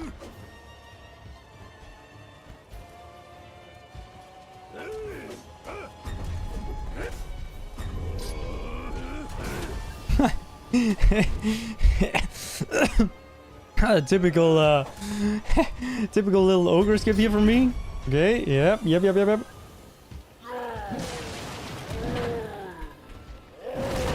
Reset, please. Well, I guess I almost have no choice now. It's literally faster to reset the game.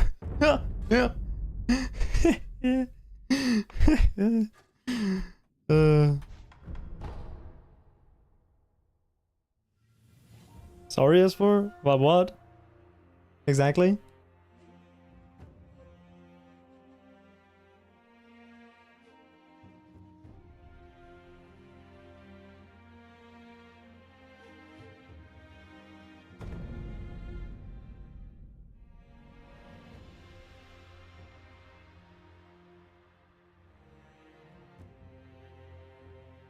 Still with your questions?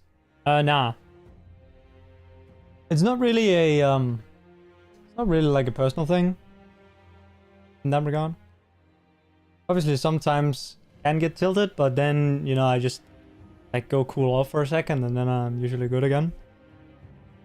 Sometimes things get annoying, but the thing I was talking about earlier is it's not so much annoying, it's just that sometimes like the things that I can get annoyed by, it's probably annoying because of something that is like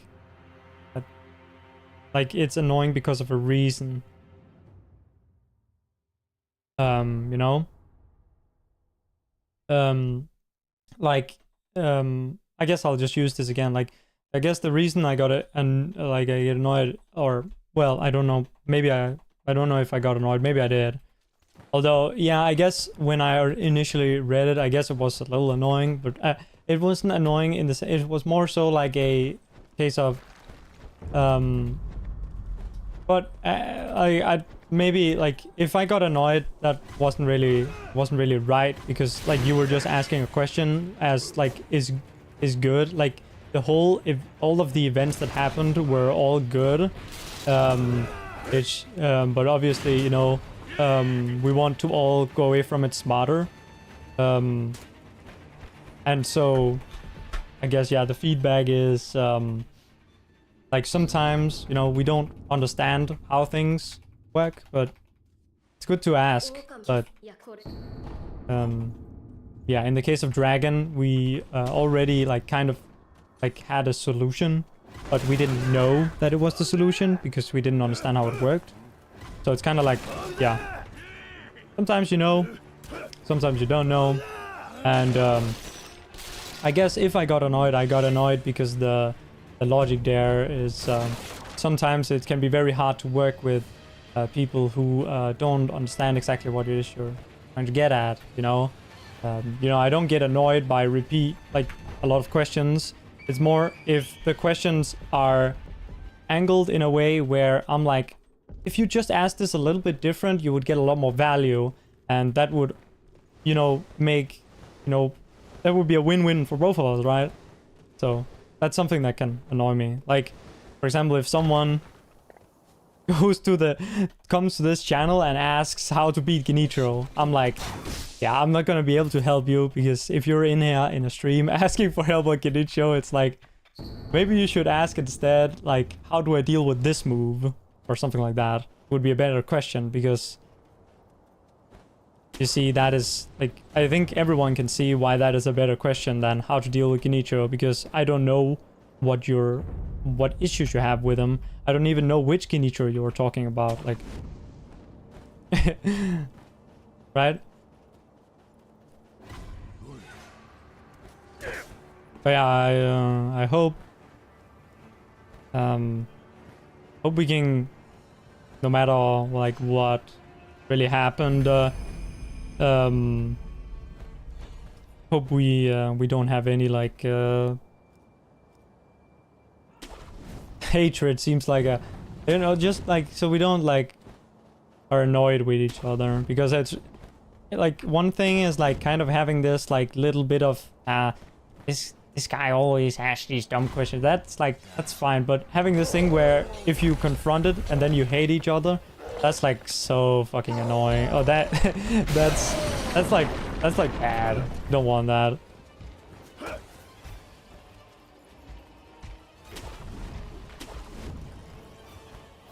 The win-win situation is when you can, you know, figure it out collectively.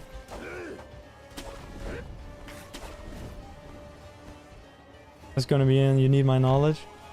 Yeah, well, as you saw, there are other people out there like Ella. But yeah, I mean, hopefully, this is such a copium, but hopefully I'll work more on tutorials and stuff. Like, I've already been working more on like, or well, I've already like made it a little bit easier with some documents that I put up, but those documents aren't very explanatory. They're more so have like basic info kind of stuff. I don't even know where it's linked, actually. I don't have a link to it on the Discord, or well, I do, but it's not like anyway easy to find. But that's another thing. adding a link to that. I have like a folder of all types of spreadsheet and such. But also I'm not like, don't have issues with answering questions when it's at my own pace, which is, you know, stuff like on a stream or if it's posted on the Discord, which is always the best place to ask. So what you did was absolutely the right thing.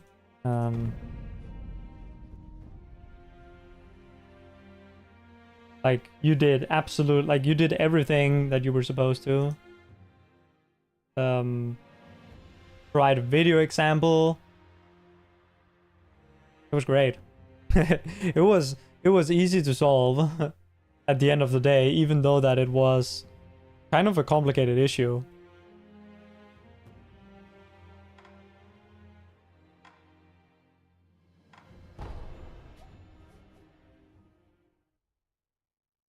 But it makes sense that the grapples are kind of weird in that way when I think about it.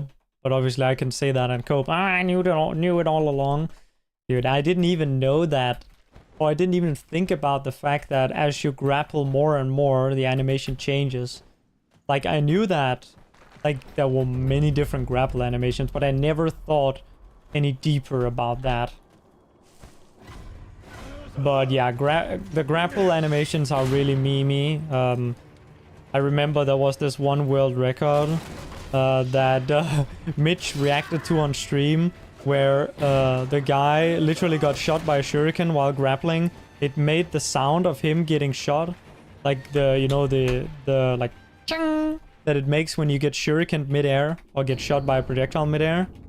It made that sound, and it visually hit him and all that, and he took no damage. And Mitch was like, hang on a second, what the fuck is this? Yeah. And yeah, so this is a thing, right, where it's kind of like an example of that annoying thing, which is the entire chat was like, why is this happening? And then I looked, just like, I took a quick look with the DS Animation Studio, which is a tool for analyzing animations for these games. I looked in and I saw that one of the grapple animations had some iframes, so I just typed in chat, it could perhaps be to do with the iframes that happen shortly on some grapple animations, and everyone accepted that as being what it was at the time, all of the people in chat. So it's kind of like the same sort of scenario where if you can give people a reasonable why, then like, it's kind of a thing that people hunger for, you know, an explanation. But the sad part is that not everything has an explanation. Especially those, like, 7 grappling moments. Yeah, those, like, those are so hard to explain because, yeah. Because they don't make sense. Because, like, if you have iframes, the thing should go through you and not hit you and make a sound.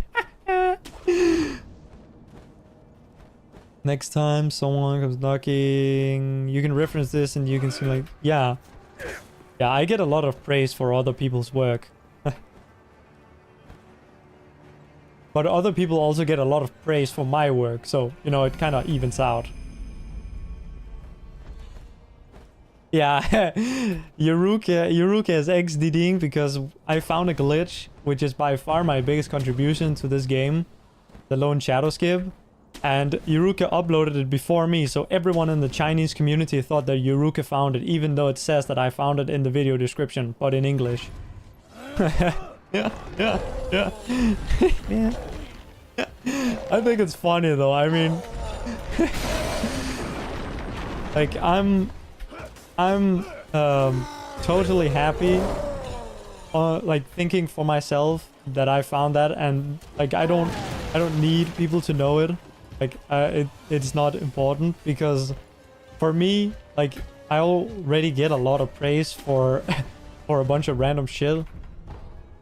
And for me, I had, like, kind of, like, this thing with, like, I spent so much time, like, looking at stuff, and I really just wanted to find a thing that would finally be, like, a thing that I found, like, without, you know, others.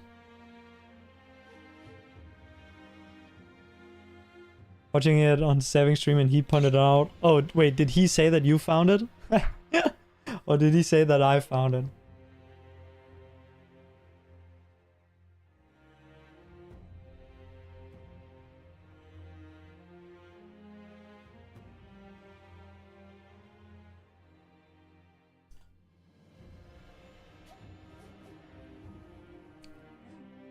Didn't check your description. Oh, so it was a reaction kind of thing Seven was doing, I see. Or what he was reacting to, what, a reaction? Was he reacting to a reaction? Was it one of those speedrun explained videos, I guess? Man, there's actually a lot of drama surrounding those, right? Where there's a lot of channels that don't actually know what they're talking about. I guess, like, what kind of needs to be done going forward, which is what most communities are already, like, half doing, is that, you know, you get the rest of the community to kind of, like, peer review your video. And then they give it, you know, some sort of, like, getting a comment from a top speedrunner saying that it's a good video, stuff like that. That generally needs to happen so that you can rule out the memes, you know, with the Russian guy, for example. And, you know, there were also some other, like, there is a video that Abisoft made, and honestly, Abisoft is a great creator, but he had a Dark Souls 2 Dark Souls video that had some inaccuracies in it, and that video wasn't about that particularly. Like, he had some inaccuracies about Dark Souls 2, mainly, and also some other little bits.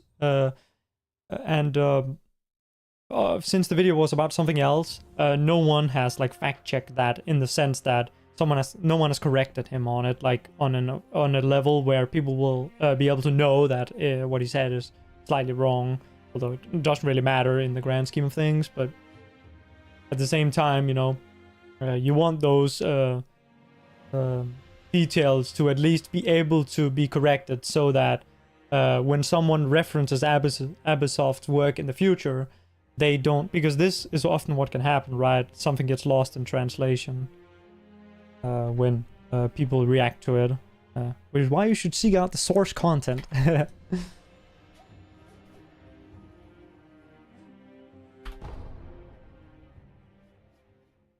But finding the source content in these scenarios is sometimes impossible, because it's like some unlisted upload that you need to go to some fancy Discord to find.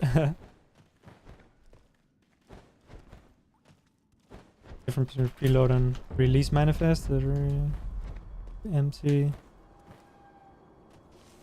No levels here. Okay, so as far as I know, which I can't remember, you might have told me, or I might have this. Honestly, take this with a massive grain of salt. As far as I know, they are identical, but do not attach too much credibility to that, because I thought you told me it, and that kind of invalidated. If you're not sure. They're the same file size, but obviously some changes could be so minor that they don't reflect in the file size. And when I say they're the same file size, I mean they are shown as the same file size, I believe, in Windows, which is like kind of like a rounded number. So again, or it's like kind of like it's not rounded, but it's not like. So essentially, I don't know. Yeah. According to Steam, they're not exactly the same size. I see. Okay. Yeah, then there might be some differences. Yeah. I can't comment. I don't know. I wish I knew, but I don't.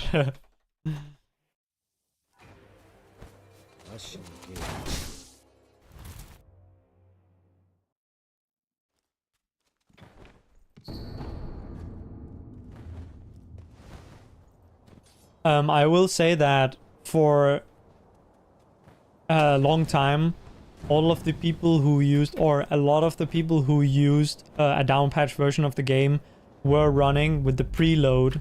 Like, when I say down patch, I mean 102, like a 102 down patch.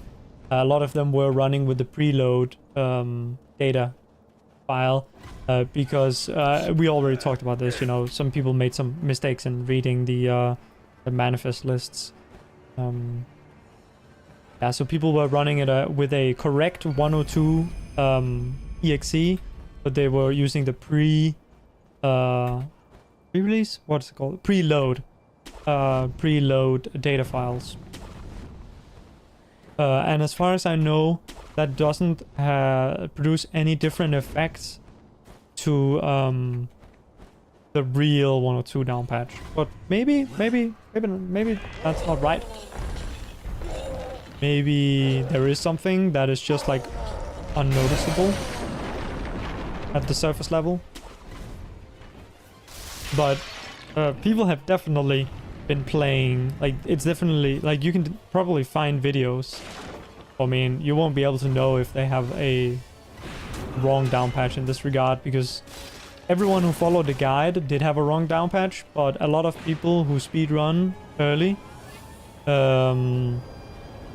in the game's career, or the game's release, they will just back up the game whenever there's an update, in which case they would have never followed a down patching guide, right? They would have just already had the files.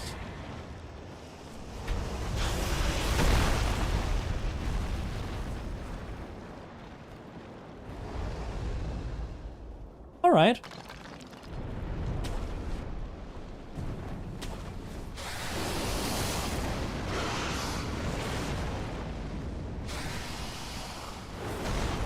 Well, some chat, some speedrunners saying like, nice discovery, dude, and a joke. Oh, okay, that's funny. And everyone knew that I discovered it. I was funny seeing your name on the video.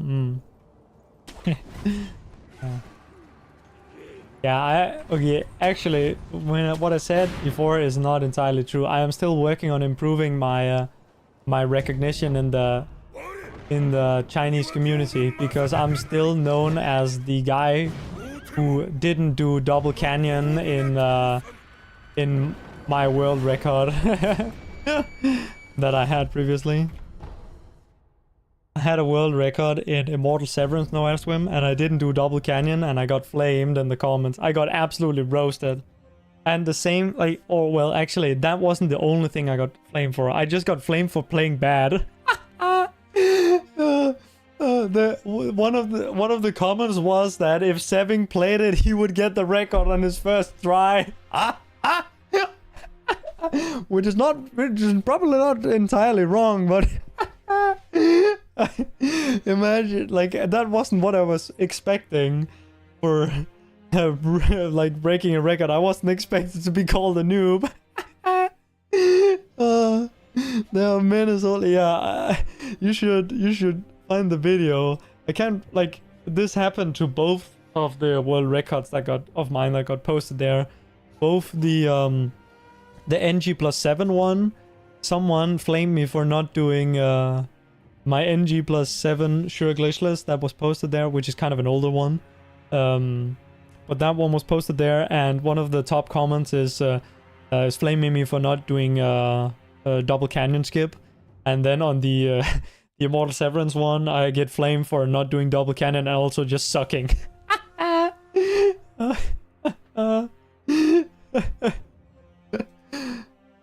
wonder... you can probably find it yourself. Seving uploaded the NG+7 one, I believe, or maybe, yeah, I think it was Seving. And then, wait, was it Seving? Yeah, I think it was Seving. Yeah, Blank. Yeah, Blank uploaded my Immortal Severance one. And obviously, those types of viewers are a little bit more particular. You know, when you're kind of not so much into the Sekiro side of things, you might not understand that at the time when I got that record, the route was new, And so executing the route was difficult. Obviously, people did better than I did, but for the time, I think it wasn't the worst, because like the route was hard. Right?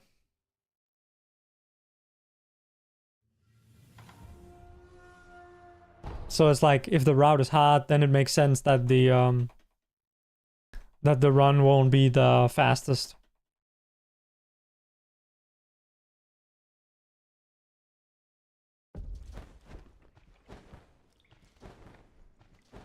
You're fucked up. You just played Bloodborne and you want to stop everything.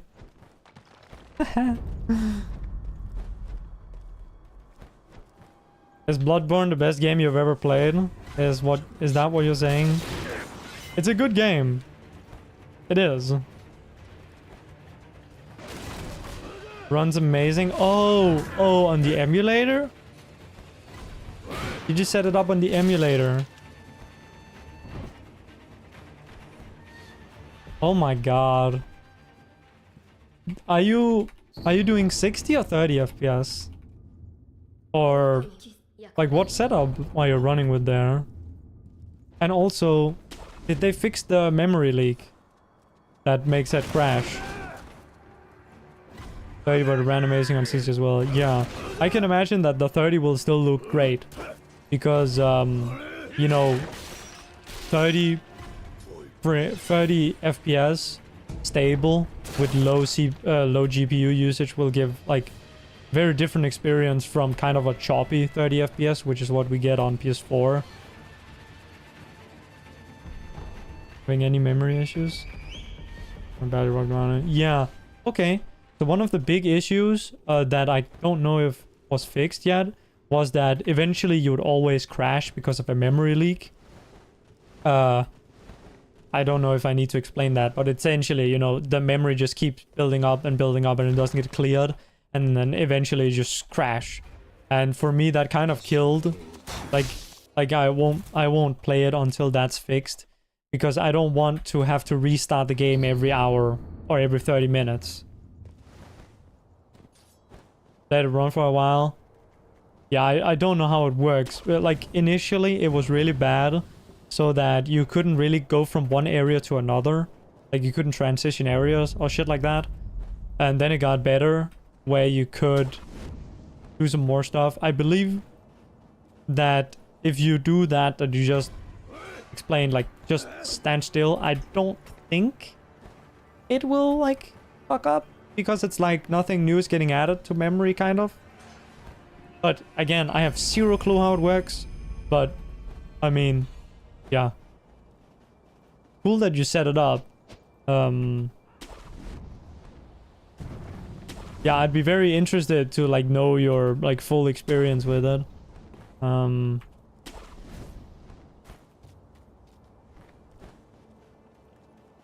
Ruin anything for yourself before you can play it on stream. Well, if you really want to stream it, then cool. But for yeah, I guess it's a personal preference. For me, these types of things I wouldn't do online. I would go offline and I would totally immerse myself in it. But yeah, it's also cool to stream it because then you can look back at your first attempt. You want to be able to look back at it? I see. Yeah.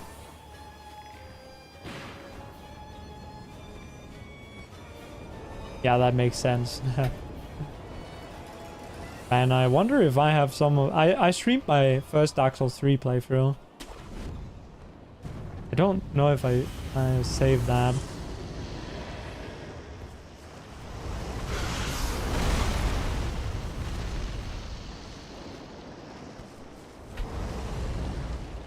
Always forget? You always forget? I see.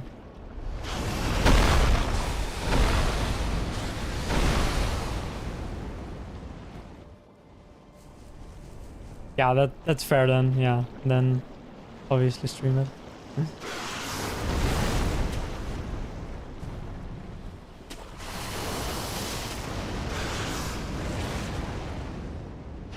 Have the memory of a goldfish. That's okay. I'll try to help you by remembering all your records that you can't be bothered to remember yourself.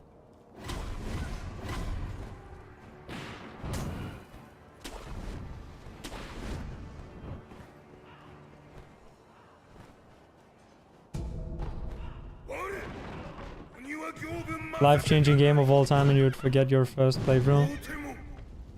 You still get nostalgia though, right?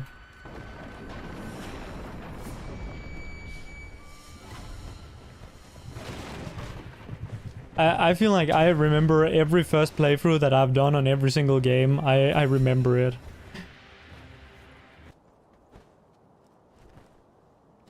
My most vivid memory is me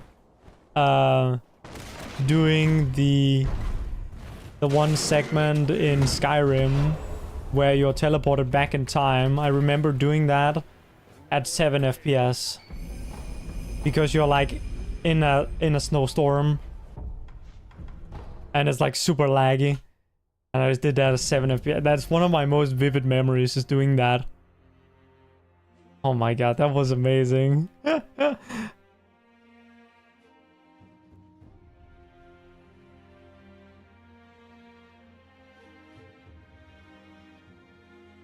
I also, oh man, yeah, I could, yeah, I remember these things. I'm sorry, I stole all the memory, all the memory genetics. That sounds like we're brothers or something, twins.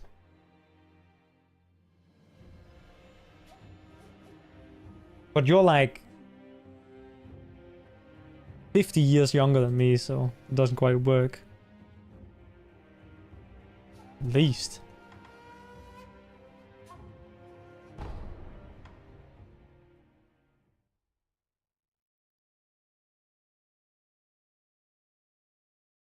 Get back to the nursing home? Nah, bro. I'm like Joe Biden, I escaped. I'm out here fucking balling.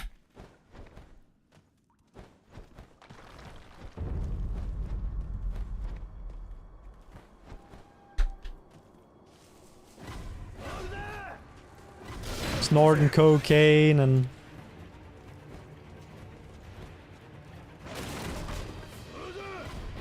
eating ice cream. Yeah.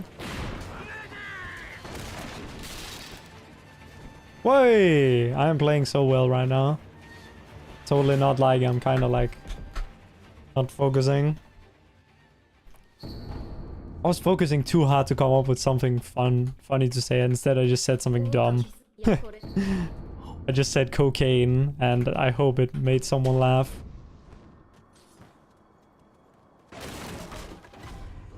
That's my entire humor, just saying like dumb stuff. Yo, Dev, thank you, man.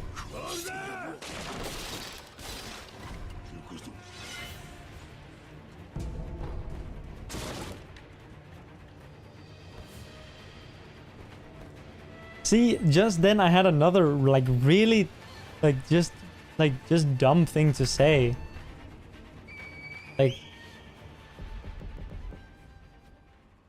Like I don't even know how I got to, like, yeah, I don't even know how my brain works. Like, be glad we're not streaming on Kick or some shit. Like, Jesus Christ. Yeah. You'd have to pull out the Book of Babel to even get a single like instance of the crazy nonsense that I spit out ever being like uttered before. Like, holy shit. My brain is cooking. Yeah.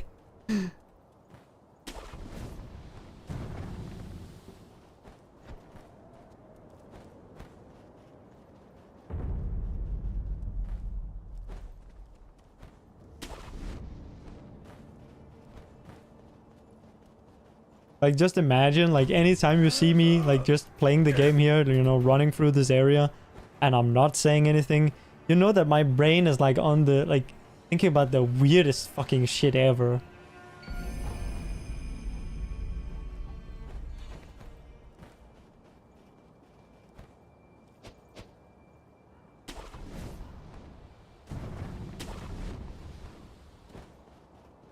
Relatable.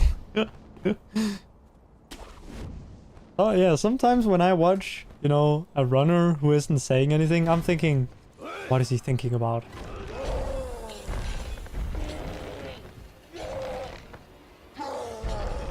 I imagine that the answer is usually tits, but I mean,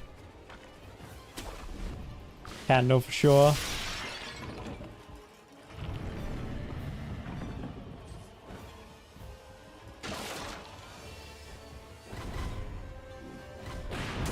Normally you're thinking of goth women feet.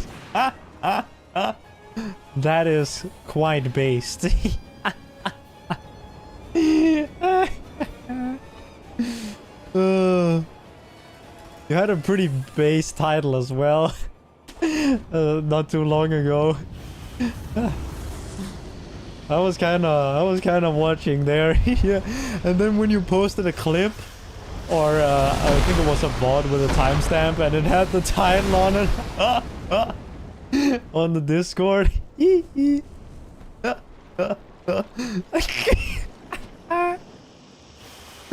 Down in the hole with me, where I belong, in the horny hole. Ay ay ay.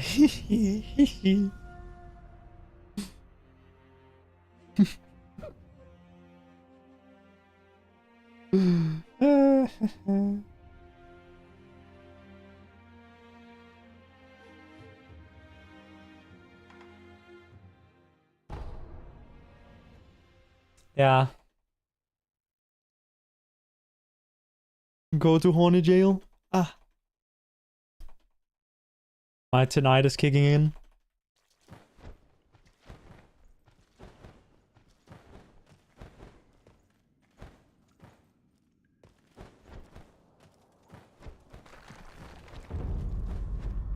Getting... Wait, is that what it's called? Tinnitus? It sounds so weird to say because it's called tinnitus in Danish. So it's like... It's spelled the exact same way, but none of the letters, none of the vowels are pronounced the same way. Like tinnitus, tinnitus. You see? All of the vowels are the same, but they're not pronounced the same. Yeah, ear ringing. Yeah, I got it from the fucking Sekiro main menu screen.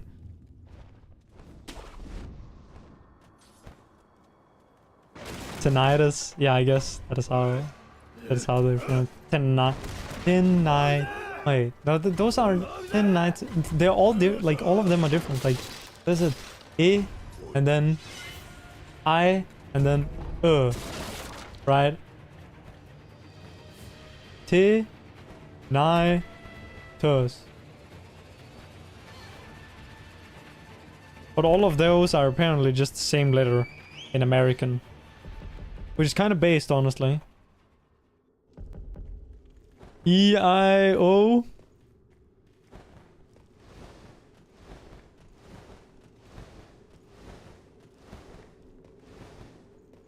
I thought that was... I guess that's also American. E-I-O. Old MacDonald had a farm.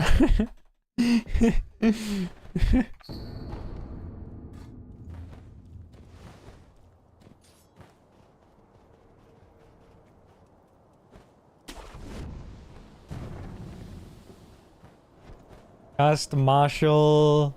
Was hello in Indian earlier? I'm genuinely confused. Oh, you... Yeah, I guess you can use English greetings. Next time. Well, let me...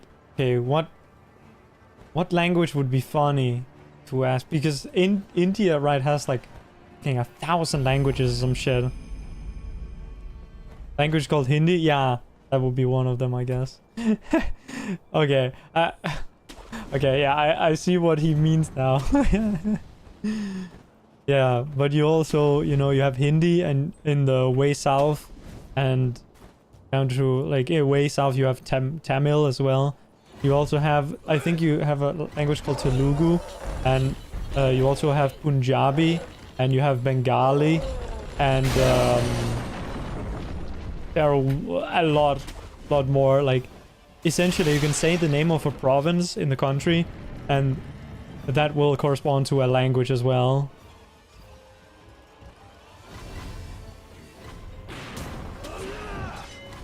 Telugu? I think it's Telugu. But honestly, I might be like saying it wrong. The name of a 7 spears. Yeah, Tsunugi Nakadashi Oniwa or something. That could be a name of the 8-7 spear.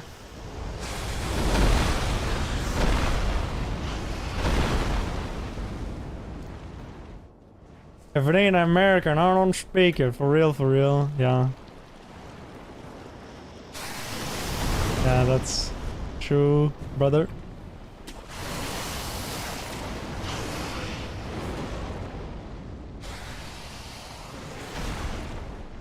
Oh yeah, I'm a GeoGuessr player, so...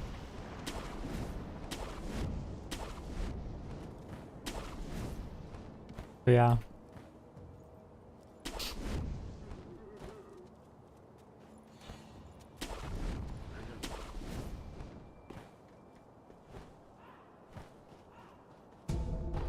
I look like a GeoGuessr player. Do I look like a GeoGuessr player, or do I seem like a GeoGuessr player? Like... or both, maybe. You look like... okay. Y'all have a certain look. I don't know what that means.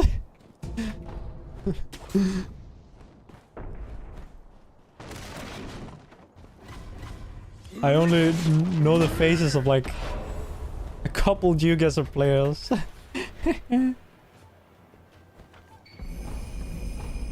Oh! Hey, we Windows.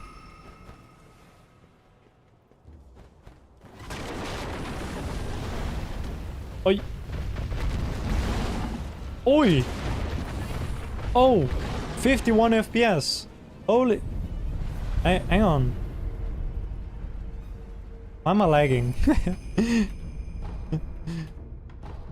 Oh, okay.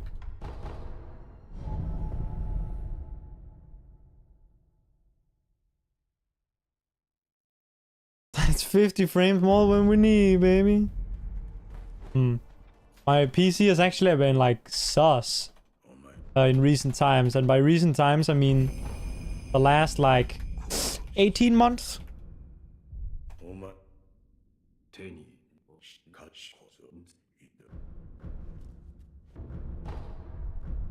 18 months to 2 years. Initially I thought it was my disk, and my disk was, or like my OS disk was also corrupted, so I got a new OS disk. But now my PC, like the other day when I booted it up, it did the same thing that it did back when my disk was corrupted. Like, oh no, can't start. Please try restarting the PC.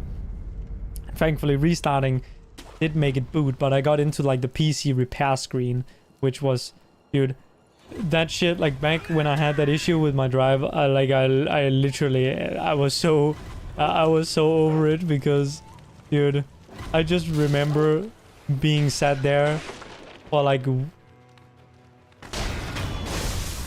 where's bro going? Being sat there for weeks and being like, and like restarting the PC and hoping not to see that screen. And like, so now every time that I see that screen, I'm like, I get fucking like PTSD. Because I, like back when my OS drive was corrupted, I thought I'd lost everything on the PC. Everything.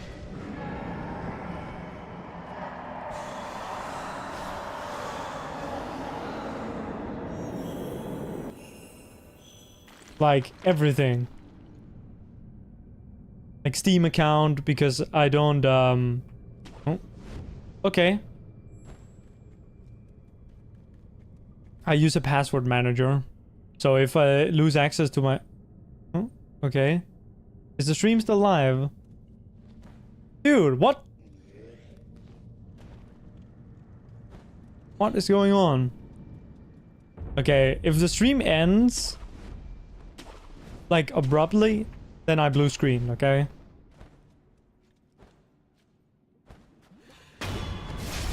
Haven't fucking menued yet. Guess we just menu here and then boom.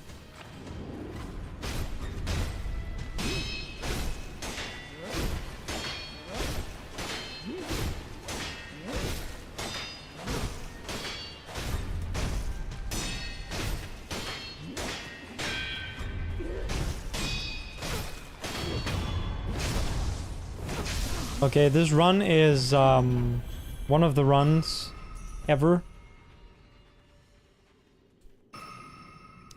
Hit me up after the stream if you want to buy the MP4 to upload it. Oh, to submit it to the leaderboards. One day we'll have a black market economy based on people selling MP4s for speedrun PBs.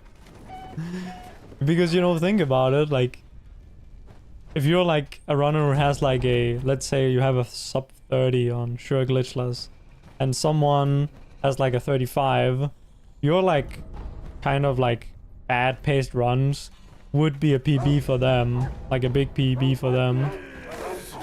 So you could sell it. No, it's like exactly like elo boosting in League, where, you know, if someone wants to get boosted out of silver and you're like a master player or a diamond player, that shit's gonna be easy for you.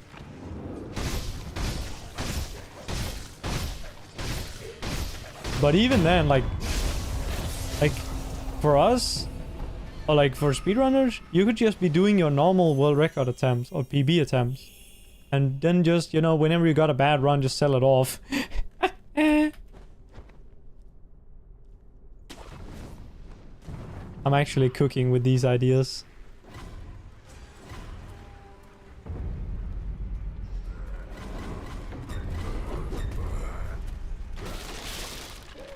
In before, there's already like a whole economy for this, and the mafia on their way to my house.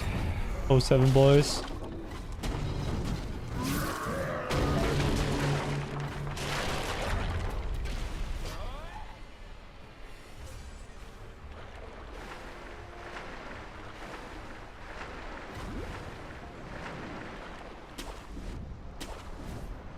Surprisingly, this run can still PB.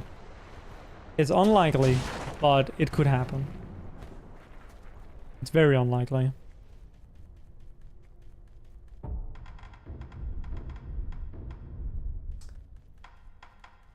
Because the biggest variant... not variant. Oh, okay. On business.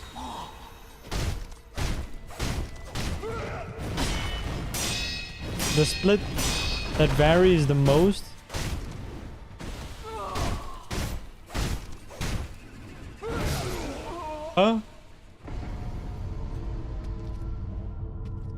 the split that varies the most is Ishin. Just based on RNG, he can vary by, I want to say 10 seconds, but it's probably more like 8.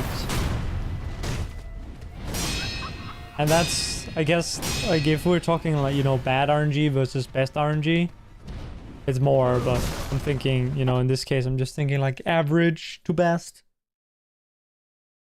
Or like decent to best RNG. Or like 8 seconds of difference.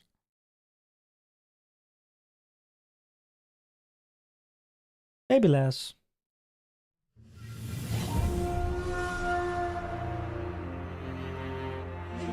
Like my gold is a 113 and my PB has a 119, and that 119 was pretty good. So maybe it's more like 5 seconds, 5-6 seconds compared to average or compared to decent. But yeah. Alright. Okay, I don't really feel like playing Sekiro anymore. We could do some geoguessr to finish off the stream. Just because it wouldn't be home stream without it. Some good attempts though. We didn't get past the launch a single time, but that's kind of to be expected because, oh, sorry. Window sounds. If I made it past the launch, I would probably PB, if at least if I don't suck too much.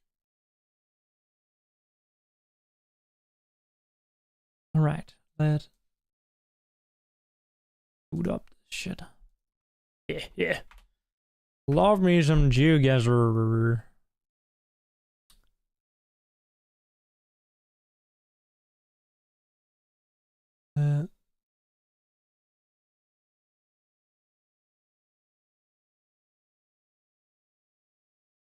Put this shit on.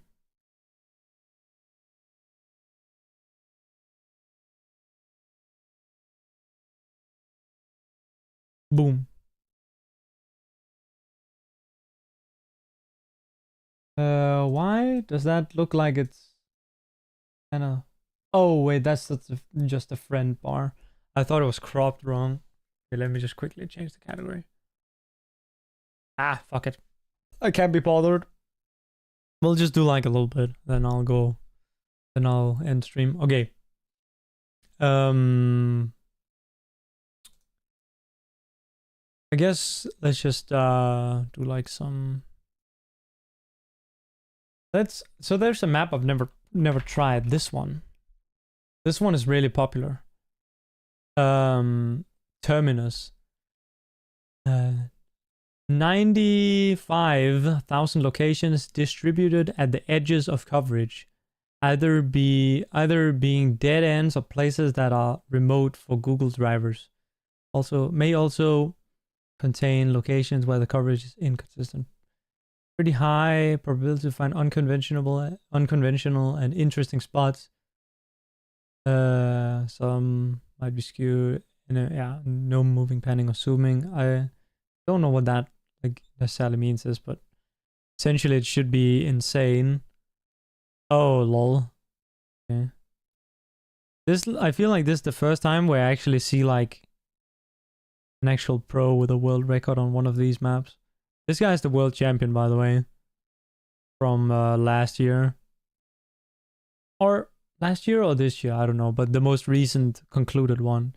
I think they're in the process of the next one.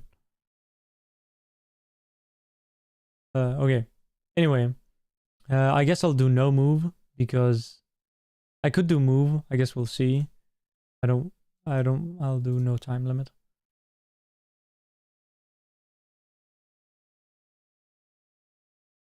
Let me put on the sound. I don't know if the sound is coming through on YouTube actually. Hang on, let me check that. That's actually a good question. Hang on, let me check that. A good question. I think it is, but wait. Let me check. Let me just Hang on, let me check that. Wait. Okay, let me just okay, so I disable it here. Wait, not there. Wait. Okay, let me just wait, how my brain doesn't work. So I disable it here. Wait, not there. Wait. Okay, actually I can't figure this out. Okay, professional streamer. Okay. Where the fuck are we? Green trees. When I initially looked at the road here, I thought it was like, I don't know, some Africa stuff. Like maybe Botswana. Because for this map, it's gonna be edges of coverage, which means that we might be close to places where there's no coverage. So like Zimbabwe doesn't have coverage, Namibia doesn't have coverage. So we could be like closer up here or something, like if it were like Botswana. But and the sun is like, usually if the sun is like at a specific like normal kind of like daytime, you will be able to like kind of deduce which hemisphere you're in, or you know, southern or northern hemisphere. But I can't really tell here because that trick only works with the assumption that the normal time of, so like I believe most of the coverage is done like kind of during like the same part of the day so that the images look similar, right? And so when they do have images sometimes where the sun is like very low down or stuff like that, and then you can't really use the trick. But actually I don't know where this is, but if we'll go off the sun, this should be northern hemisphere. And honestly, yeah, this could be like US or something. US or Canada. I don't know if this road looks like US though. Like in the US, they usually have big fucking roads because they have big fucking trucks. But I guess I'll go like and I don't know this grass though, like it might be, I don't know how this place over here looks, but I don't think it looks like this. Maybe it's like it's like it looks remarkably flat, so I'm like, it's kind of weird for me to set it up here, but okay, this is Turkey. As everyone knows, that's just Turkey. Yeah. Yeah, that was Turkey. Yeah. Okay, this map is fucking hard. Not gonna lie. Okay, I believe that does look American with like this kind of thing. But I don't even know. Like, honestly, it doesn't look that American. I just know that's like kind of a common thing in America. We have some danger stripes or whatever. Chevrons. Wooden poles. I can't read what that says, but I think it's a name. Matt. Or it might like Matt or Mall or Wall or something like that. I think it says. Looks like it says Thomas underneath, but I don't know if it does. I don't think it does.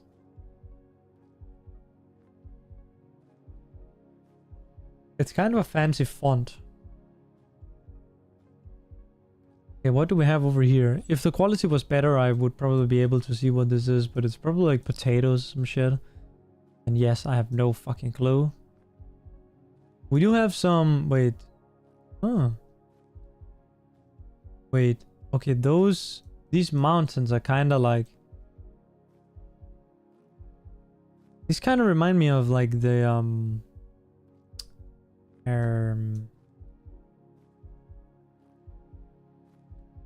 like is it Eswatini or Lesotho? I don't remember. This or that? I don't see the sun. Dude, I have no fucking clue here. I guess I'm going like... Honestly, I want to click Idaho again. Let's click Idaho. Oh, it was kind of Idaho this time. Or I guess it was Oregon. Or what? Can't tell.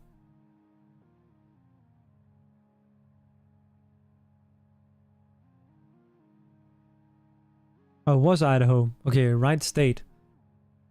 So I'm guessing that those were potatoes that were being grown there, because I think Idaho is like a massive potato farm place, right?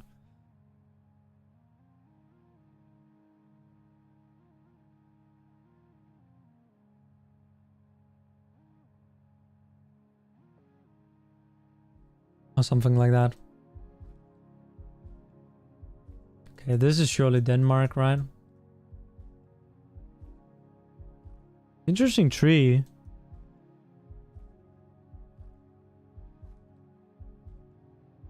I'm not really good at trees, honestly. I wish I were better.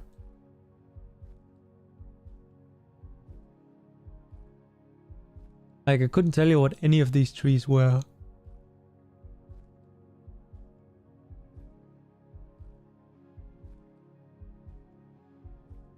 The only tree I can spot is like the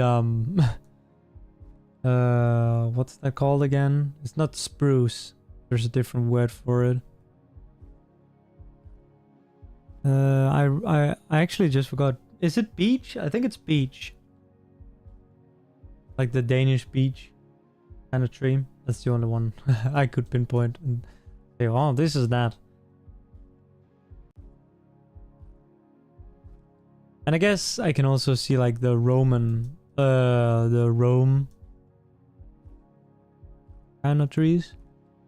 Have you seen Rome?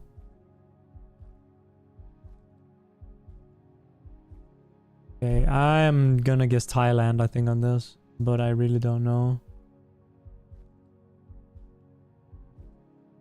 Some shit out here or something. Okay, Philippines. Yeah, that makes sense. I can see it.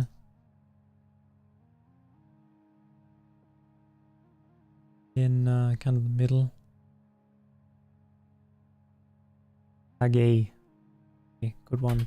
Good one, GeoGuessr. I believe these are Sweden. And we have a enormously red road as well. Which is also a Sweden thing. And we have like the pine. Is that what they're called? Pine trees?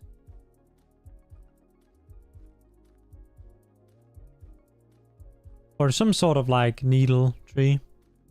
I don't know if they're pine necessarily. I think there are like multiple kinds of those, right? Again, not good at trees. Okay, kind of mountainous.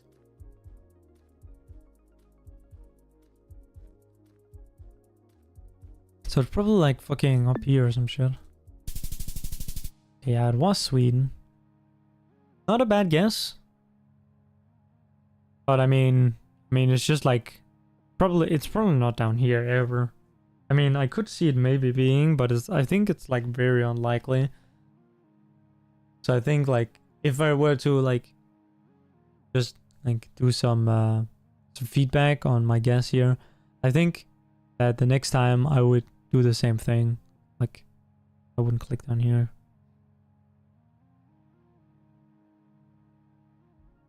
Because there was just nothing there. Wait. I thought we just had this location. But never mind. I guess we have something to read here. Strada dei...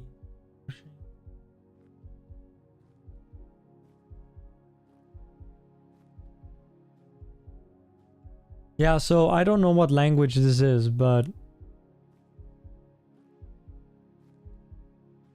like it's... no, it's not... I don't think it's Italian. I think it's like... Romanian or something. I don't even know. Let me just check the sky.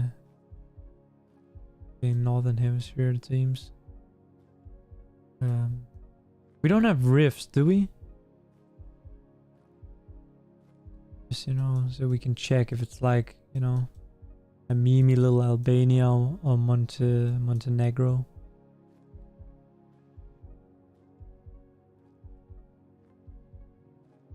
What does that say? B? Yeah, I don't know.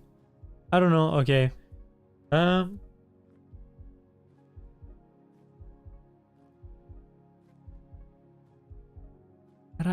poesia. Strada? Wait. Nah, there's no way this is Portuguese. But you do have this, like this, meaning and in Portuguese. But, man. Agriturismo? I don't know what and is in Italian. Okay, fuck it. I'm guessing Italy. Okay, it was Italy. Holy shit. That was a good guess then. With big, like, guess in bold. Like, guess in mega bold. Because that was, like, pure guessery.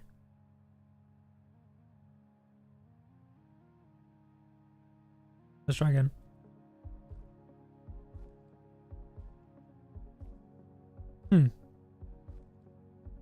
Extremely flat. Deserty. I mean, I don't know. I'll just click Oman on this one. Wonder if it's the enclave. Let me check the... Okay, so... By the enclave, I mean this. Okay, yeah, no, this is very mountainous. Okay. We won't click that. I guess we'll just find a very flat place. Which I guess could be here. Could be all of this, but it seems a little bit... I think that's a decently sized city. And this building is probably something I'm supposed to know. Oh, okay, I guess it's not really a building. It's just like... some shit.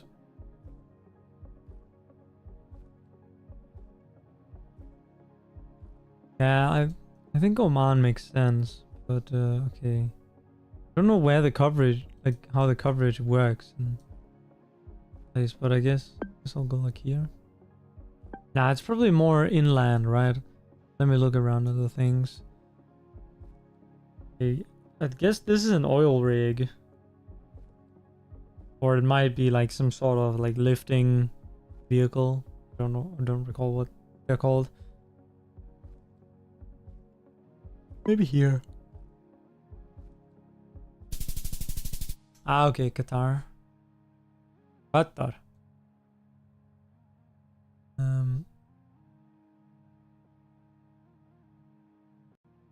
Oh, accidentally clicked on the location. I didn't mean to do that. I was just trying to figure out what the fuck this is.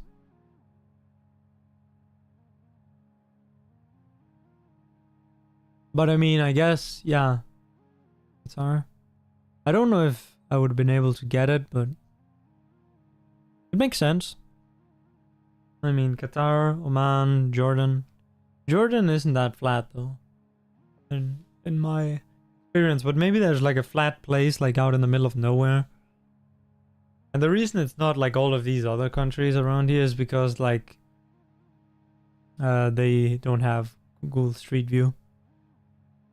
So they can't be in the game, you know, Yemen, Saudi Arabia, Iraq, those kinds of places.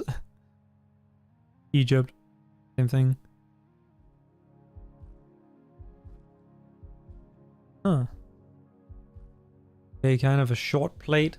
Might be like North America. I don't know where else you'd have those.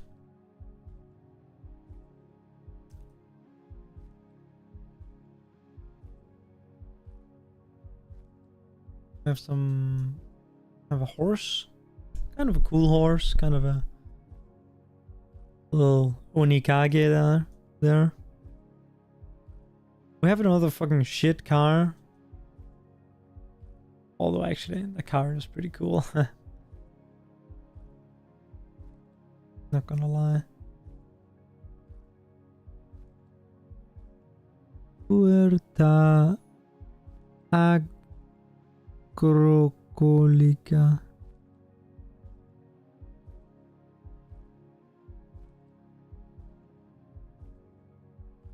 Huh. I don't know what that is. Something romance, like a romance language, but I really don't know if it's like supposed to be like straightforward or kind of a crazy answer. Yeah, like in terms of the language.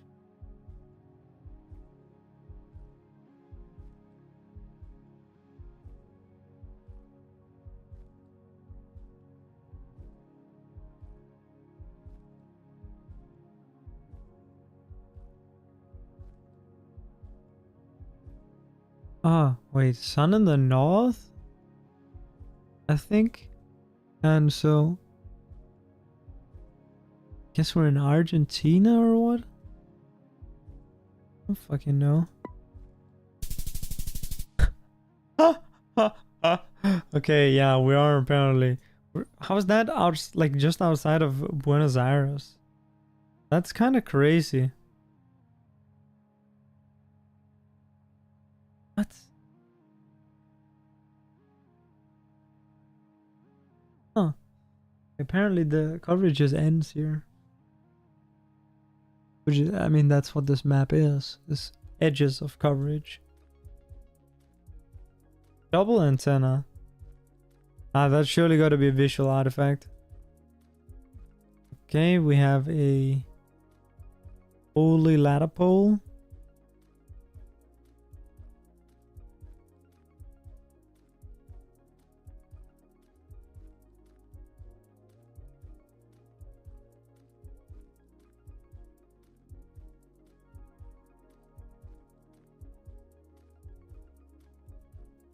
Okay, so I'm thinking France, but I really don't have a clue. I know that they do have like poles kind of like in this style, but their pole tops are different. So, oh well, the usual ones are different. I really don't know. Could be Brazil as well, I guess. What was it that I was saying?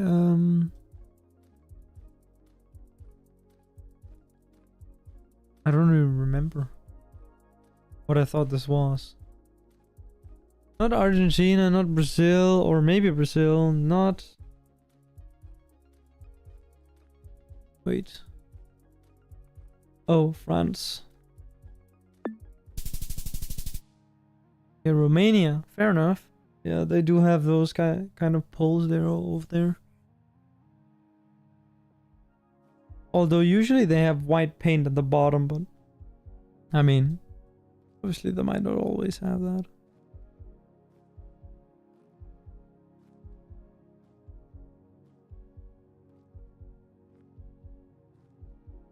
Okay. Honestly, makes me think of Belarus more than Russia, but that's mostly because of the architecture, and I can't really describe it, but it's just kind of Russian or Slavic or whatever you want to call it.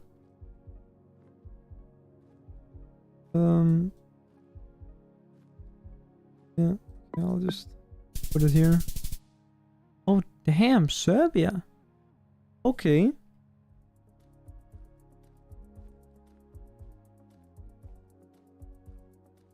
What's going on here? Rua the Punch. Okay, this is in fact Portugal, I think?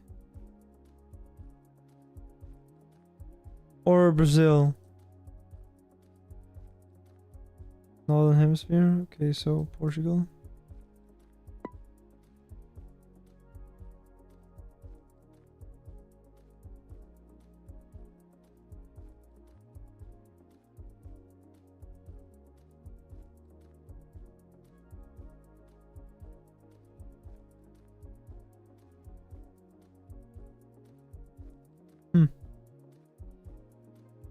I have no clue. Oh my god, that is a good guess. And that is a good round. Oh, it's a decent round actually. Round. That's 1600. Beat the average score. Oh yeah, average score. Alright. That was cool. Alright, I guess yeah, I'll end it here. It was nice to end on a little geoguesser. A fun little game. Alright. Yeah. Thank you guys. Had a good stream. I tried multi-streaming for the first time, and that seemed to have gone pretty well. In terms of the thing not like dying. Yeah.